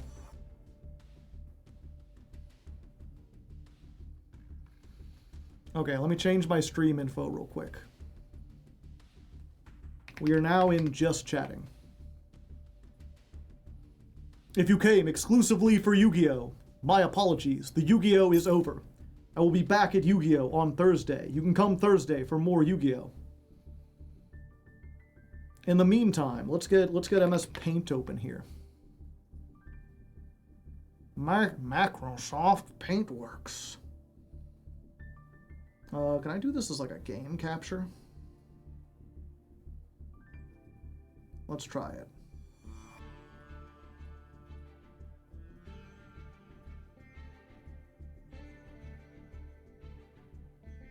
Is that how it works?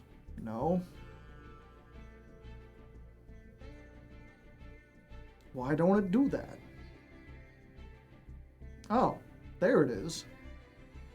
It took a moment. Aha! Yo, MS Paint stream! Behold, the power of a whiteboard. Would it be a little bit better, chat, if maybe I did it like this? Is that better? And then I could like still write on it with like black. Is that easier on your eyes?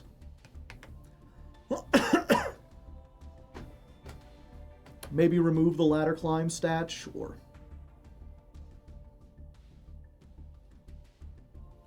Okay. So what I'd like to talk to you today about, chat, is I guess I would call it art criticism, art appreciation, and just in general how we talk about art. You know, I think when I say criticism, people think of like a professional movie critic, and I'm just talking about like you as a person and how you talk about art things.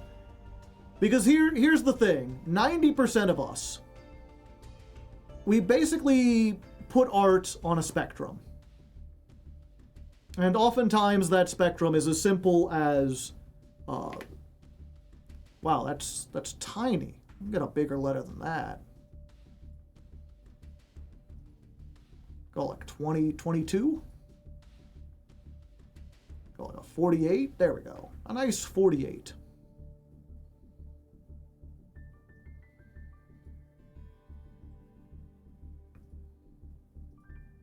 One or 0 to 10. Maybe it should be 1 to 10. Oh, I can't undo that. I see. It's fine.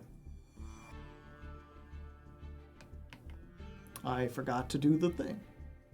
See, this is why I'm practicing, chat.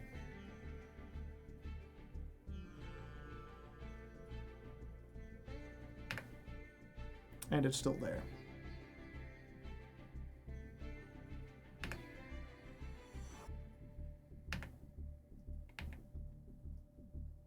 What the heck? Why is it invisible? I don't want an invisible one. I want my one to be visible. There we go. Okay. Good and dog shit, yeah. That's basically how most people look at art in general. They put it on a scale of quality, and that scale just goes from like bad quality to good quality. And to be fair, you know, there are a lot of situations where that's perfectly fine. If you're trying to get, especially if you're just like you're low on time, you're just talking about stuff generically, all you want to do is just like, is it a 1, is it closer to a 1 or is it closer to a 10? Honestly, you could even just like you could simplify this even further, do the Siskel and Ebert thing and just be like thumbs up or thumbs down. At the end of the day, do the numbers really matter, just good or bad? 4 through 7 barely exist on scales in a lot of conversations, yeah. And so the thing about this, though, is that the more art you look at, the more you find stuff that can't be defined as easily like this. For example, we were talking about faith. Where would faith go on this scale? I don't know. Because the gameplay is like a 1, the art is like a 10, the vibes are like a 10, the soundtrack's like a 6. You could try to average things out, but if you average that out and been like, well, the gameplay is a 1 and the art is a 10, so it's like a 5, it feels really bad to call something as unique and visually stunning as Faith like a 5 out of 10, because it's not. But if you go in and say it's like a 7 or an 8, people are going to think that it's some amazing thing that's really fun to play and has really engaging gameplay and story, and it's not that either. Or let's talk about The Room. The Room is an objectively terrible movie. The acting is bad, the script is really cliche, the shot composition is terrible, the audio dubbing is all over the place. But if you just wanted to rate it on entertainment, it would be really, really high. I think judging things on multiple factors is perfectly justified. Oh, hi, Mark. Yeah. And so, I should say, I didn't get this idea myself. This idea comes from a book I have that's actually specifically talking about comic books and how to judge comic books. But I think this applies to basically all art, where he was like, I came up with my own system, and for a while, I was really hesitant to tell people about this, because I feel like if you give people categories, or you give people a system to judge art, they're just going to try to put everything into a box and say oh, this is this and this is that, when really everything's more nuanced. But when people are already just boiling everything down to 1 through 10, maybe doing something a little bit more complicated is better than that. And so here's the alternate system. Let's go ahead. We need a big marker. We need the big brush. That is not big enough. How do I change the size of brush? I do not need the AI Copilot.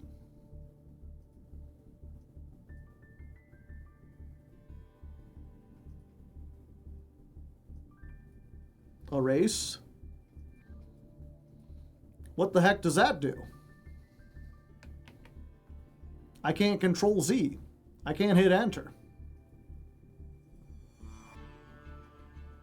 Don't use Paint, chat. They've ruined it.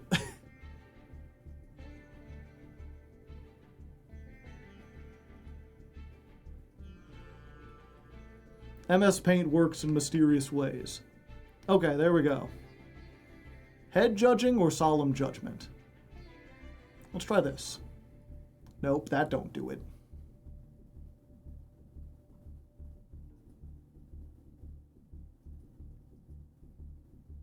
Solid fill. There we go.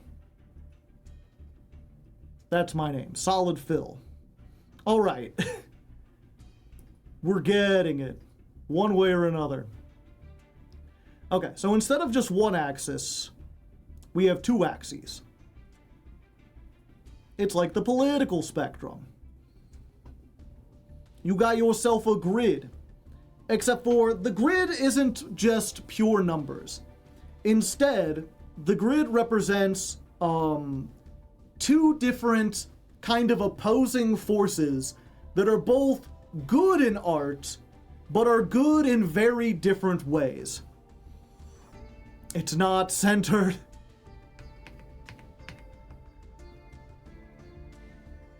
How's that? Is that closer? Are you happy?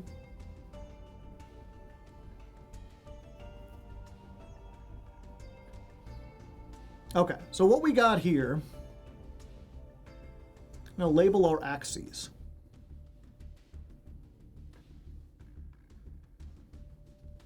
And we're going to be, what would I call this? Quality slash, maybe not experimentation. Maybe not even that.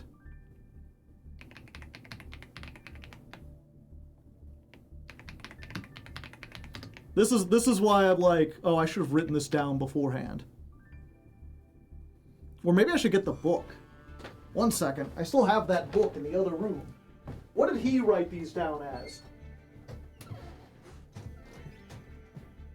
Where are you, Understanding Comics?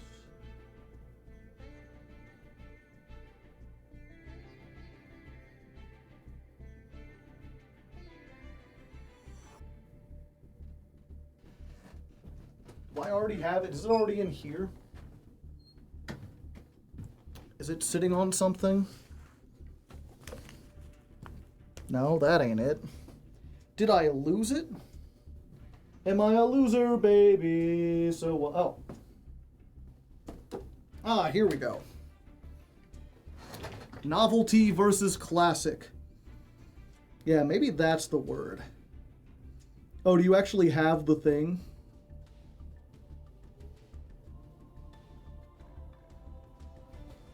That's technique, that ain't it.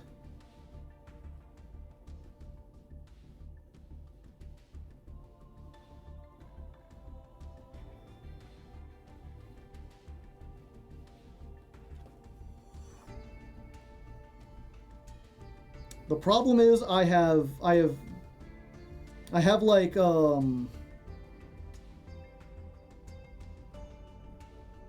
there we go. Okay. That's how he would do it. It's university music stuff. So he would call it tradition versus revolution. So basically, the left side of the spectrum is like classically good art. You know, if you're talking about a painting, it's like a very realistic, well-shaded painting. If you're talking music, it's like everything is really crisp and clean. It's very like, there's not a whole lot of noise. Nothing's off time. Everything matches the beat perfectly. When you're talking about a movie, it's shot in a very traditional way. Revolution is getting experimental with it, doing things that are off-brand, things that aren't the norm, but can push the genre or push whatever medium you're working with to new heights. So you could see how like you could have a movie and people would be like, oh well, or not a movie. Let's think of like a song, like Nirvana. Nirvana at the time was a lot of people. They're like, they use really fuzzy guitars. Their lyrics are almost indecipherable. They're like purposely really messy. There are parts where they're just kind of like making noise. It's not traditionally good, but it had such soul to it. It was doing stuff that people hadn't heard in popular music before. And so it was good, but in a different way. You can see how like an experimental film might not necessarily be good in the traditional sense, but it might do things with the camera work and the special effects that are unique and different from like any other film that you've seen before. Neither side, like you may prefer one or the other. Huh. I just noticed, oh, there it goes. I'm getting too big. There we go. Yeah, so you may prefer one side over the other, like personally, but hopefully you can see why like both of them are valid ways to try to make art, and both of them are important in their own way. You know, one is about perfecting the craft, one is about pushing the craft forward by doing new things. Mainstream versus alternative. Yeah, that might be a way to explain it a little bit better. And you can kind of judge things on how well they do that. You know, if a movie is trying to be a mainstream pop movie, if it's trying to be an action movie, and the cinematography is really bad and shaky, then it's tried to do that and failed. If a movie is trying to be really raw, really like capture the sense of like you're actually there, and so it's got a shaky cam to simulate being on the ground with someone, then that same thing that makes the other movie bad can make this movie really good. And so this scale is about judging how well art succeeds at the things it tries to do. Raw, yeah. And then the other one, he would call the other spectrum, we call art versus life. It sounds bad now. It sounded good in the 70s, yeah. All of these have their pros and cons. So our vertical axis, art versus life, basically represents what you're trying to depict in your art. I guess it's weird to call. I guess, you know what? I'm gonna updo him in one.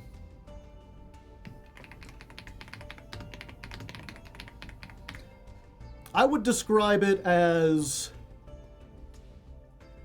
this. My OCD is going haywire. The lines, they don't match. They don't match. There we go. Yeah, so this I would call idealism versus realism. On the top, you have characters who are trying to be archetypes, characters who are trying to represent something, who are trying to make you feel some kind of emotion, versus characters and stories and songs and whatever that are trying to tell you something about the real world.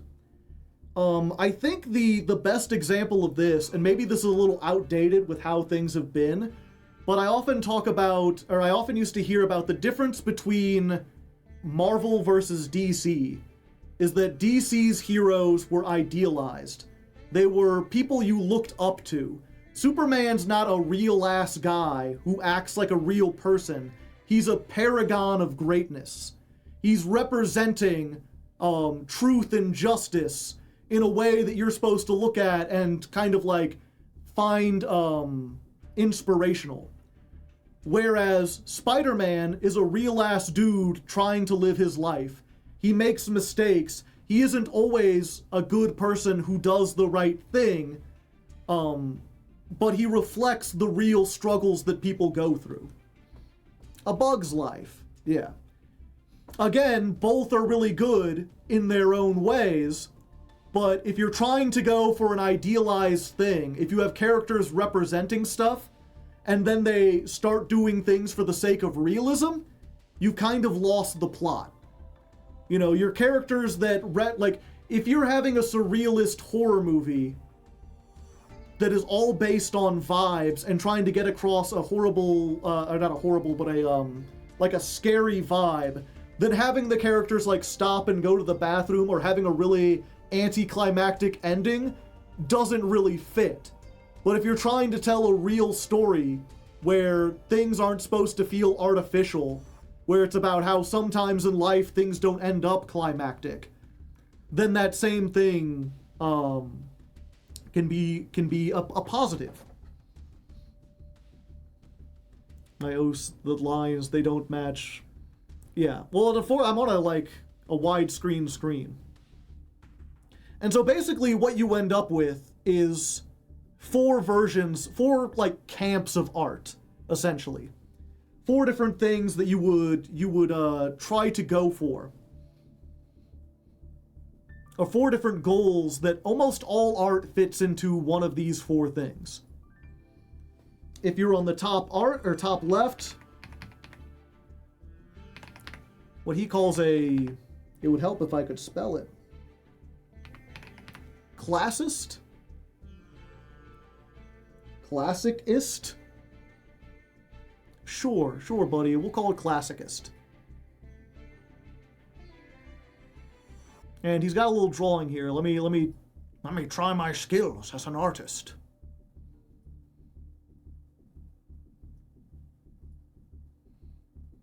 And what I'm going to do actually is just like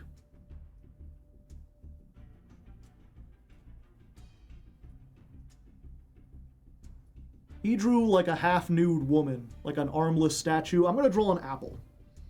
Draw a giraffe. Classicist. Yeah. So classicist is traditional and oh, did I do the ones different? No, yeah. It's traditional and it's idealistic. The classic art is like the beautiful statue being preserved in marble. Like the pinnacle ideal of not what a real person looks like, but a very beautiful person. It's like your classical music. It's very traditional, everything is clean, everything is on point, and it's meant to be like timeless. It is timeless in its beauty. It is supposed to represent some ideal in a way that like doesn't involve current politics or what real people deal with. It's supposed to represent very broad themes. Exactly.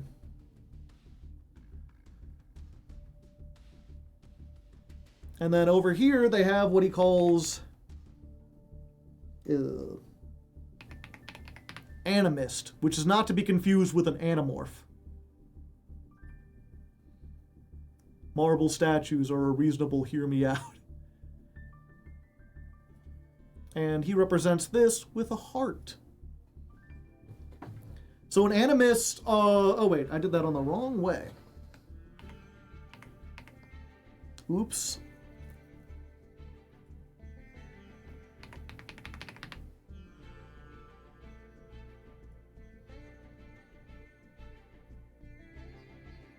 There we go. They like anime. That's a terrible heart. There we go. Perfect. Punnett square time, yeah. The animist, they're still on the traditional side, but instead of trying to capture something that is like timeless, something that is perfect, something that is idealistic, they're just trying to capture a real heartfelt sentiment. Something that appeals to people right now about their daily lives. So like a good example of this is like, if this is classical music, if this is Beethoven, this is like a modern pop song. Something that like goes in and tries to tug at your heartstrings and make you feel something. Maybe in like 3 years it'll be outdated. Maybe it only speaks to you while you're a teenager, or it only speaks to you if you're like a woman, or only speaks to you if you're a man. Maybe this only speaks to like a very specific situation, and you have to be the right person at the right time for it to do that. But that's what it's trying to do. It's trying to reach out and make a song for people who are feeling bad, or something to celebrate those happy times. Stacy's mom. Italy swapped sides. Oh, what? She indeed had it going on, yeah.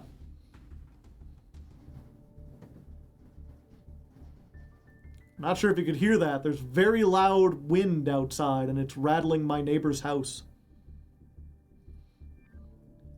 And over on this side, you have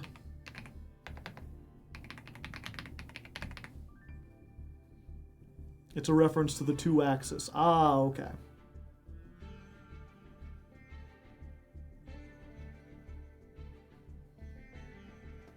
So this is experimentalist.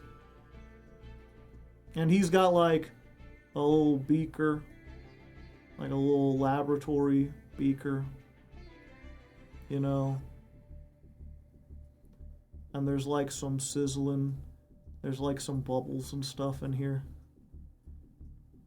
He's cooking something up, you know. So on this side, you're still more concerned with the ideals than you are like representing anything realistic. But instead of trying to make something traditional that is very like classically good, you're really trying to push the boundaries with what can be done. This is not meant to like appeal to your emotions. It's not meant to be a heartfelt representation of like real life.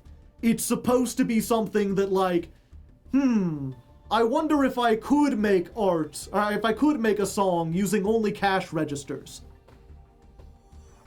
Like an Ari Aster movie. I'm actually unfamiliar with Ari Aster. A prog rock. There is some prog rock that's like that. It's how many time signatures can I fit in? Can I do this neat technical thing? It's really concerned with the skill, with the ideals of art, over the emotion, but on a technical level, it's being weird instead of being normal.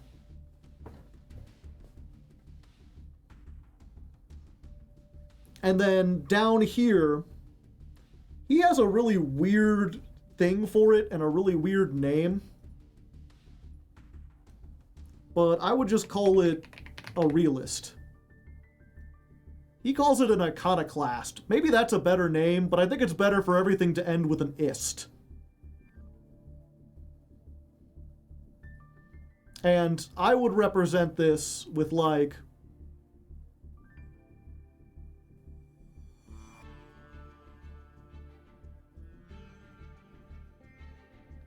a raw, veiny, real heart. You're still kind of going with a something that appeals to people's emotions, but instead of trying to do it like a pop song, you're trying to really reflect how someone might actually feel, usually by doing something that's gritty. Something that isn't perfect. If you have a song that like tells about your life, like a story from your life, and you break down like crying while you're singing it, or you have a really heartfelt like scream that just like absolutely tears your vocal cords, punk, yeah. That would be like a realist song. If you have a really raw story that's trying to be kind of stream of consciousness about an event that happened in your life, you're telling something about your emotions, but you're not doing it in a way that tries to be traditionally good. You're favoring authenticity over everything else. People have feelings, a lot of them do. Many of them try, some fail. Others, not so much. The guy who wrote the song about how his airline broke his guitar. So where does the zoomy post-absurdist neo-nihilist fall? You'd have to give me a more example. Losers, yeah. And so here's a better way of like looking at art. We're getting back to like, how do you chart stuff there? Because remember when we went back to faith, how did we describe faith? If you try to put it on a 1 to 10 scale of quality, it doesn't really fit. If you try to put it here, it's much more easy to be like, well, it's very experimental. Yeah. There's not really, I guess we'll put an X here. Faith is somewhere around here. Maybe it's a little lower or whatever, because it is kind of dealing with like people's, like it is trying to do something that appeals to people's faith. It is trying to make a statement about having faith. But it does so with like monsters and spooky things. The characters, you're not really like supposed to identify with them super strongly because they're just little pixels. But what it does with those pixels is something that hasn't been done in any other video game I've seen. It's highly unique, and it manages to express something in that a lot of other games aren't able to. If you can appreciate the experimental things it does, and you don't care about it looking pretty or playing in a way that's fun, then like that's what you're looking for. They're definitely on the lower half. What game? Faith. Because you gotta have faith.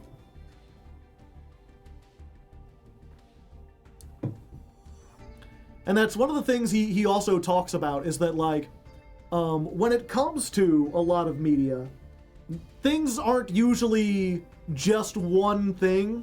They don't often try to go for like just being classical. There's a lot of stuff that kind of bridges the gap where they're like trying to do a little bit of this and a little bit of that. You know, you can have something that kind of bridges the line between being something that's timelessly classic and something that appeals to the modern day. Likewise, you can have something that deals with just the mechanics of art that kind of bridges the line where some of it is classically good, some of it is really experimental. The only thing that it's really hard to do is like the diagonals. It's hard to have something that's really experimental and weird and focused on the craft that also like tugs at people's heartstrings in a way that's like really fresh and really grounded in the modern day. You know, in general, like the fact that like if you make something experimental, it's pretty much always going to be it's going to be dated, right? Like something that was experimental in the 70s doesn't sound experimental now because they were on the cutting edge. They were doing the new stuff, and a lot of what worked got incorporated into modern music. What kind of art would be in the dead center? Well, that's the thing, is he would argue that when you're trying to make art, this chart is useful for trying to decide what kind of art do you like, and then being able to adjust things accordingly. You know, if you know you're going for like an animist style thing, if you want to make an action movie that gets people really excited where they cheer for the heroes and the villains, you don't want to throw in like a bunch of realistic subplots where you're like caring about the character's mortgage or whatever, because that goes against what you're trying to do. You don't want to have a whole bunch of experimental weird camera angles because those are going to take people out of the moment. Find one thing that you want to do and focus on that, and it'll make your art more streamlined to accomplish the goals that you want to accomplish. What was on is no longer on. All-Star from Smash Mouth, classic animist stuff. Almost all pop music is here. I would say at least in America, the vast majority of art that we consume is all in this bottom left-hand corner. Art has become an industry, and industries don't want to make people feel sad or think about their lives or anything. And they don't care about making something that's like timeless or perfect or something that pushes the boundaries. They just want mass appeal to as many people as possible. He who chases two chickens. Ideally, things would be a little bit more balanced. They don't want to alienate people with weird shit. Exactly. Now, I talked about wanting to make this into a PowerPoint to show some of my friends. And part of the PowerPoint is just explaining this, which would be better now that like I kind of know these things and have everything moving around. But one of the things I was going to make, one of the points I was going to make was why the Beatles are such a great rock band. Why they're so revered if you don't know anything about the Beatles. And this chart kind of helps explain what makes them so great. And that's because over the course of their career, they basically moved through all of these. Like, they started purely down here. They were making cheesy pop songs with a boy band. You know, love, love me do. They're just like, they're catchy little tunes that meant to make teenagers dance. And they really appealed in the 60s. They were great at that. And they could have just wrote that to like millions of dollars and done it for the rest of their life. But they got really interested as they got more popular and they got more money in trying to make really strong, really classic songs that would stand the test of time. They started incorporating like orchestra music and horns. They started making songs that were based more on like classical music. And that's when you get songs that are like, you know, Here Comes the Sun, I Get By With a Little Help From My Friends, or even something like Eleanor Rigby. They did the reverse of Imagine Dragons. But then, of course, once they kind of succeeded at that, and they realized, oh, we can have pop music and we can put in like classical instruments, and we can make these kind of timeless songs, they started being like, well, what else can we do? What if we had a sitar? What if we had a sitar and we played it backwards, and then we cut up the tape and we rearranged it and put it all together? And so they had something like the White Album that's like a four album record that is nothing but them like experimenting with what kind of crazy shit they can do. They kind of built up towards it, but they do have an album where like, yeah, there's a song called Number 9, and it's just the four of them saying the word number 9 over and over again. Just like overdubbed and done with different things. I was on board till you started glazing the Beatles. They're overrated. And then after that, they kind of decided like, you know what, we've gone too far from like where music started. We just kind of liked playing for people. We kind of liked having these real songs and having a connection with people. And their last two albums were these really personal songs. Were full of these really personal songs, written about their family, written about their struggles. And famously, at this point, once they got up into here, they stopped touring live, mostly because they couldn't bring an orchestra with them. They couldn't do the redubs and the sitars and stuff live. They wouldn't be able to. But once they went back to just like, what if we just have guitars and drums and we just play it and we don't worry about being perfect. We just worry about singing our songs how we like it. They famously like, we want to play these for people, but any kind of like, if we go to any like stadium, it's going to be full of like millions of screaming people. So they just went onto the roof of their recording studio, and they just started playing up there. And anyone who was around or whatever on the other buildings or who was down on the street, they could just gather around and listen to them. They just put on a concert.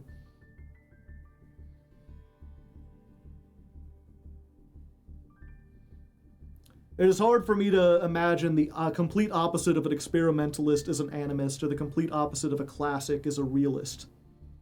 Free concert, yeah. And so, you know, Jim Dandy says the Beatles are overrated. I struggle to think of another band that has made this transition going from all four corners, and more importantly, been successful at it. Like, still been able to, somehow they managed to bring mass audiences with them and continue to sell records when they went through an experimental phase, when they went through a realist phase. You know, if NSYNC started making an experimental hardcore EDM album, their fans would not have liked it or enjoyed it.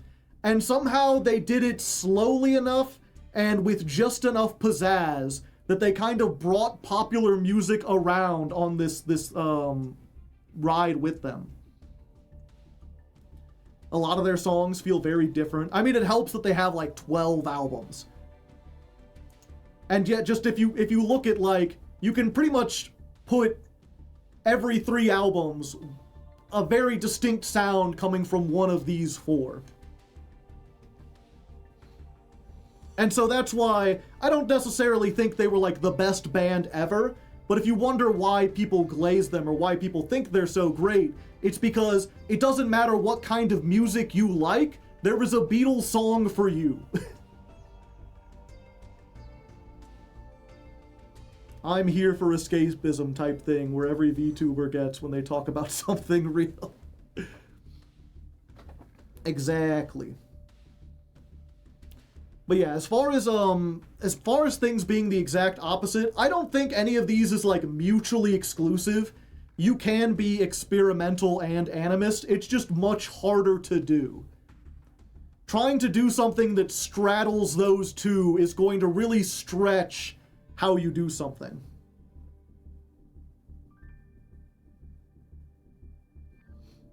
The boomers will support anyone indefinitely with money and resource if they like them at any point in time. They are able to reverse your chart due to resource allocations. Well, yeah. But the thing is, like, you know, the Rolling Stones tried to do this, and they didn't do it nearly as well.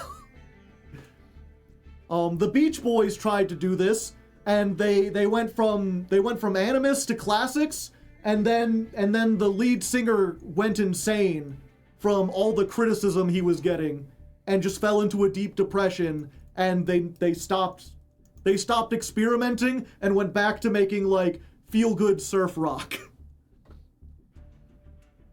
They didn't do well, yeah. I have heard there are a lot of people who really like Radiohead. Radiohead is another band that did this, and some people say they did it really well, but I don't think they ever did it in a way that caught on with the mainstream, because I think most people, if you ask them about Radiohead, they maybe know one song. But if you ask a fan of Radiohead, they will talk about how, like, their 6 albums all had a very distinctively different feel and they all did it really well. But I do know, just from, like, the two, like, there's 2 Radiohead songs that I know and enjoy. One is Creep, which everyone knows, you know. 'Cause I'm a creep. Boom, boom, boom, boom, boom. I'm a weirdo. What the hell am I doing here? Boom, boom, boom, boom. I don't belong here.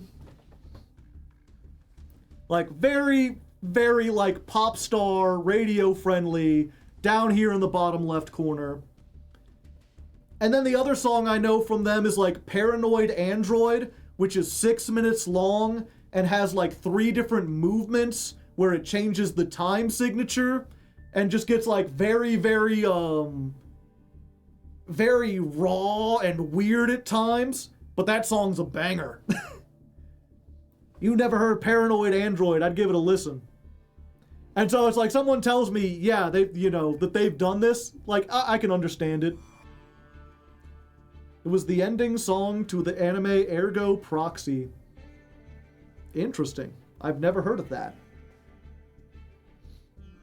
Okay. Well, I'm gonna save this as a PNG in my PowerPoint folder.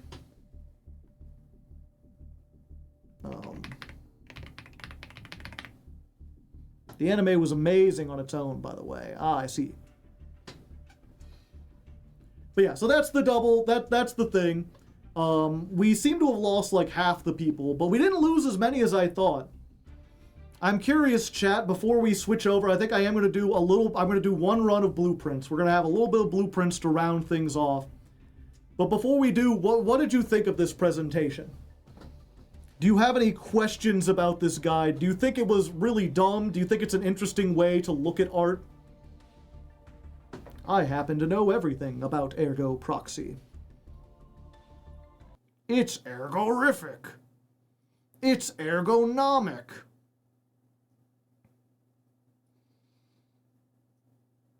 There it is.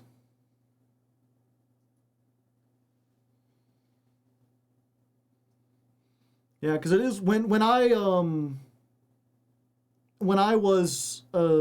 had my literature podcast, the Hardleg reading. This was how I would always try to judge things. I would always try to be like, well, you know, it's trying to be like a pop novel where you're reading cool fights, and it does that very well. Does it push the boundaries? Does it have a realistic story? No, it's about like cyborgs in the future riding on dinosaurs. But if you want that, then it's got it. Yeah, it's still a simplification of how much you could talk about art, but it's a step up from the 1 to 10 grading scale.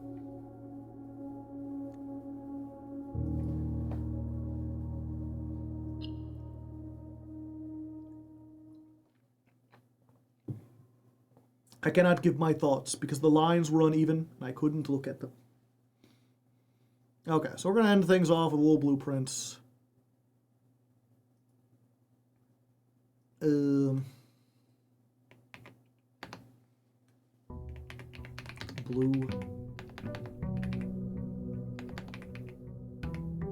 points.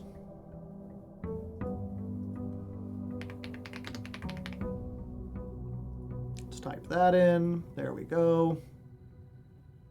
Day 83. And actually, I'm going to go grab a snack real quick before we begin. And while I'm there, just run a minute-long ad. Ads help support the channel. If you'd like to stop the ads, you could subscribe, or you could just take this moment to go get a snack yourself. Maybe use the bathroom or something. And for those of you who are still here, because you're already subscribed, thank you. I appreciate you supporting the channel. You get to listen to the sound of silence. And I hear the bells ring. And it's the sound of football. I didn't check Trivago or call the top dog a lawyer. I don't know what you're talking about. Imagine having to watch an ad. Who among you? Oh. Delicious. Why do I have 21 gems?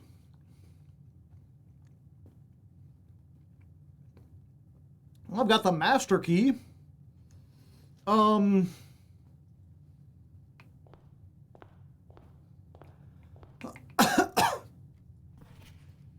You freezered. Oh, yeah.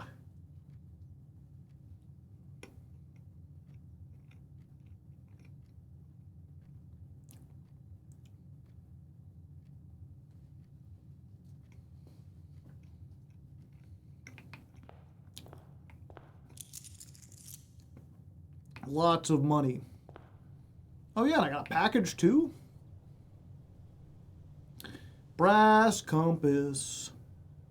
And more gems? I'm not sure if I want a brass compass. Oh, what was outside? We put something there. Was it the observatory?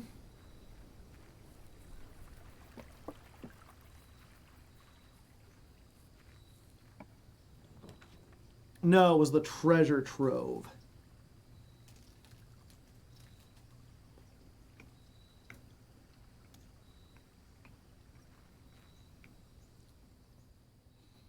Yeah, because someone told us, get this, we need 3 things to open this, though, or some kind of special key. And we don't have that special key. Okay. What other goals did we have? We have so much money and gems, I feel like it would be a shame to waste them all. Here comes the money, money, money, money, money. Last time we got the outside thing.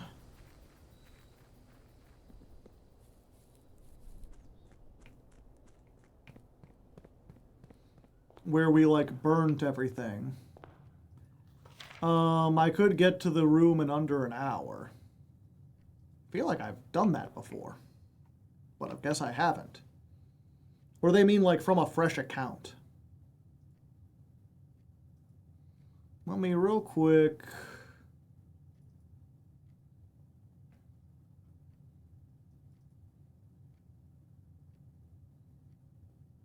Do we have any new notes?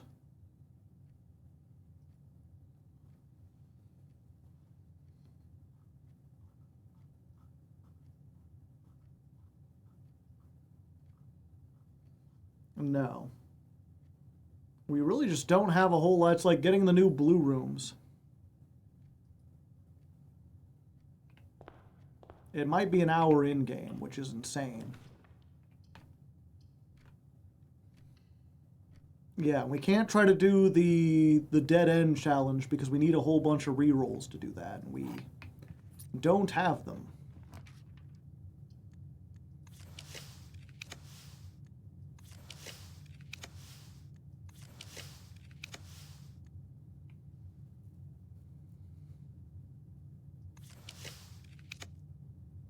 Wow, not a single one.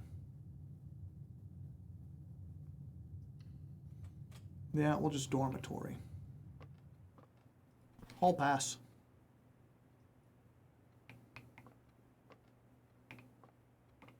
It's got a pawn.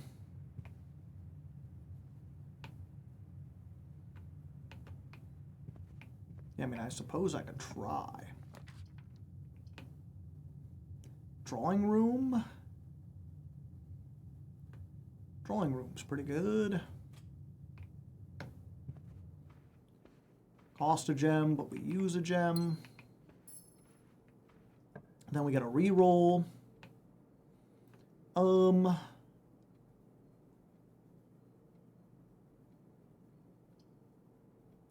Breaker box could be anywhere, but the terrace can only be here. Yeah, we get the terrace. And free gem. The Nook. Captain Hook. Captain Hook. Yeah, we want like a four-way intersection here. No Nook.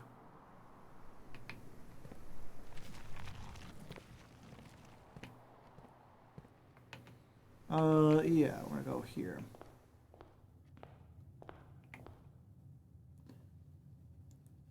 Got time we get the treasure trove outside, or did we solve it? We got it outside. I don't know what it does outside, but we got it.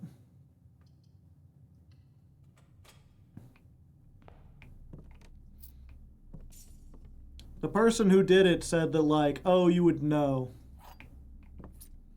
I need more. Is it something that I could theoretically do now, or is it like, I would need like a whole bunch of extra things, and it has part that a puzzle that I haven't gotten to yet? Yeah, we'll security here. You could open that chest. If you solved a known puzzle.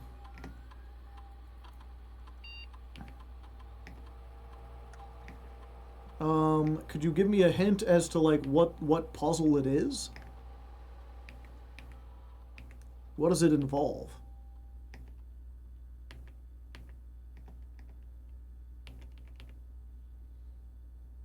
Oh wait, do I already have... Did I start with the key card? I did. I can give you a big hint, sure.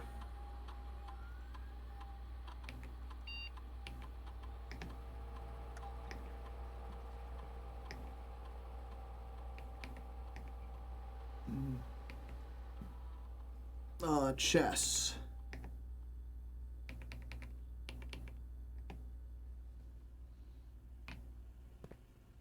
Oh yeah, we got the thing that was like...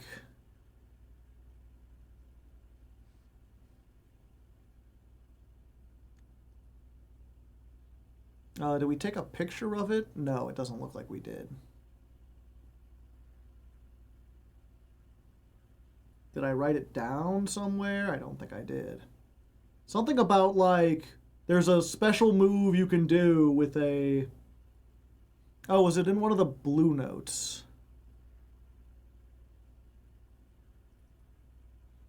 The treasure trove notes.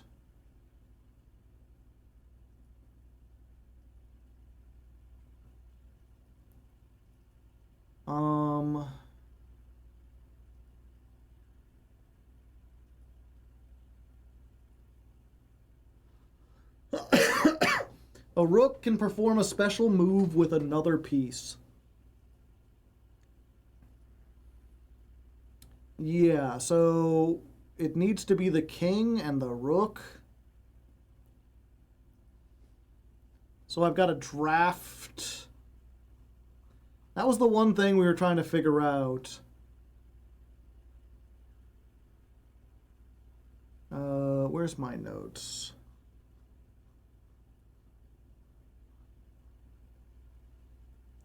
Can you tell me, does it have to...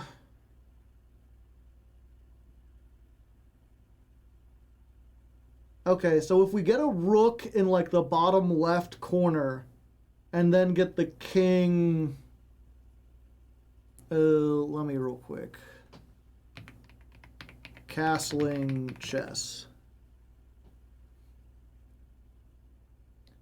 Let me look at images of how you castle. So I just need like a king on one note, and then like a rook to the left or the right of it. So I'm thinking that like, so for instance, if the entrance hall, or if the Cloister of Vera was the room with the throne in it, or the room with the king in it, like if I made an office or a throne room, and then to the left I made a room with a rook in it, like a reading nook or a clock tower or a conservatory, then I could go down the elevator to the room with the chess, put the two things, and then castle them. That was my idea for the puzzle. It's not correct. Okay. Does it have to do with drafting the rooms at all, or is it... They will know way more about this exact puzzle. I'm reading the wiki.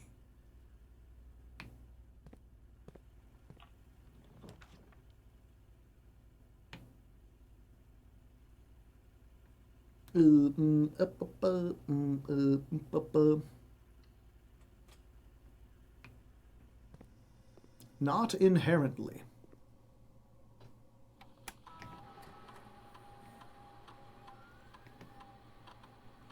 For each bedroom after the second,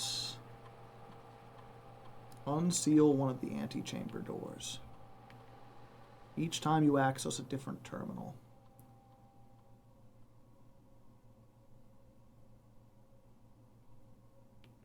Immediately. Yeah, fuck it.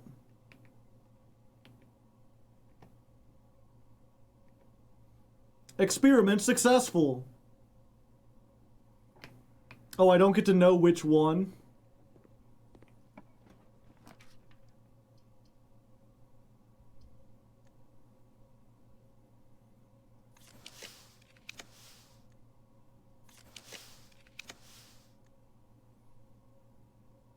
Lost and found is funny.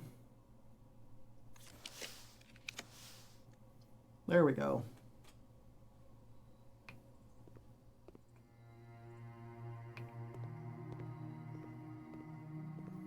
Ooh. Okay. Yeah, we will keep that standard. Unfortunately, we gotta keep that unusual. Kitchen.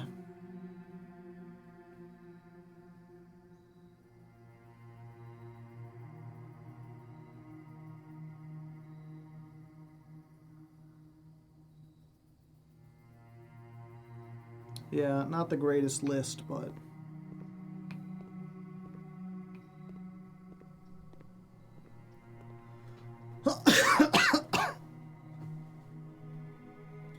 So, let's see.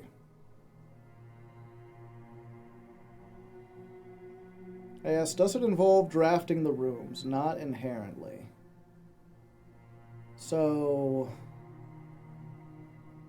I don't necessarily need to draft specific stuff to make it work. Does that mean it's something I could just go down and do in the chess room now without having to draft rooms?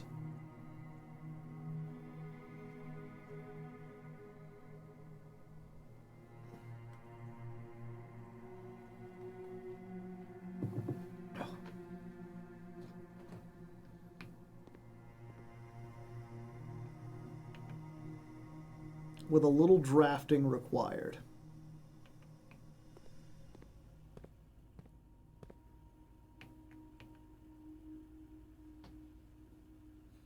Castle on the chessboard.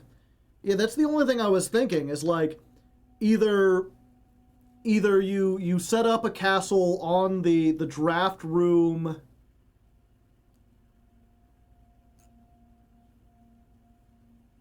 Either I set it up on the draft room and it does it something inherently, or I set it up on the draft room and then I go down to the chess puzzle.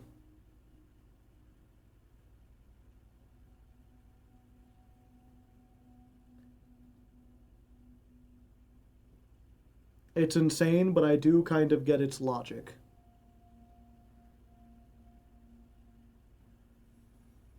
Is it if I do set up like a king room in one of the center spaces and the castle on one of the left or right?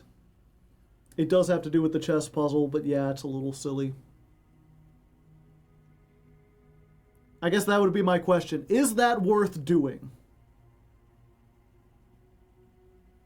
It's not that exact. It's simpler. Oh, okay. So I guess they don't have to be on, like, the same row. But I do have to draft... basically, what I'm asking, I do have to draft either an office or a throne room because it has the king in it. You do need a king in a rook room. Yes. Okay. So I need an office or a throne room. That much is clear.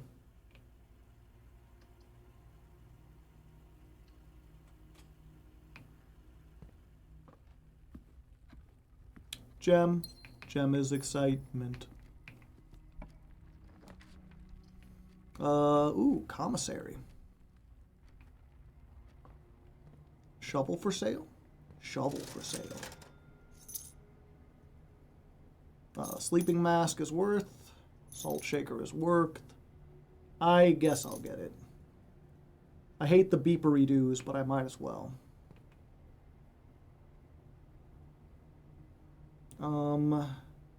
8 dirt piles in a room you draft from the cloister. Okay. We have to go to the cloister anyway to dig some dirt.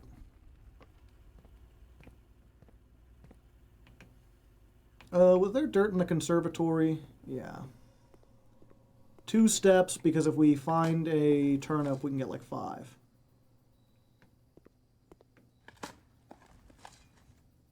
Coins.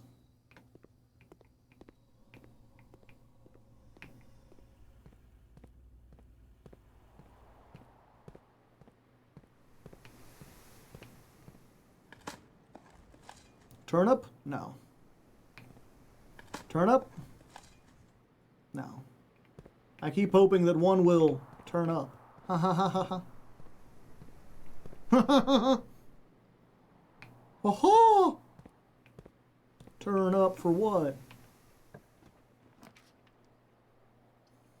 Boo-boo-boo. Boo-boo-boo. Boo-boo-boo. Boo-boo-boo. Ba-da-da-da-da-doo. Do-do-do-do-do. Do-do-do-do-do.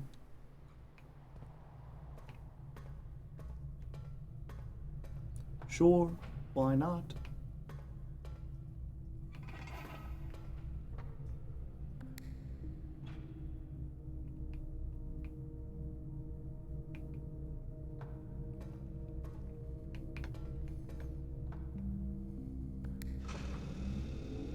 Oh, okay.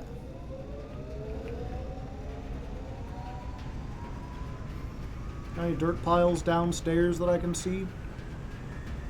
Doesn't look like it.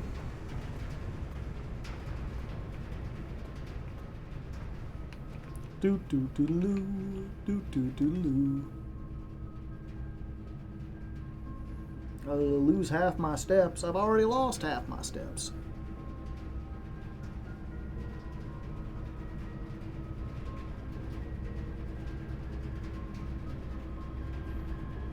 Yeah, I don't think it's worth it.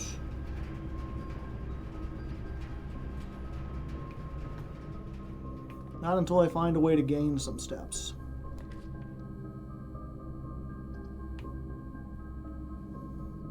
The rook. Or the nook. The nook does have a rook. I could also just get that draft room out of the pool.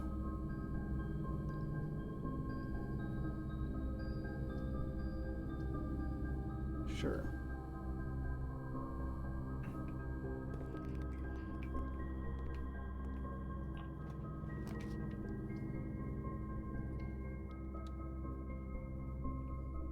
Oh, car.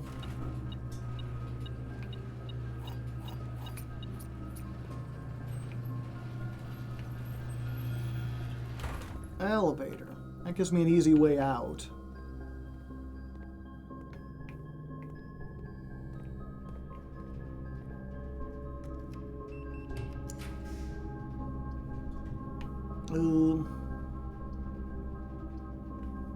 Yeah, I guess we just do the spare terrace. The Sparris, as some people call it.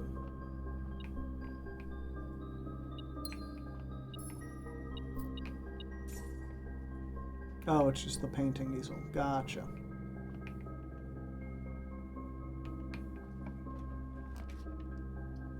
Observatory. Observatory also has a rook in it. We just need office or throne room.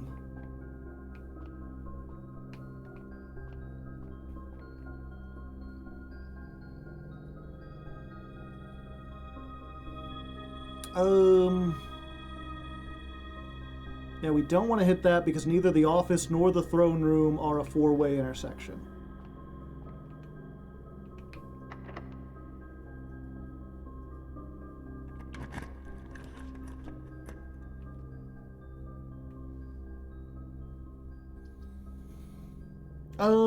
Yeah, we'll take this. That'll let us re-roll.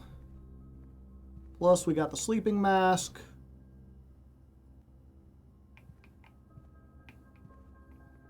You may or may not need to resolve the chess puzzle again. So you're telling me I need the queen on there as well. So I gotta get her ladyship's chamber or the study.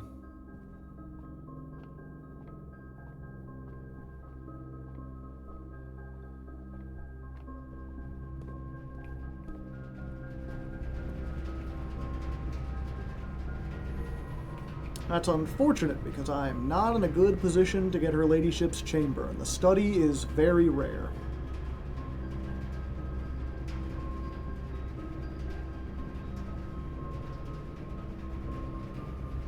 Do we risk just getting this out? Or do we re-roll?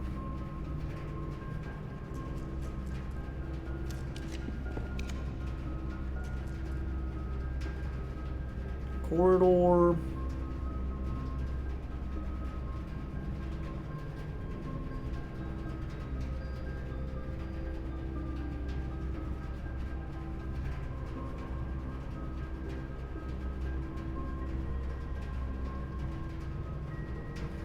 Yeah, we'll do the corridor.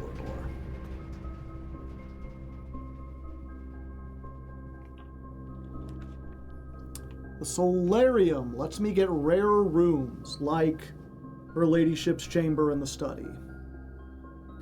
Like the study, like the office, the throne room.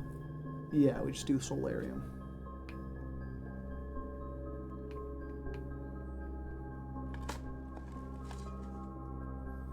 Nothing of interest here.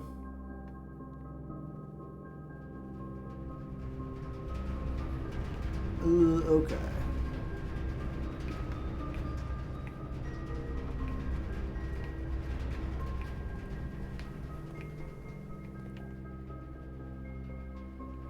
Yeah.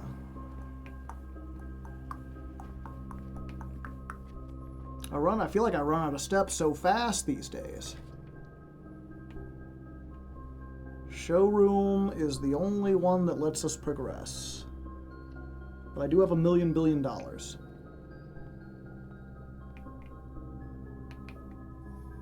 So let's grab the moon pendant. Let's grab the silver spoon. The chronograph.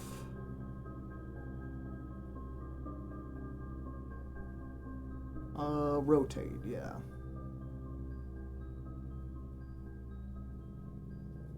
Yeah, that I don't feel like is very good.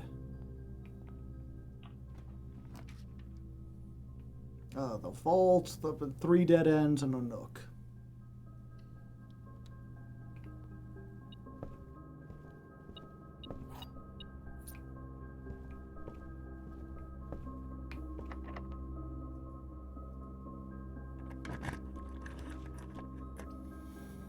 Great Hall. We do have infinite keys, so might as well.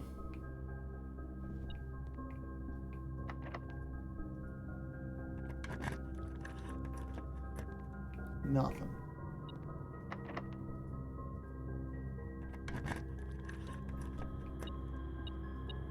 Oh boy. 2 extra keys.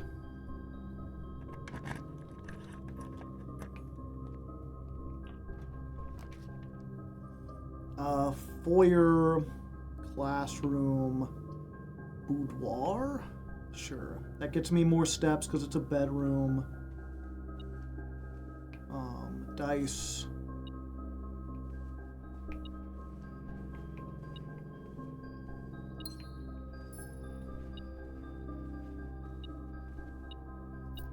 Penny.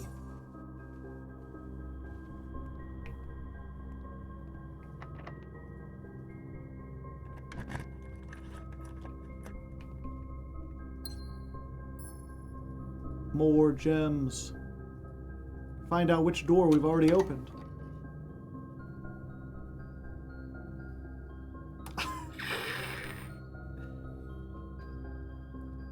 Ain't that a kick in the head?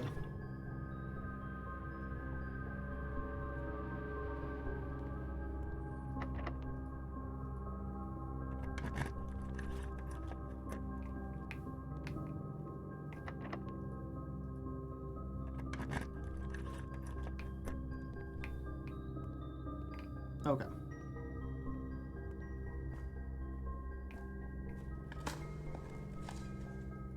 A coin! Another coin! What have you done with my turnips, old man?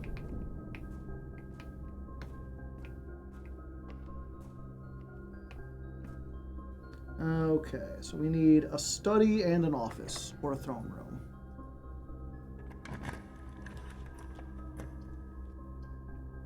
Aquarium.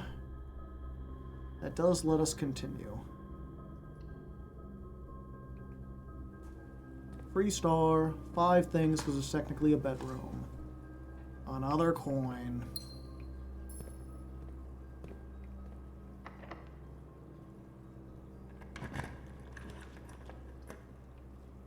The greenhouse. I don't want to be more likely to get green rooms.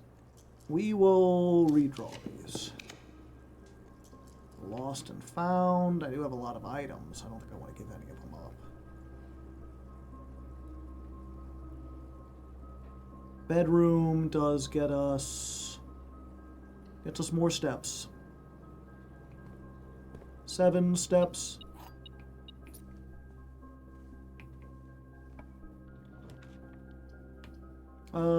Dining room we do need to get. I'm gonna rotate that though.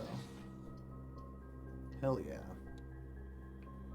Okay, now we don't have to worry about steps. Because we get double. And it's salty.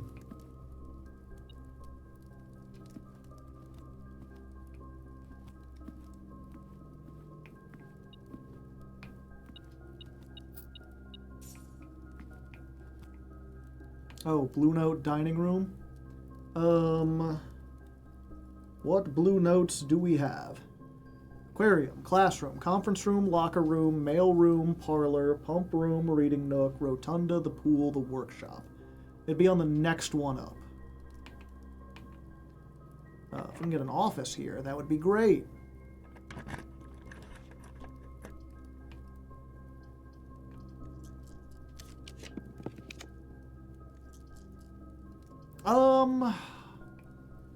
We haven't done the library. The problem is, if we do that, it cuts us off from getting into the antechamber or exploring the top right. We kind of need to do that. And we can't rotate again.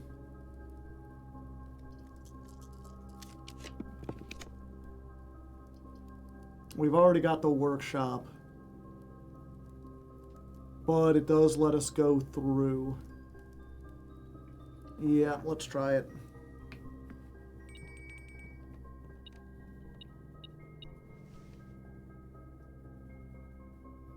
If you open the other antechamber doors, true.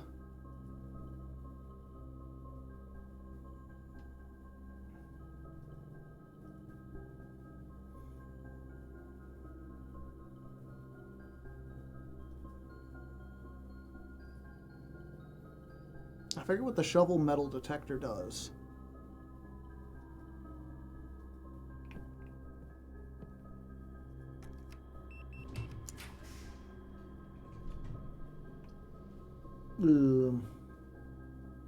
Now I can rotate it. Why couldn't I rotate it before? That was weird.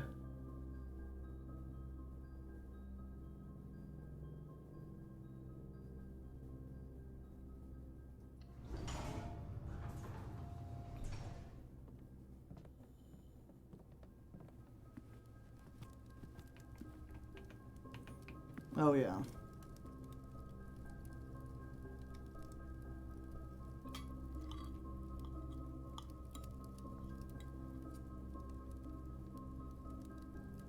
$62.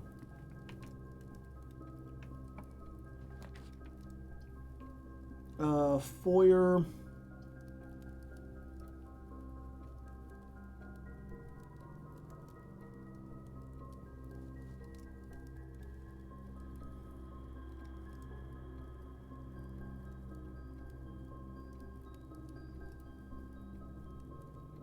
If you re-roll, you can't do it. Oh, okay.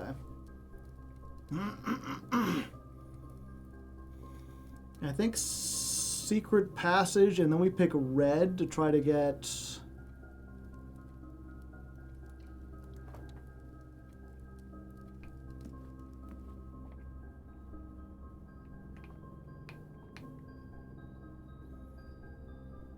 to trigger a four-way intersection that opens up the other one. We cost half our steps, but that's perfectly fine.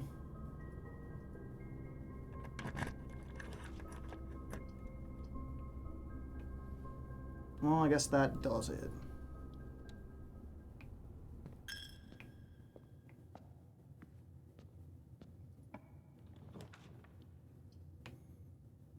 Walk-in closet, I guess.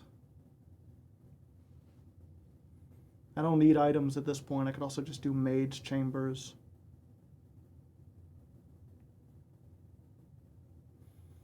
Yeah, we just need to have more options. Plus, this is a bedroom.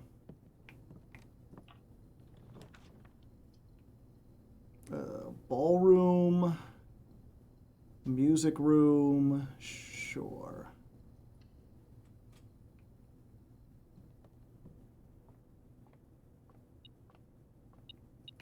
Minor key and a major key.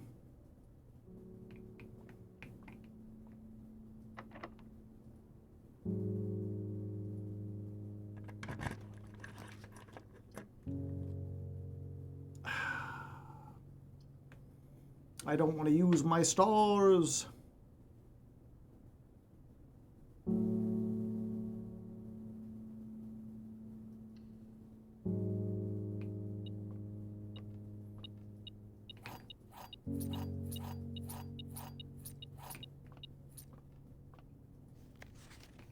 Yeah, I've already been there. Okay. The somber piano music.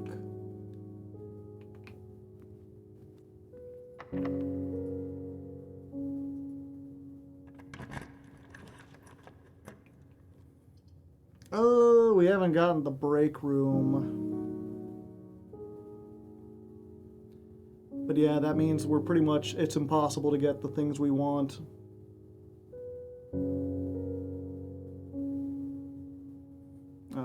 looking for? It's the blue notes. We don't have one from the break room yet, right? No. Or the clock tower.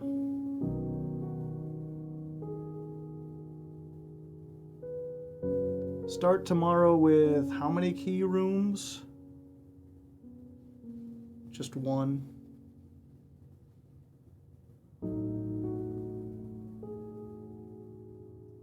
We rest outside in the treasure trove again? I suppose so.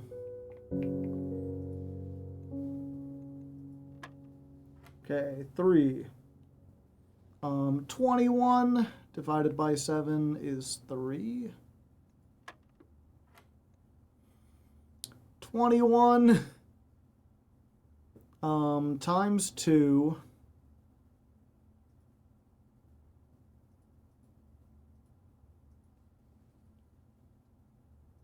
Oh, I could have rotated. Yeah, I didn't think about that.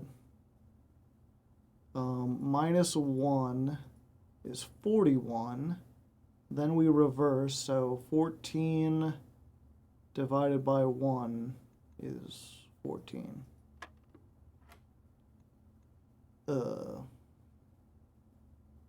10.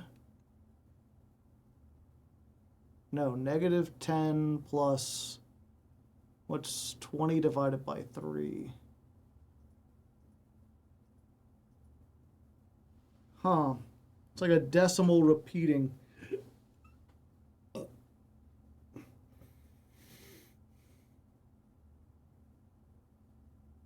Is there one I'm missing? This would be negative 10 plus 6.66.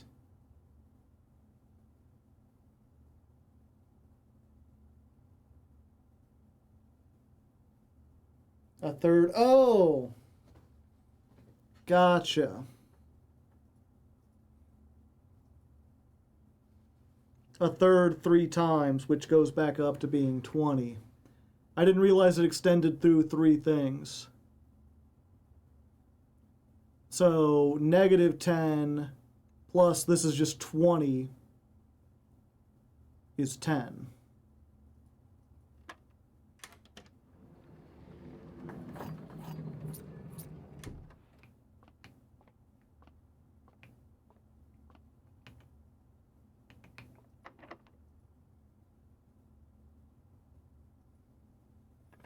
The note, oh yeah.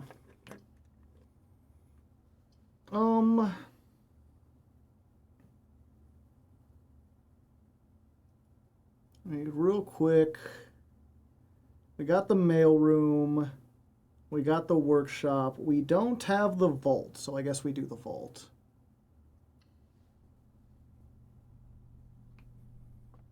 First, it's behind the bar, isn't it?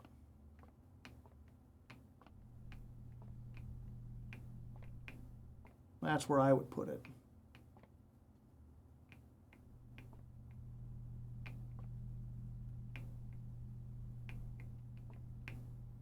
No, doesn't look like it.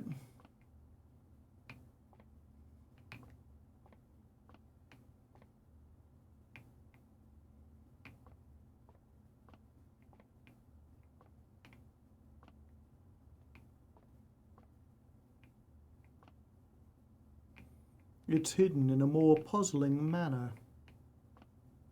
Oh. The bullseye operation can trigger multiple times. I mean, I already knew that. But I'll save that so you know we have it. Break room.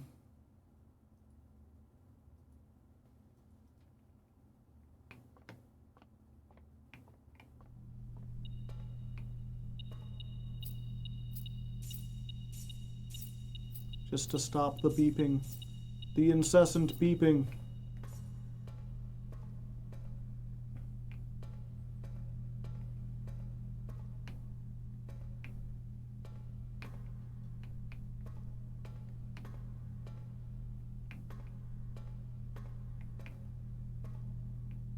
Oh, is it in the cage? It's in the cage.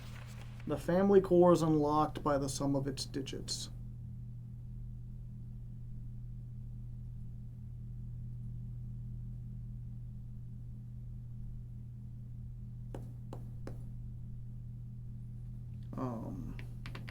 The vault.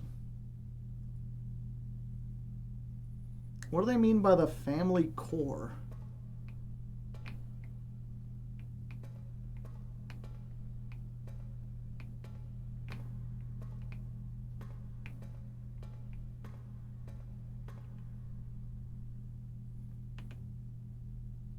Yeah, there's one more, but there's no way we can get to it.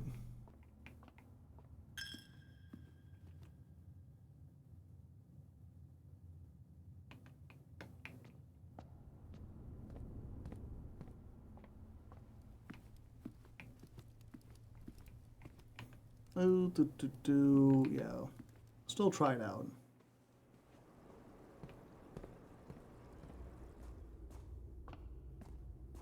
Who knows? Maybe this will be another freezer. Nope.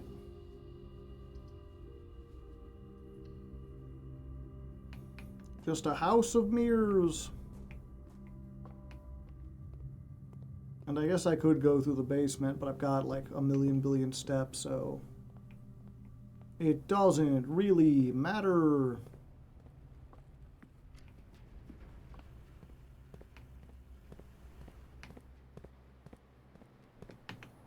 Where am I? There we go.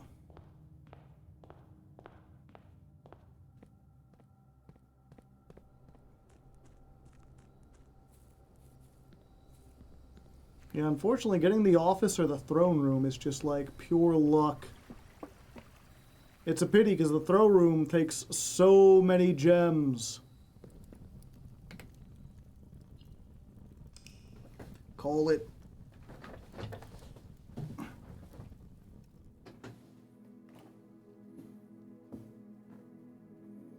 The Garden Inn. Okay, since that one went pretty fast, we can try one more time.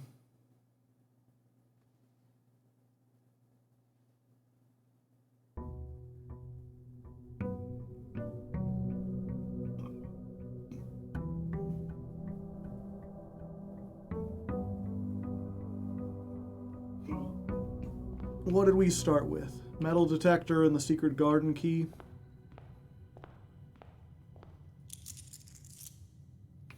And the queen as well. At least the queen, if I know we have to get it, we can make it so that we're more likely to get her ladyship's chamber by doing this. Yeah, we start with the reading nook.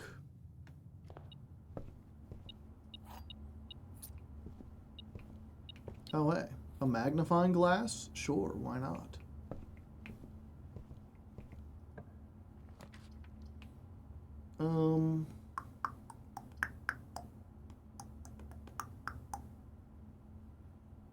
Yeah, we want to do it like this. We do this here. We can get a dead end out of the pool this way. Attic is a great option. My good friend, the shovel. It's 1, 2, 3, 4, 5, 6, 7, and the sledgehammer. Bow, bow. I gotta call your name. Boom. Wow!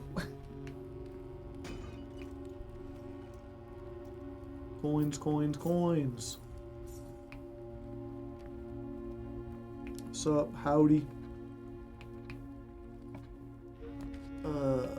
Yeah. So, in order to get into her ladyship's chamber, you have to be on this left side of the house and facing down. We can re-roll the corners so we can make it more likely that we get at least that one. By giving us 4 shots at doing it here.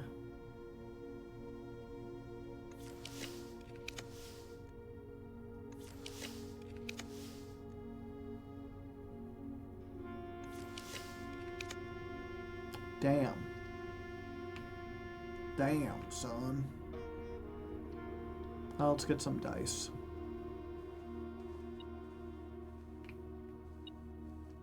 Coin's always in the same place.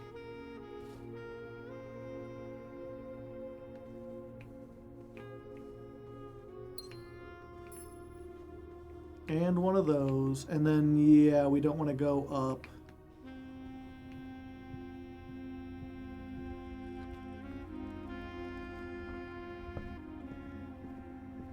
Let's go this way for now.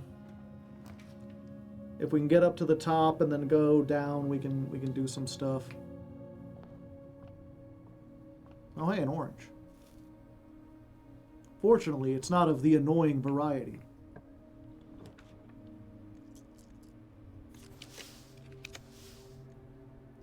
Commissary. No, we want to try to get the one that lets us change the rarity of stuff. Okay, kitchen will do.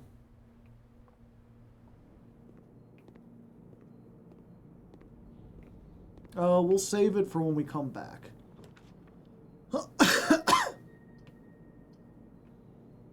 Laboratory. Sure. It's the only one that lets us continue. Okay. First, let's see what we can experiment with. The next 3 times you open a locked trunk. Does the sledgehammer count as opening a locked trunk?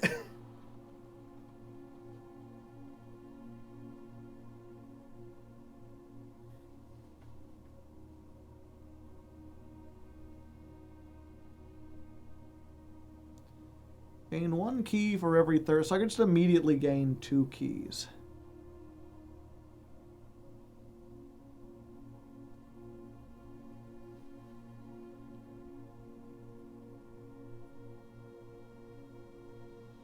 I'd imagine so. Let me...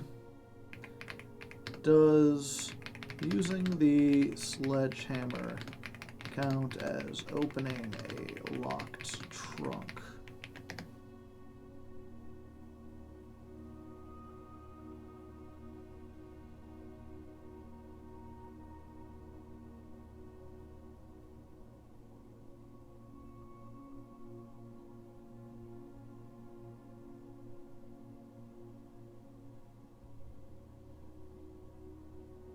Okay.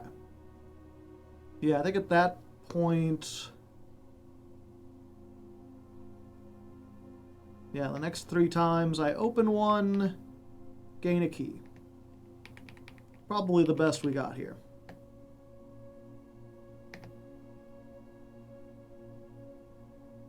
From the wiki. Thank you. Let's log into the network real quick.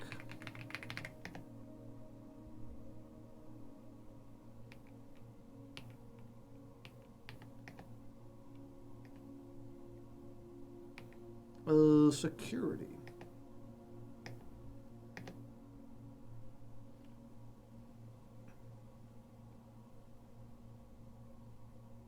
Connecting to the terminal and doing a lot of stuff.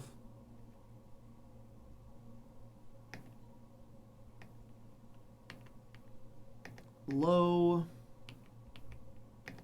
Security mode unlocked. There we go.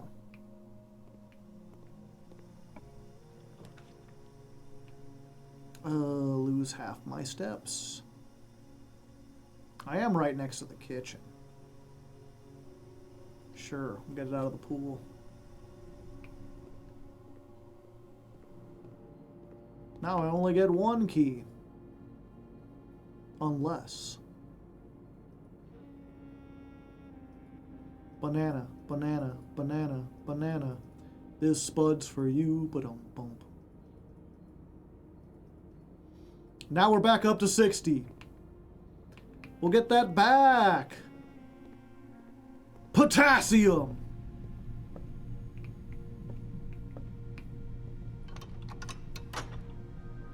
You're 1 key Joe. I'm not sure what you mean by that. Wonky to some. I see. I see, so foolishness is on the menu, is what you're saying. 2 dead ends and 1 that isn't? Sure.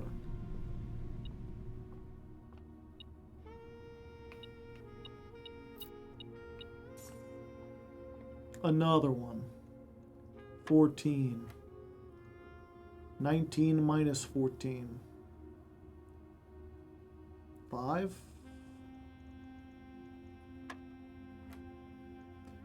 12 minus 8. That's 4. 4 times 4 is 16. 23 minus 3 is 20. Times 3 is 60. Divided by 6 is 10. 3 squared is 9. 3 times 1 is 3 squared is 9. 9 times 2 is 18. Right? 9 times 2 is 18. Squared is 324. Minus 10.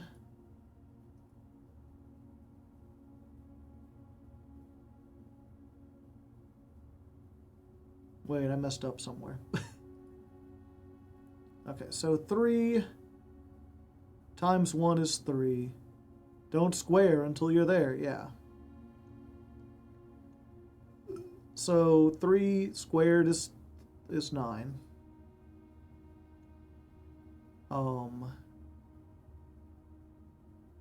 And then 9 times 2 is 18 squared. Yeah, that don't make sense. Both pinks are on the same ring. Yeah, so I square each time I do it, right?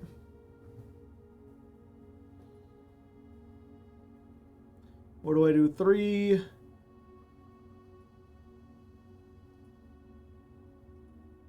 times 2. I thought every time I did it, I did it.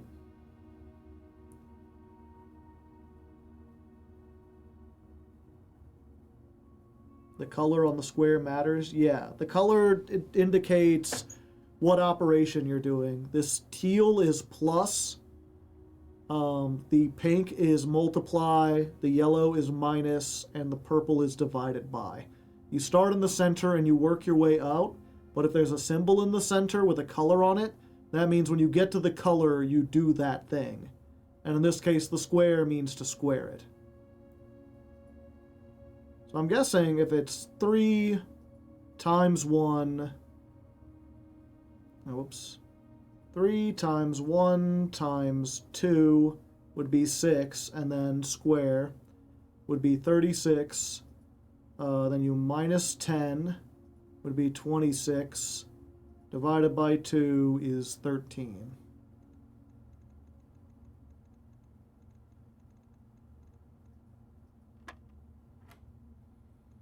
Okay, so this is 1 plus 2, so that's 3. The next step up is 7. So 3 times 7 is 21. 21, we get minus 5 is 16. And then this diamond means to swap the digits. So we're at 16, and then it turns to 61. So you do 61 minus 10 is 51. But this is also yellow, so we reverse it again, and that gets 15.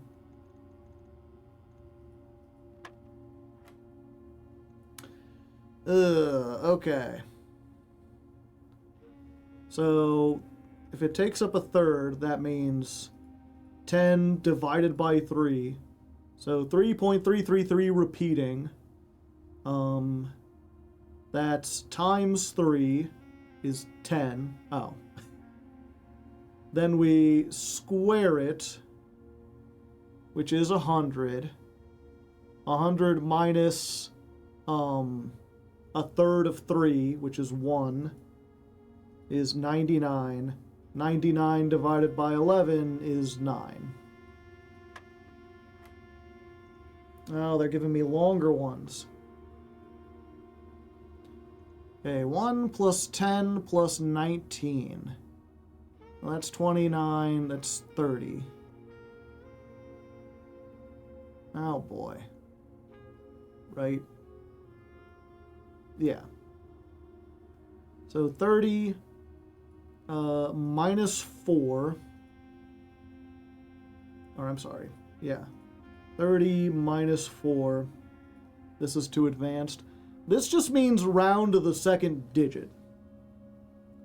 So, like, 30 minus 4 is 26. So we round that up to 30. Because 26 is closer to 30. Then we minus 3. Minus 5. That's 22, and we round, but since it's closer to 20, we round down to 20. Then 20 minus 2 minus 1 is 19. 19 rounds to 20. Oh! We did it. We have solved 100 of the trophies. Or, I'm sorry, 40 trophies. The Bullseye Trophy.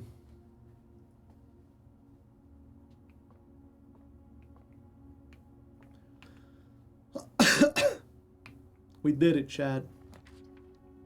And by we, I mean me. I did that shit. Fuck y'all. Okay. So we're gonna get this. Do I have a shovel? I forget. Oh wait, no, it's... Whichever room you come in from, those are the ones.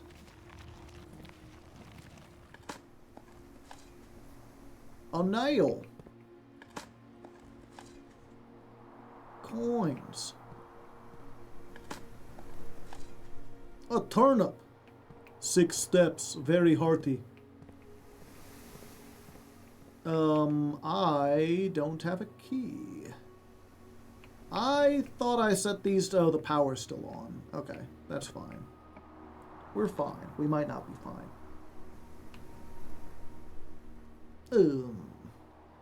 I could breaker box here, and that would let me turn it off. Then that gives me very few options for where to go. But I think we do it still. Nothing else that lets me get into the thing. So key cards off, gymnasium off, garage on. And there's a coin in here. So now it's off, so I can go this way.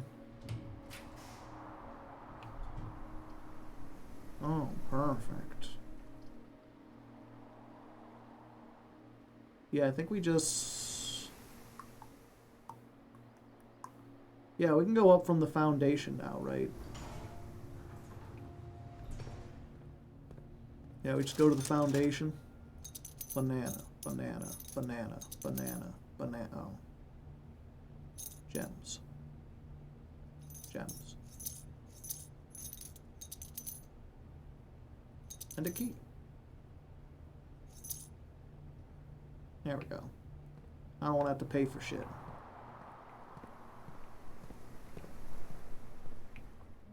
Okay. Out we go.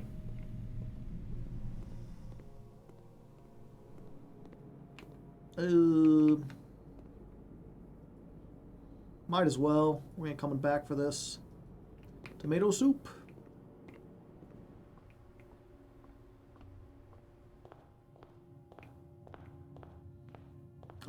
While we're out here, do we go get the treasure room? No.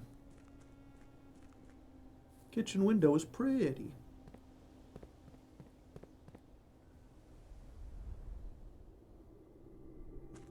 The whole house is pretty. Except for the ugly rooms. But we don't talk about them, Chad.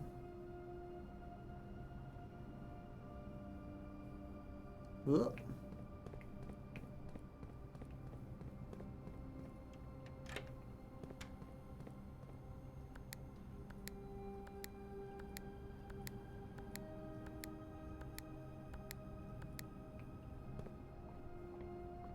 If you click it over and over again, it makes it more likely to happen, chat.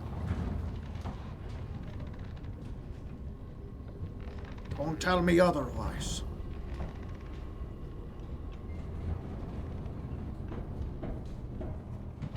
Shovel.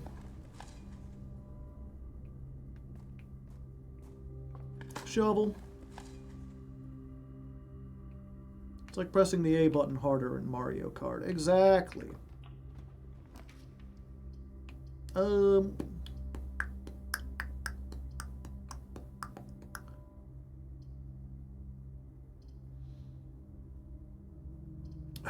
Do we want rarer rooms? Probably, right?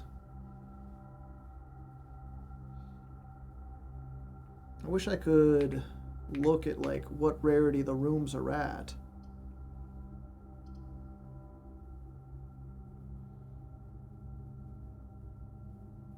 I think I'd rather just get, like... Oops. Rather just get more stuff out of the pool.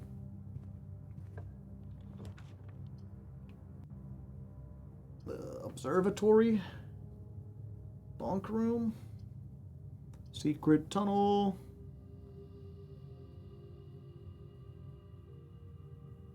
If you have exactly 2 hallways, which I do, you can double your keys. Sure, I'd like to not have to worry about keys for the rest of the run.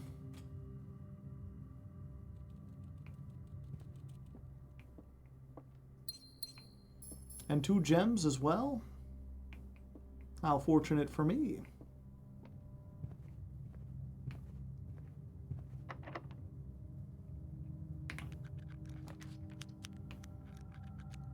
Pool. Yeah, we'll get the pool. Oh yeah, I already have like so many keys. Experiment successful.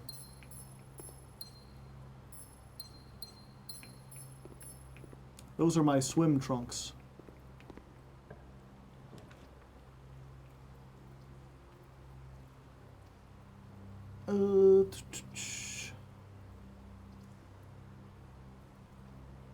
Corridor, yeah.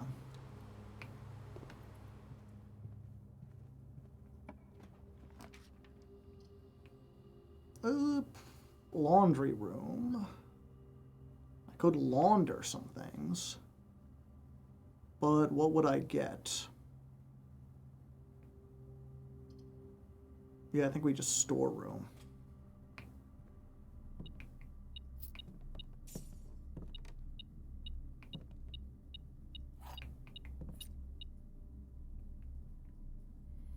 Battery pack.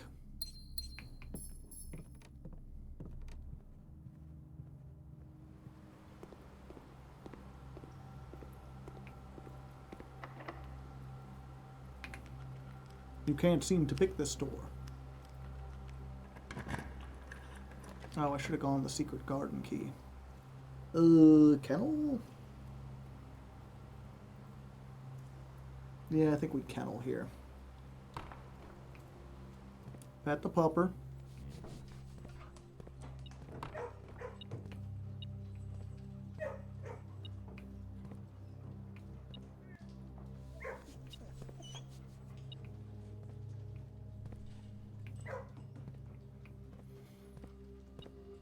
Is it beeping because there's stuff to do? Oh.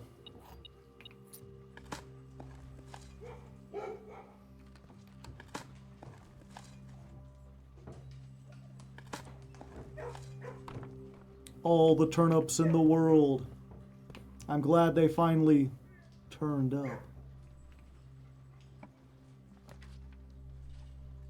We want the drawing room on the other side so we can hopefully be more likely to get that. Oh, this is where we want blue rooms, right?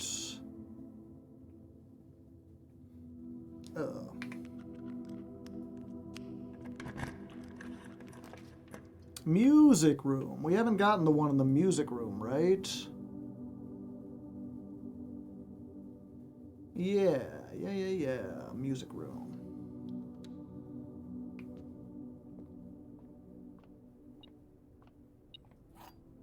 Spectrum key, which unfortunately is not useful for what we're trying to do.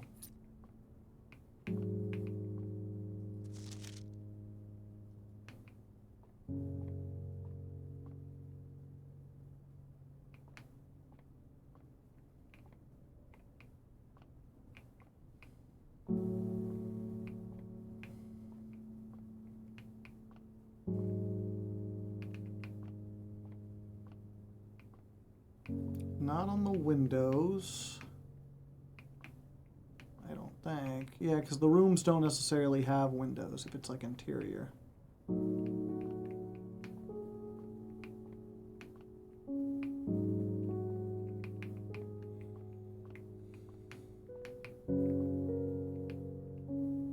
Huh. Harps have pedals? I didn't know. There we are.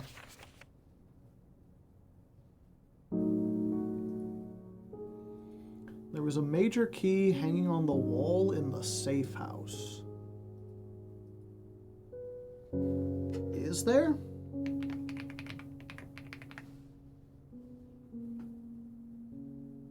Oh wait, is the safe house the room that's like, if you have the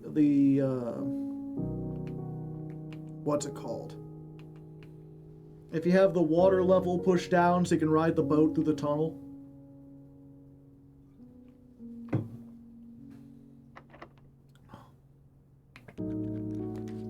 Office! Okay, we got one, chat.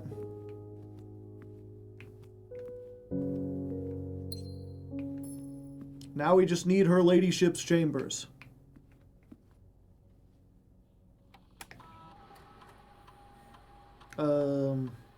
Spread payroll.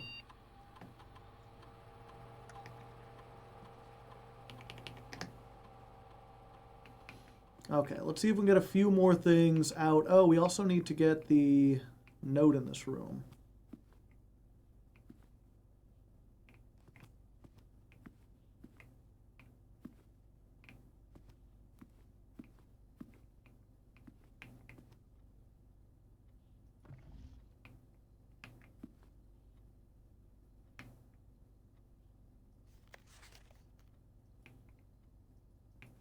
Looks blue.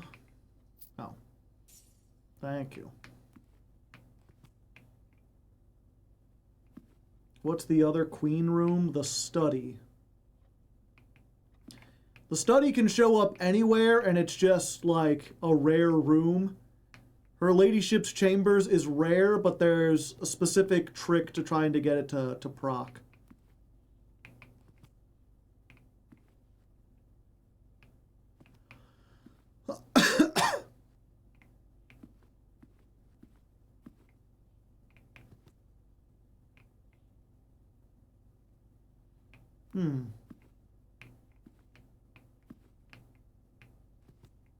Oh, there we go. The king can castle by swapping with another piece.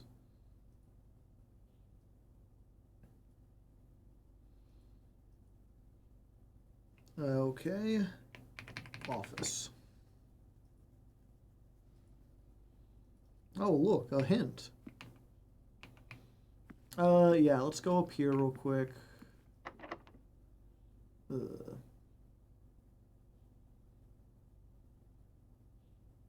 Special keys. Can we use the secret garden key? No.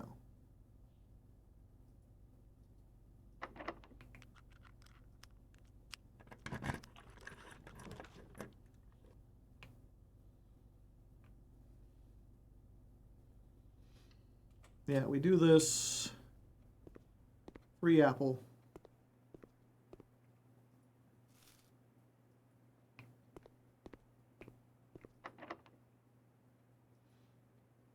Secret garden key. Oh.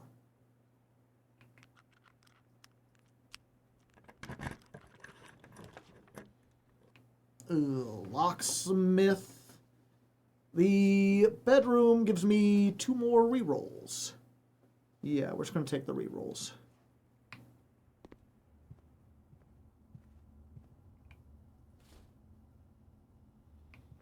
Okay. Now we start doing the thing.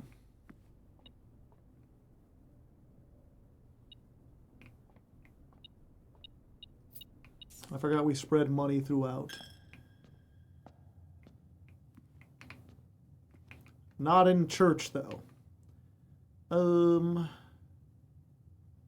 Yeah, this is the longer way. We just need to get across to the other side of the house.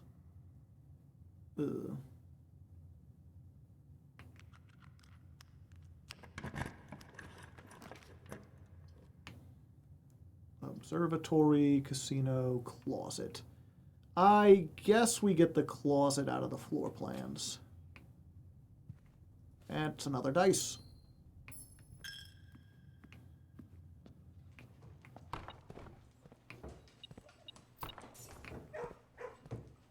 Bark, bark.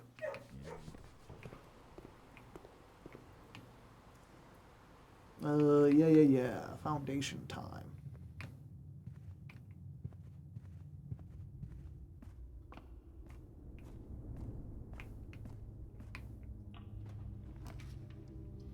Dining room, that's pretty good.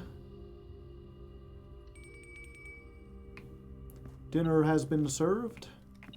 I've already gotten the weight room, so I can just eat this to my heart's content.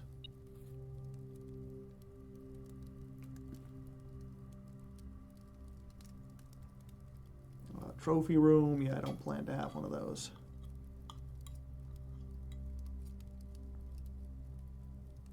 "20 more steps, 20 more steps." Yeah, I'd like to go up.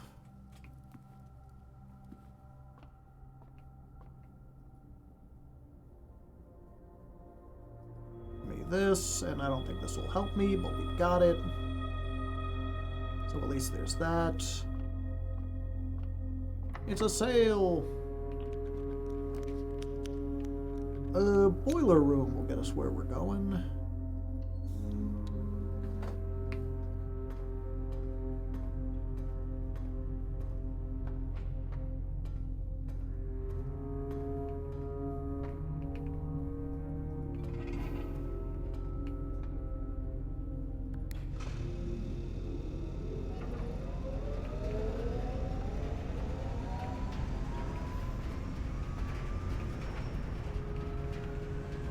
Okay, more blue rooms up here.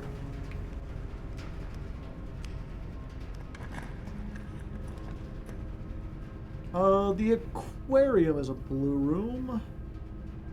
We already have the aquarium note. We do. But I do still need to get it. Because it gives us an extra star for next time. Free key.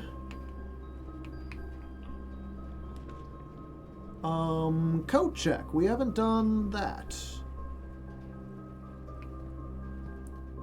I don't think we need it today, but we have it.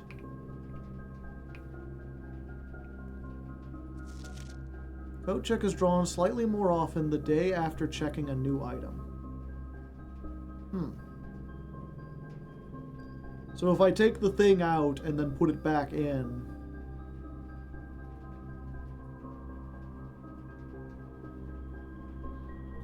let's see. Code check. I should real quick make sure we have all the other rooms we need.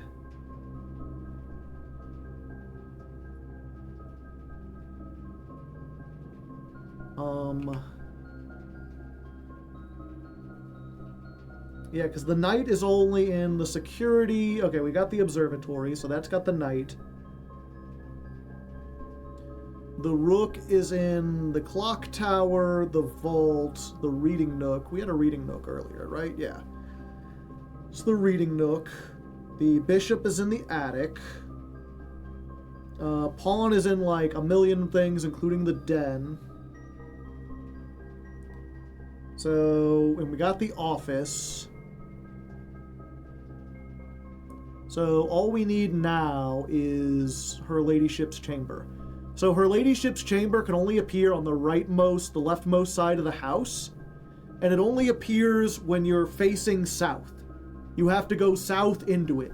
So that's why I've avoided this side. We're going to come in from the aquarium and try to go south, and that way we have the maximum chances to see it. It's also why we've been saving up all our dice. So if we get like something that isn't her ladyship's chamber, or a room that continues onwards, we can use that.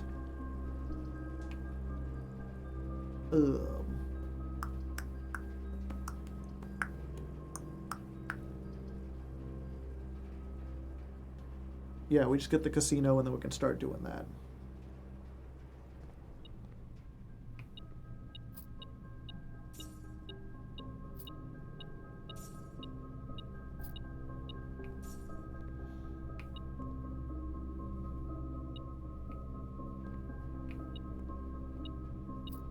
Plus 1 extra. Okay.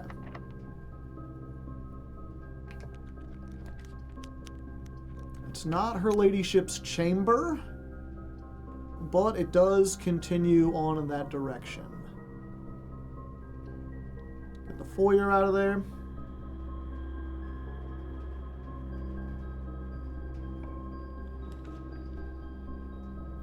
There it is.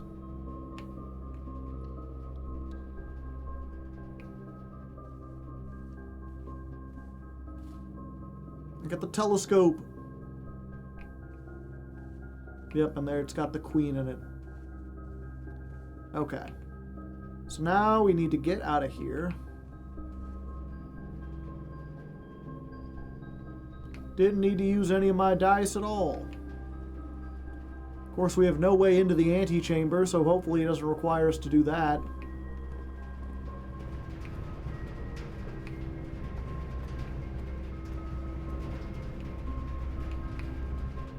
I do get to use the telescope. More diamonds? Sure.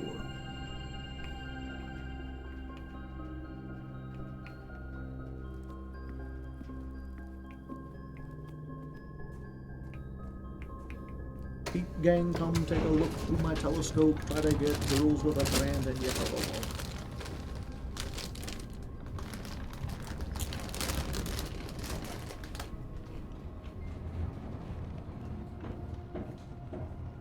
Okay.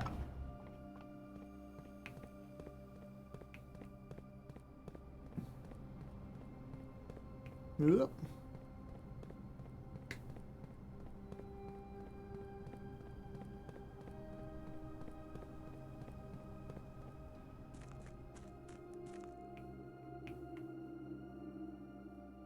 Out we go. Onto the secret elevator.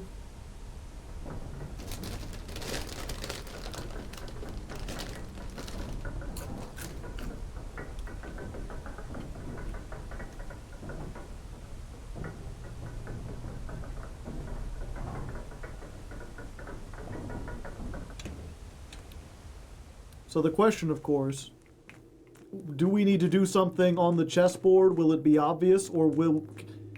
I guess the big question is, can we fail this? Because there are two ways I could think of doing this. One is put everything on the proper space and then switch them after I've put them there. The other option is to just switch two things to begin with, like place the king on the wrong spot, or on like a rook spot, and place the rook on the king spot.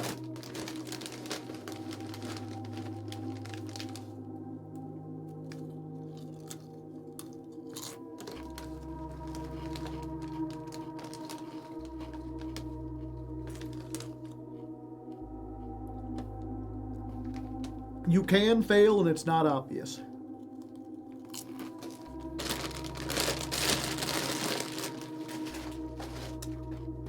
Okay, so you can save me the trouble of having to do this again.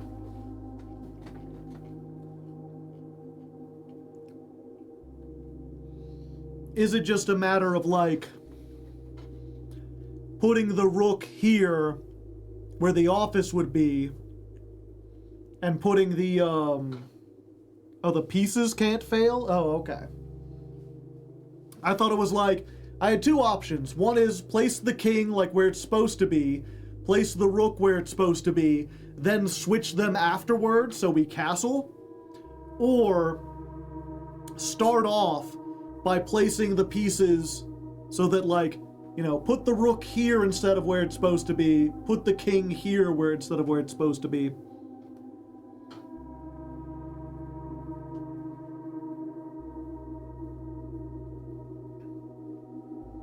Doc, should we explain this more? It could be tedious to retry. Yeah, if I have to redraft the entire house on another day, those things are worth trying. Okay. I'm just saying, like, if I put the king here, I have not ruined the puzzle, and now I can't castle because the king has been placed in the right area.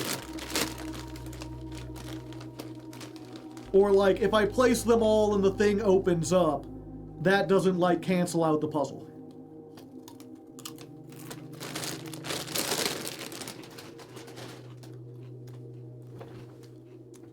Just don't pick a new blessing yet. Okay.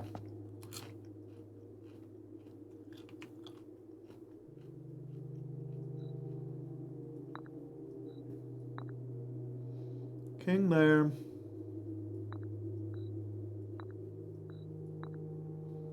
Rook there. Oh, I should know. Her ladyship's chamber was here? Yeah.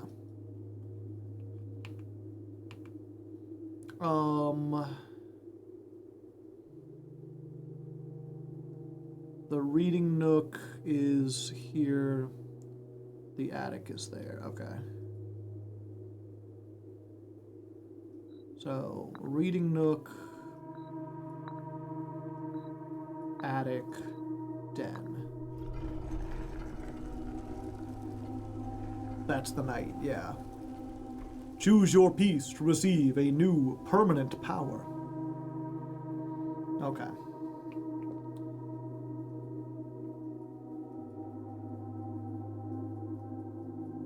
Oh.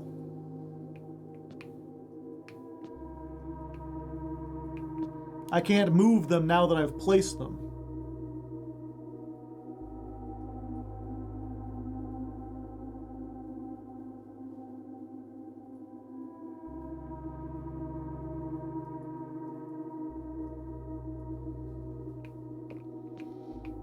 Unless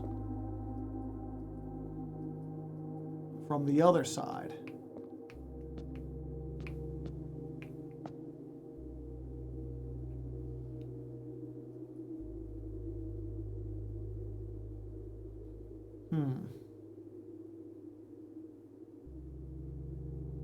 Maybe we can open the chest now? No, we have to castle somehow.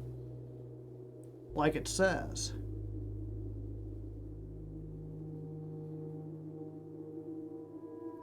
Maybe I should have expected that.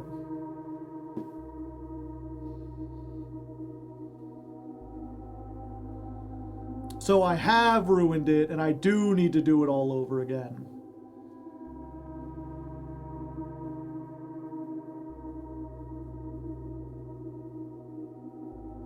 It wasn't either of your guesses anyway.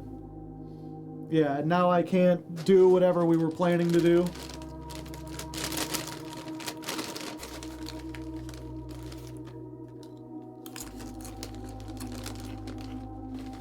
Yeah, just tell me the puzzle.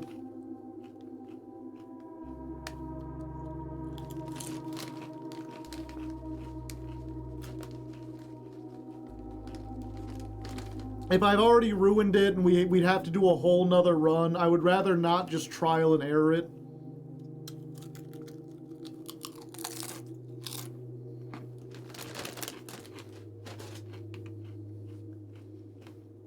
What's your current chest blessing?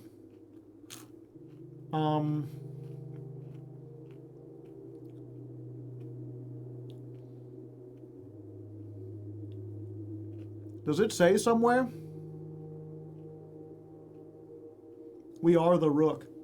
Do we just switch from rook to king? Is it that simple?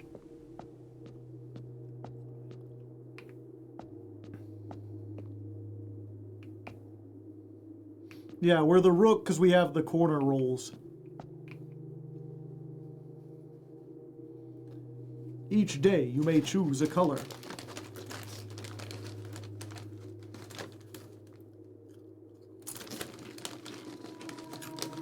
Yes, or the other way around. 2 days in a row.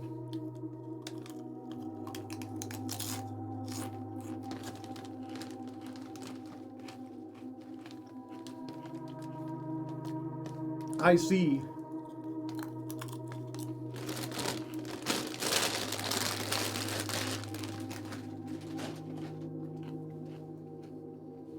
You castle yourself, basically.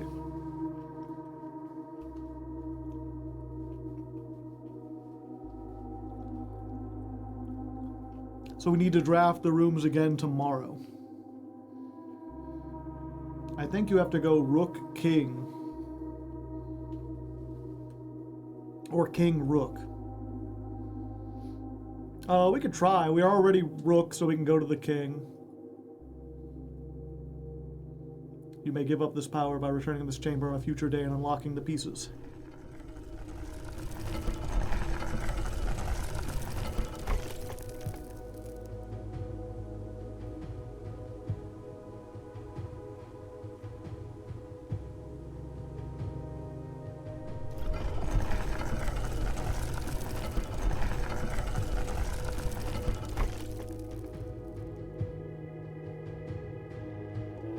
Castled. I see. And way down we go.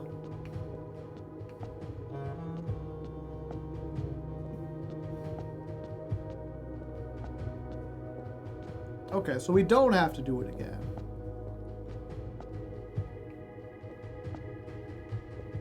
At least not immediately.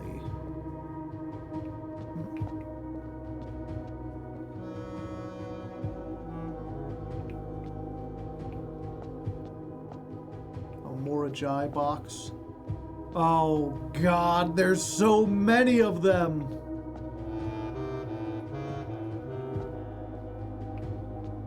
Do I have to do all of them? Who's this fucker? Yup. Okay, do I have to do them in a specific order? Or is it just solve all the Morajai boxes?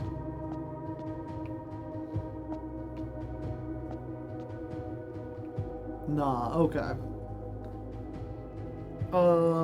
Let me remember. Green swaps there.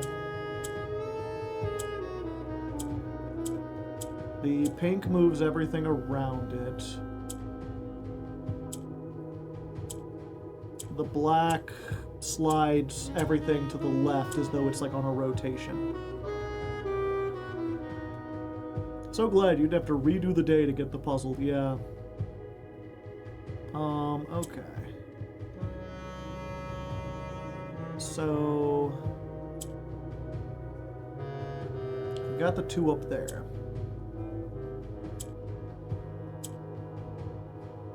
We can bring this down here. This goes to the left, yeah.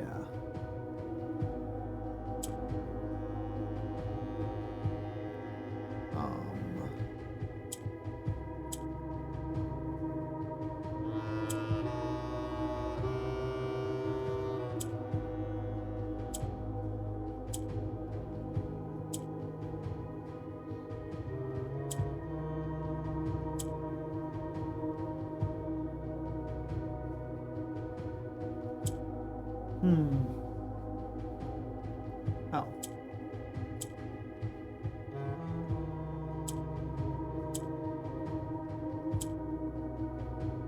I thought it was just supposed to rotate.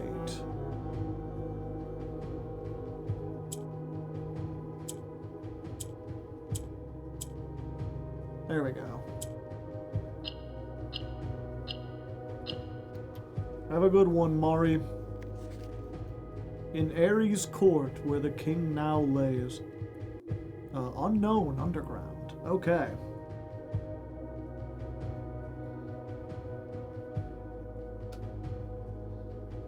New folder in the blueprints folder. There's a lot of them now. Underground notes.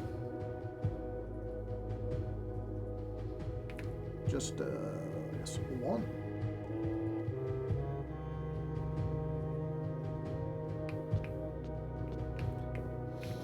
Where the king now lays, that's where I spent most of my days.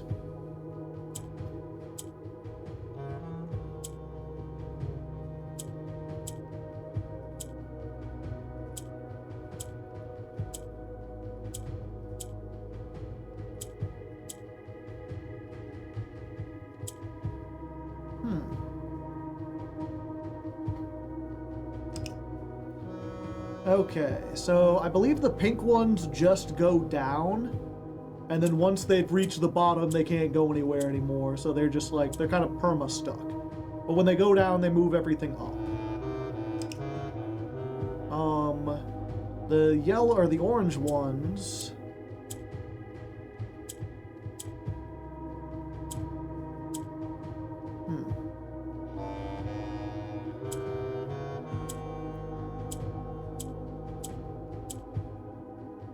The orange ones will take on something if it's on top and below it. Oh, if it's surrounded on two sides by a color, it becomes that color.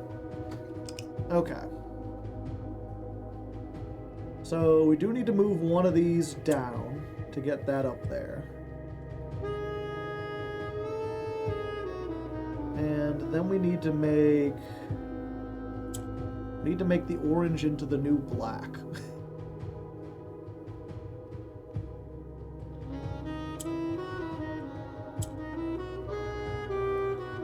So...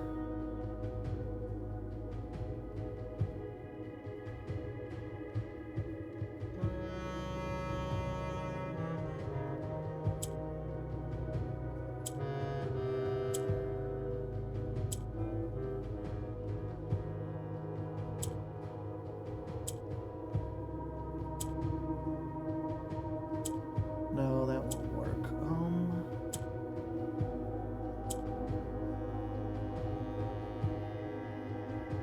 If that moves down, though, like, we need to keep it like that so we can hit both of these. We can't have two... Oh, wait, if we... No, they can't move down anymore.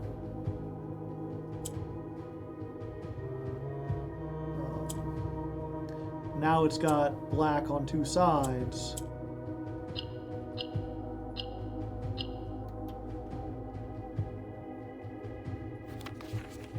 On the sacred hour, that time-sworn phrase.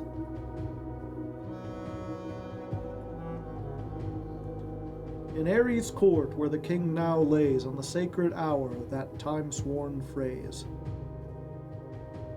Is the answer 8? I feel like the answer's 8.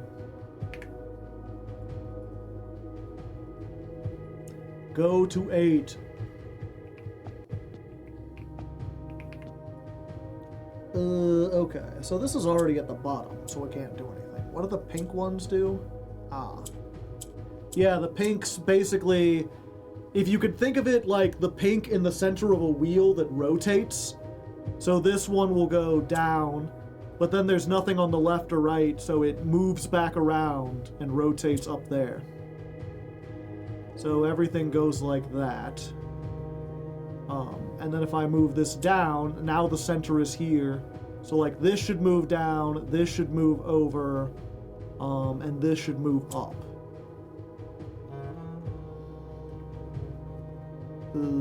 Yeah. And then this, and the black ones slide everything over.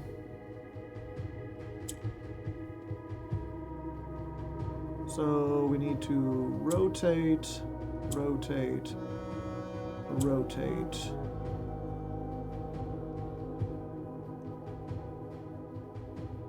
Move over, rotate. Yeah.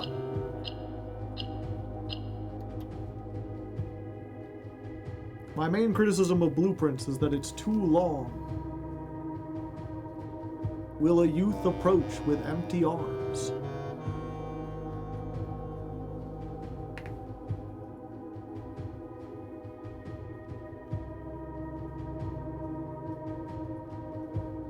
I thought it would be a short puzzle game the first 2 times, yeah. I mean, to be fair, I have beaten it.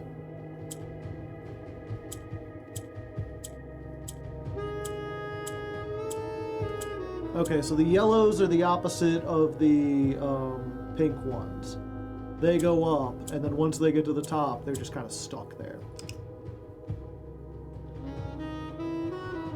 What does the orange do? Oh yeah, the orange switches to whatever's around it. So...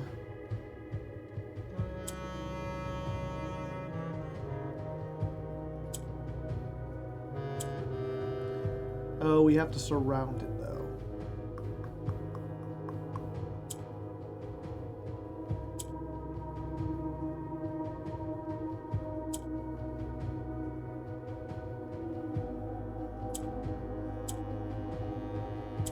Oh, now it's impossible. Yeah, we can't get 2 of those up there. Because there needs to be at least 2 of the blacks have to remain up there. 2 of the black boxes.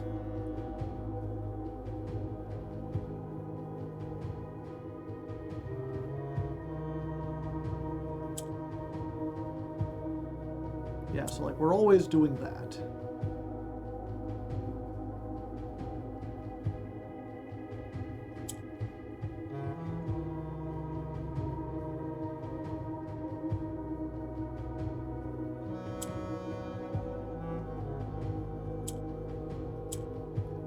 There we go.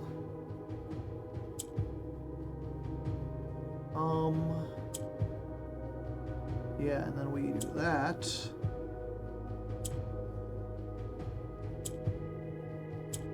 Black box there, black box there. I'm figuring it out. Without gifts, nor gold, nor mannered charms.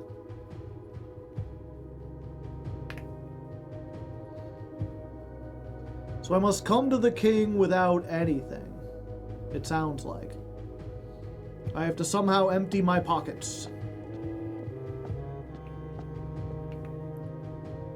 Okay. Yeah, green goes there. The yellow's already at the top.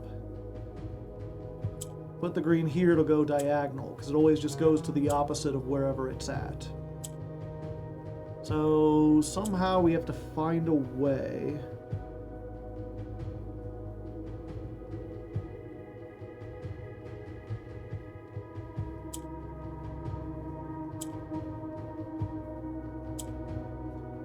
Ah, there we go. So we move that up, that'll get 1 down.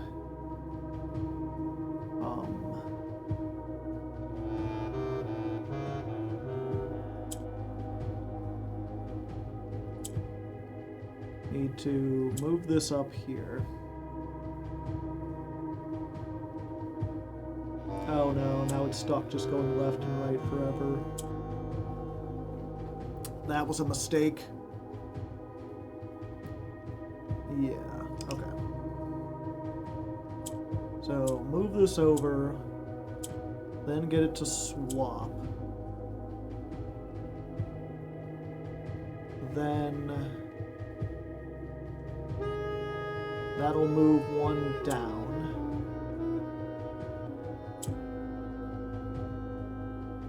Move that up there. Swap this over. Oh wait, no, we need to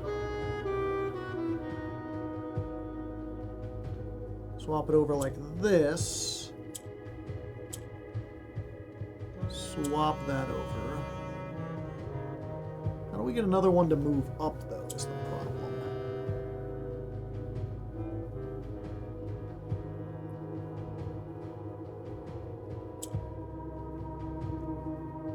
Ah.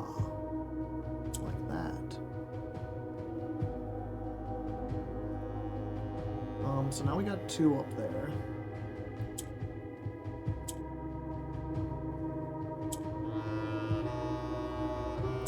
Swap this.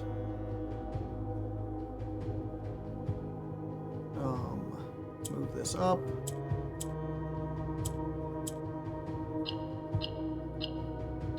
We got it.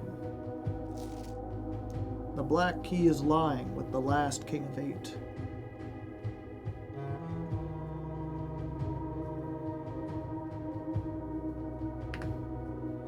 Puzzles upon riddles! I must have ADHD because I'm riddling.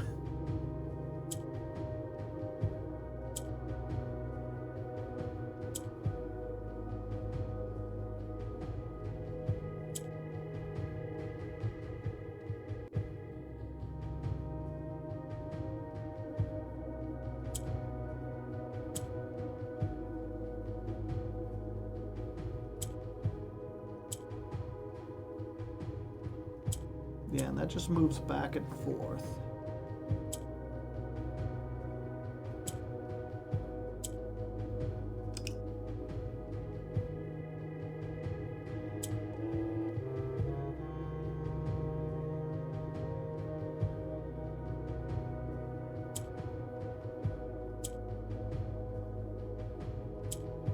Okay, we freed that. But how does that help us? It don't really.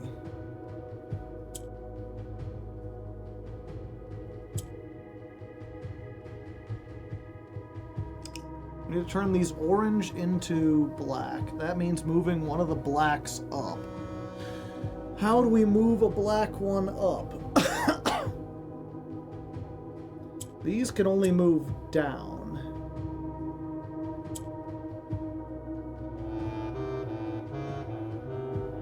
Which makes me think...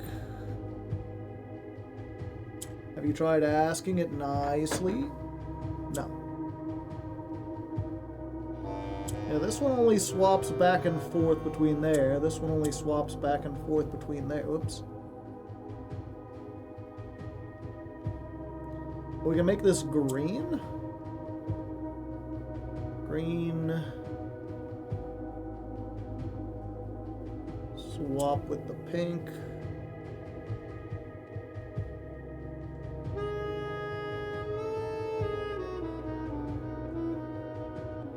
Pink moves down, but that don't help.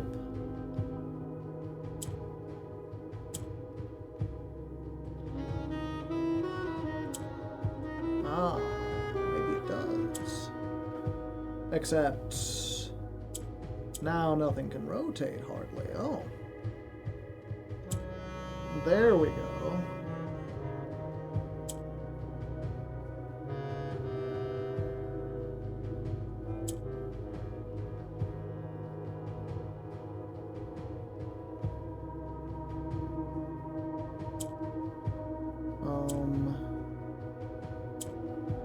Yeah.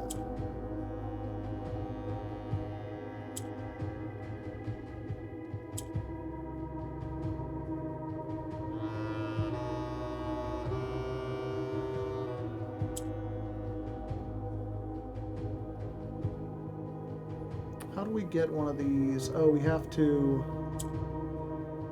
swap this, and then we have to push one of these down.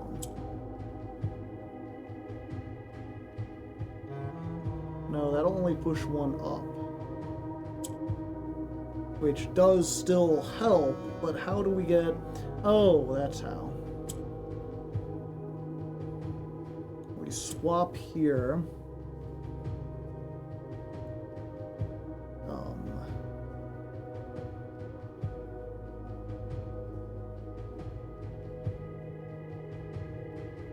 Yeah, we move this down. Swap again.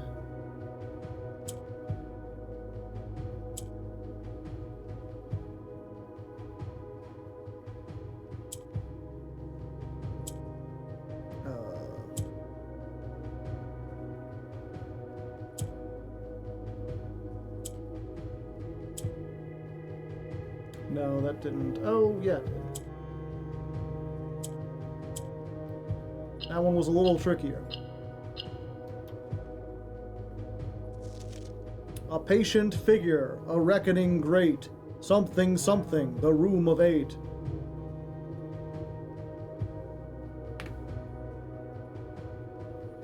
They like 8 in this game.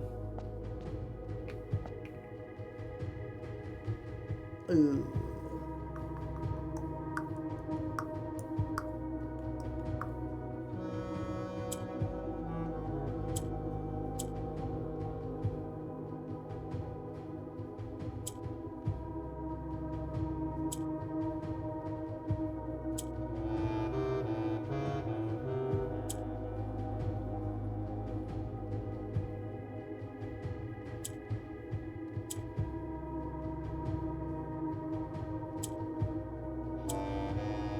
One was a little bit easier. Either that or I'm just getting the hang of it.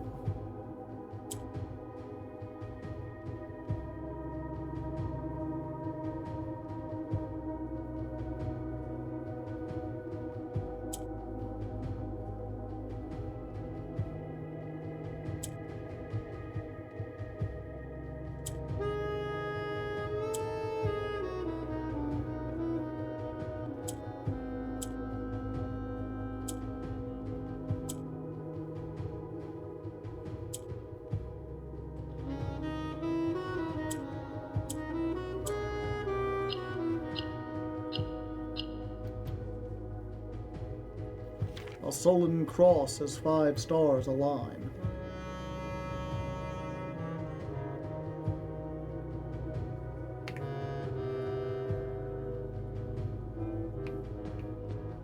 They really like these boxes, don't they? Okay, we got a rotatey one. There you go. Swap.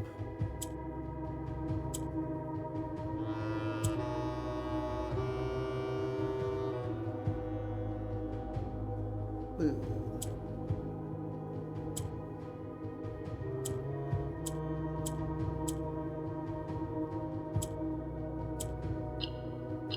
Easiest one yet. And in sky above, a brilliant sign. Something to do with stars. Stars align across the Milky Way.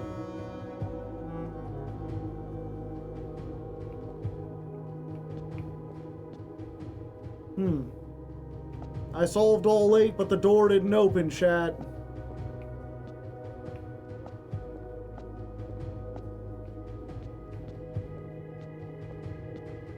What the heck? It's a riddle. But I already did a puzzle. What do you mean the reward for my puzzle is more puzzle?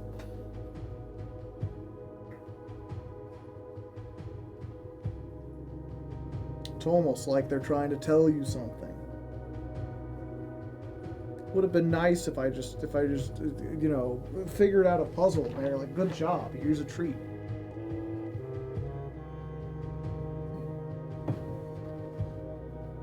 Okay. In Ares' court, where the king now lays, on the sacred hour, that time-worn phrase. What's the sacred hour? 8 o'clock? Will a youth approach with empty hands, without gifts nor gold nor mannered charms? No gifts, no, no gold, no mannered charms. The black keys lying with the last king of 8. A patient figure, a reckoning great. A sullen cross as 5 stars align, and in the sky above a brilliant sign. So, the black key is lying with the last king of 8. Aren't I the last king of 8? Aren't I the 8th king? No, I'm only like the 4th or 5th, right?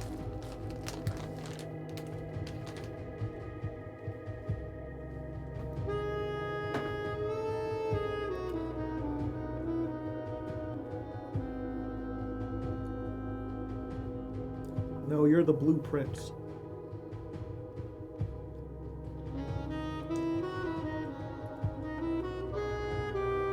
A patient figure, a reckoning grade.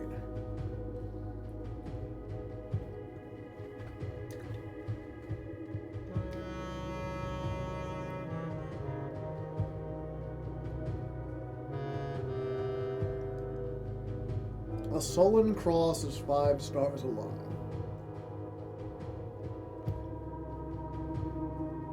I assume that's making reference to the plus-shaped.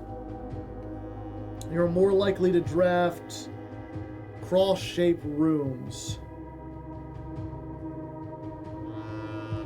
So I have to wait for a day where the stars are 5.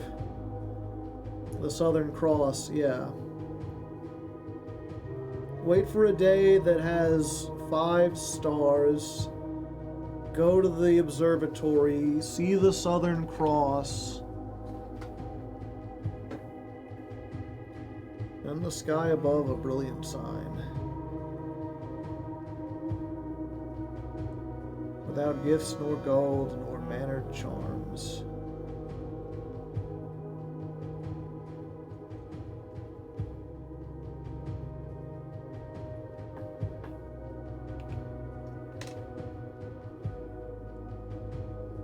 Is this where the king now lays? It looks like a coffin. I guess that's him, old Grungle Father. I really hate the empty pans part.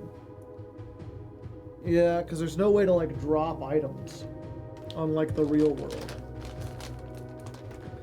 So is it just, I need to come back here with no items and no money on a day where I went to the observatory and seen the Southern Cross?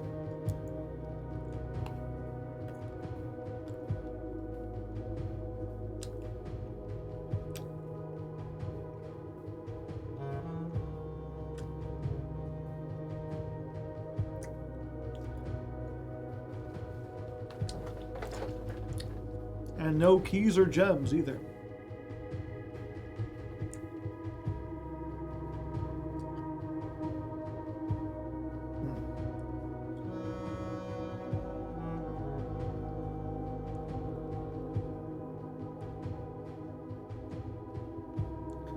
I was like, how am I gonna do that? Because I assume this passageway won't remain open?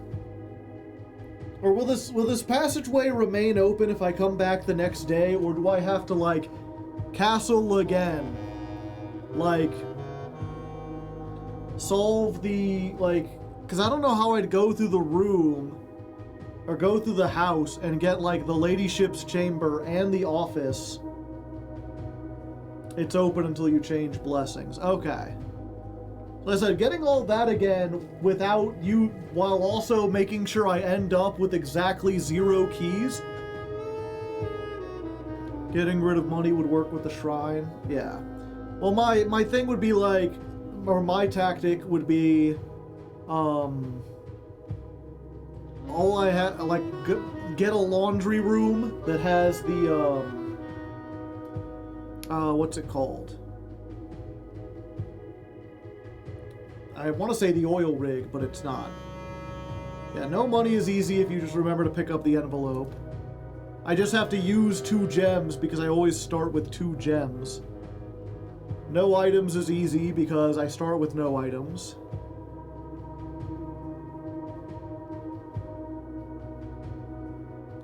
I was saying if I wanted to do it now, it would be...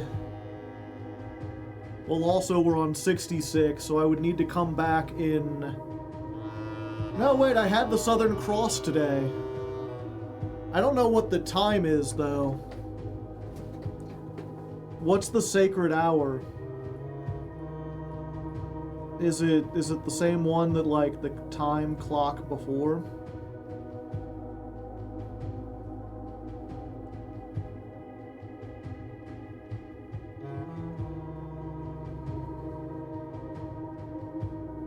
You added a star. Yeah, but I think the thing is still how it was.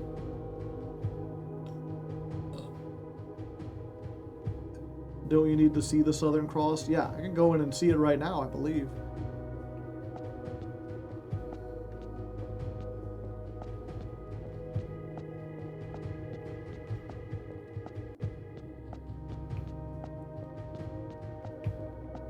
Could also just spend a star. I need to spend 2 stars. Because next time, every time you enter the observatory, you get 1.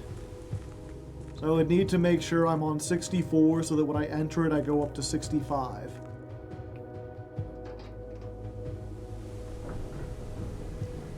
But I think it was in there before when I looked through the telescope.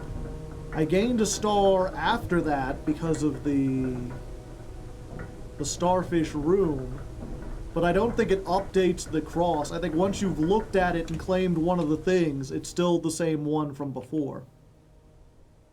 Where is the observatory? It's closer to the foundation.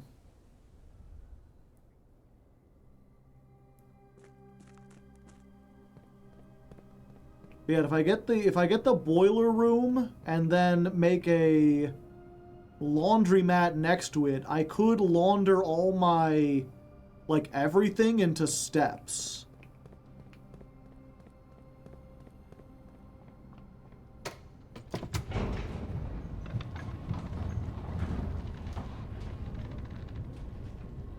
Unless I'm already past the time.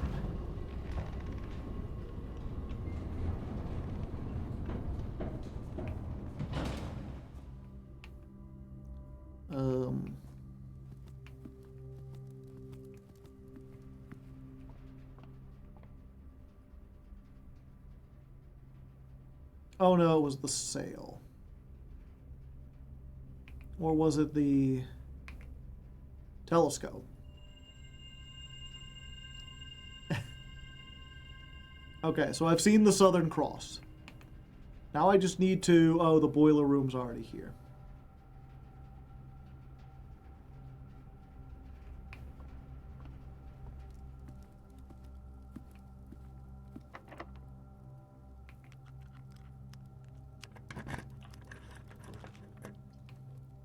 The vestibule.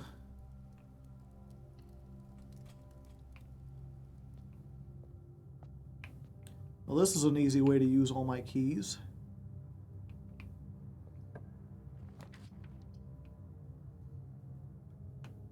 Passageway.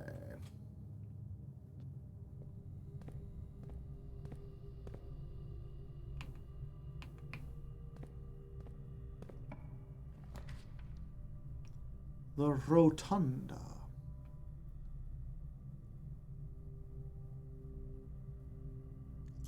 Yeah, I guess we just redraw and see if we can get a...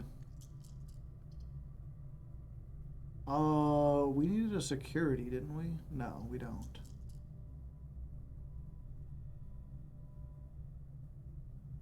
Oh, the secret passage. Pantry.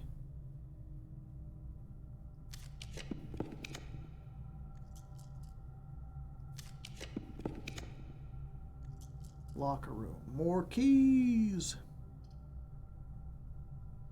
No pantry. We'd still have items. Oh yeah, good point. Nothing really mattered.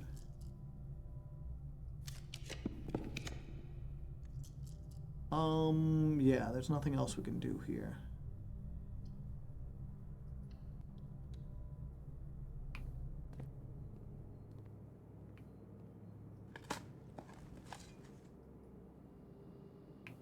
Turnip, okay.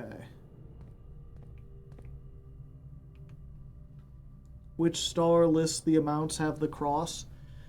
It's one that ends in 5, right? So like 65, 75, etc. No, wait, because it showed up one after I got the telescope, so 66. Yeah, which star amounts have the cross?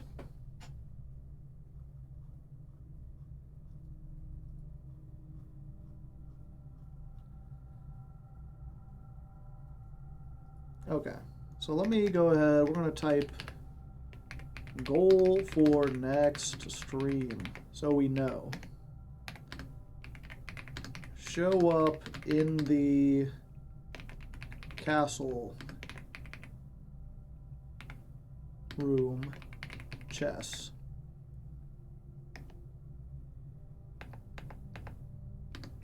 With no money, no gems, no keys, no items. See the Southern Cross.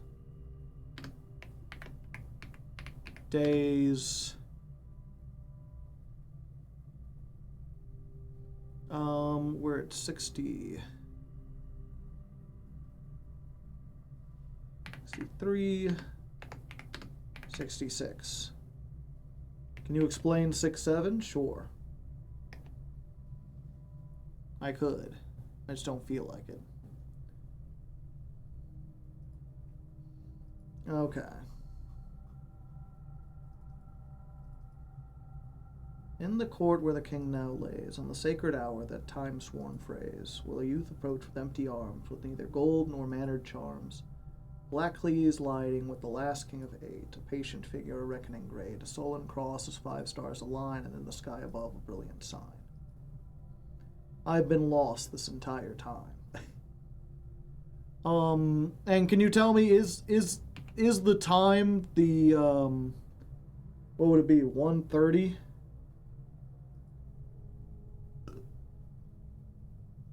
That's the time where we had to go into the clock tower? Or is there some different hour that's sacred? Is it like 8 o'clock?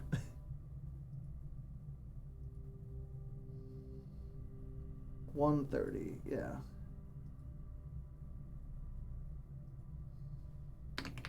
At 1:30, with no money, no gems. I forget, when it comes to the clock, I could just wait around there, like, once I get to it, as long as I get there before 1:30. So all I need to do is get to the observatory and spend my gems. And not pick up any items.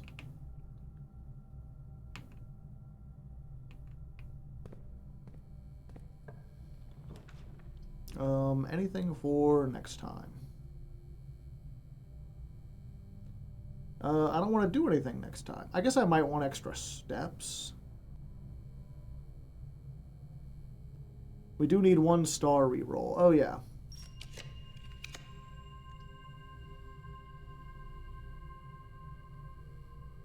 The garage.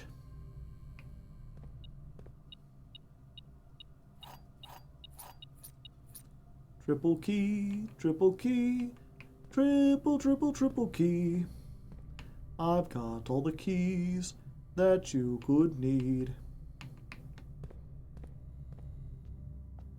And the observatory is 1 gem, so we just need to find a way to spend 1 gem. And not pick up our allowance. And I assume that would open the... or give us the key to the chest in the treasury room. So we do need to go to the treasury room.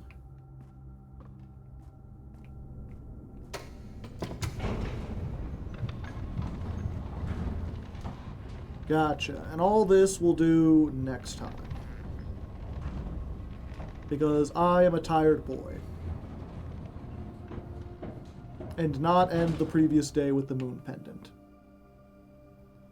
I don't have the moon pendant, do I? Yeah.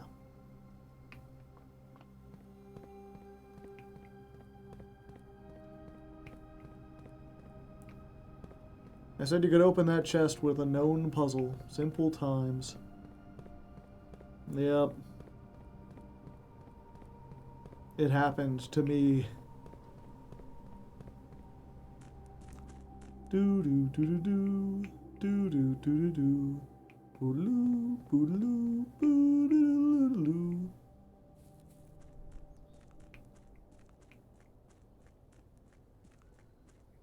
Running, running, running, running all day long. I just keep on running while I sing this running song. If you get to running, you run it all the time. My name's Hardleg Joe, and I am running like a rhyme. Oh, the treasure trove takes a gem as well.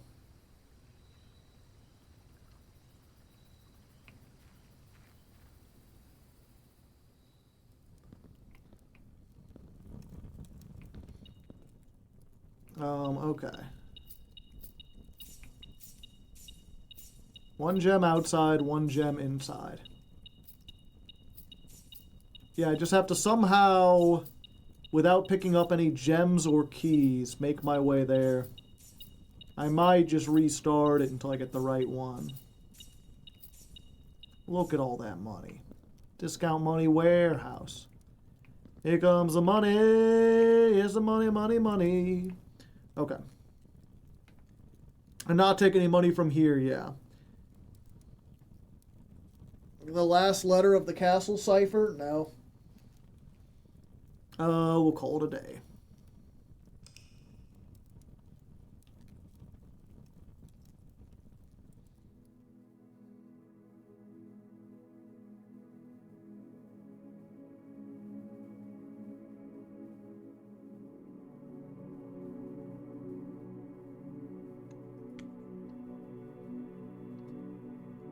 Save and quit. This chest room is kind of crazy. It's in one of the vault passports, but I guess it's probably guessable. Yeah. I mean, it's in Arajan anyway, so, like, I'm going to be guessing on whatever, because I never learned to speak Arajan. That's kind of, like, the extent of what I'm willing to do for a puzzle game. It's like, I'll do a lot of stuff. If the whole game was about learning a language, I would do that. But when you're already like, okay, learn to do new math and learn about all our different countries and the history of the countries and what flag is what color and everything, all the different nations of the world, and then they bring in like, oh, and by the way, you've got to learn a fictional language. I'm like, nah, I think I'm good. I've gotten so far that I'm like, I need to see at least whatever. If I've only beaten Act 1, I'm beating Act 2. But if there's an Act 3 after this, it's like, fuck, man, I'm out. Did you take note of everything in the various classes? I think so. There's an ending somewhere. I mean, I got one ending. I basically just want to solve the remaining sigils. That's what I've been trying to do, and I just don't know where the things are, but at least I have a way to get hints by drafting rooms in the 8 rooms. You get the ending the speedrunners get, and you'll be happy with it. Exactly. Anyway, for now, I am heading out. Thank you all for joining me. I hope you had fun. I hope you enjoyed. I will be back here on Thursday. We'll probably do this again. But maybe not. I might be leaving early. Because I am going on vacation on Friday. We're having a nice, fun Friday stream. Trying to look up other people to raid. I think we're just going to head off to someone we always raid. But, yeah, I'm going on vacation Friday, so I won't be streaming then. No Silk Song, but hopefully I can at least get the footage edited out for the channel. And then once I come back, we can get started on like everything will return back to normal. I must know the meaning of 6-7. Let me see if I can find what's his name. Language Jones. Here's where I learned. Hi everybody, welcome back to... There's a channel, he's like a linguist. He does all sorts of different things about learning languages or like language stuff in general. And he made a whole video explaining, like, what's the deal with 6-7. And it turns out that, like, I forget the name of it, but there's a name for what 6-7 is, and it goes back to like biblical times. It is not a new phenomenon. And then also 6-7, he also goes into the origin of 6-7 itself, although the thing about it, right, is that like it originally meant something in a rap song, and then that rap song got used in TikToks for a guy who was 6'7". And so it went from going to talk about a specific highway in like this guy's neighborhood to talking about a guy who was tall.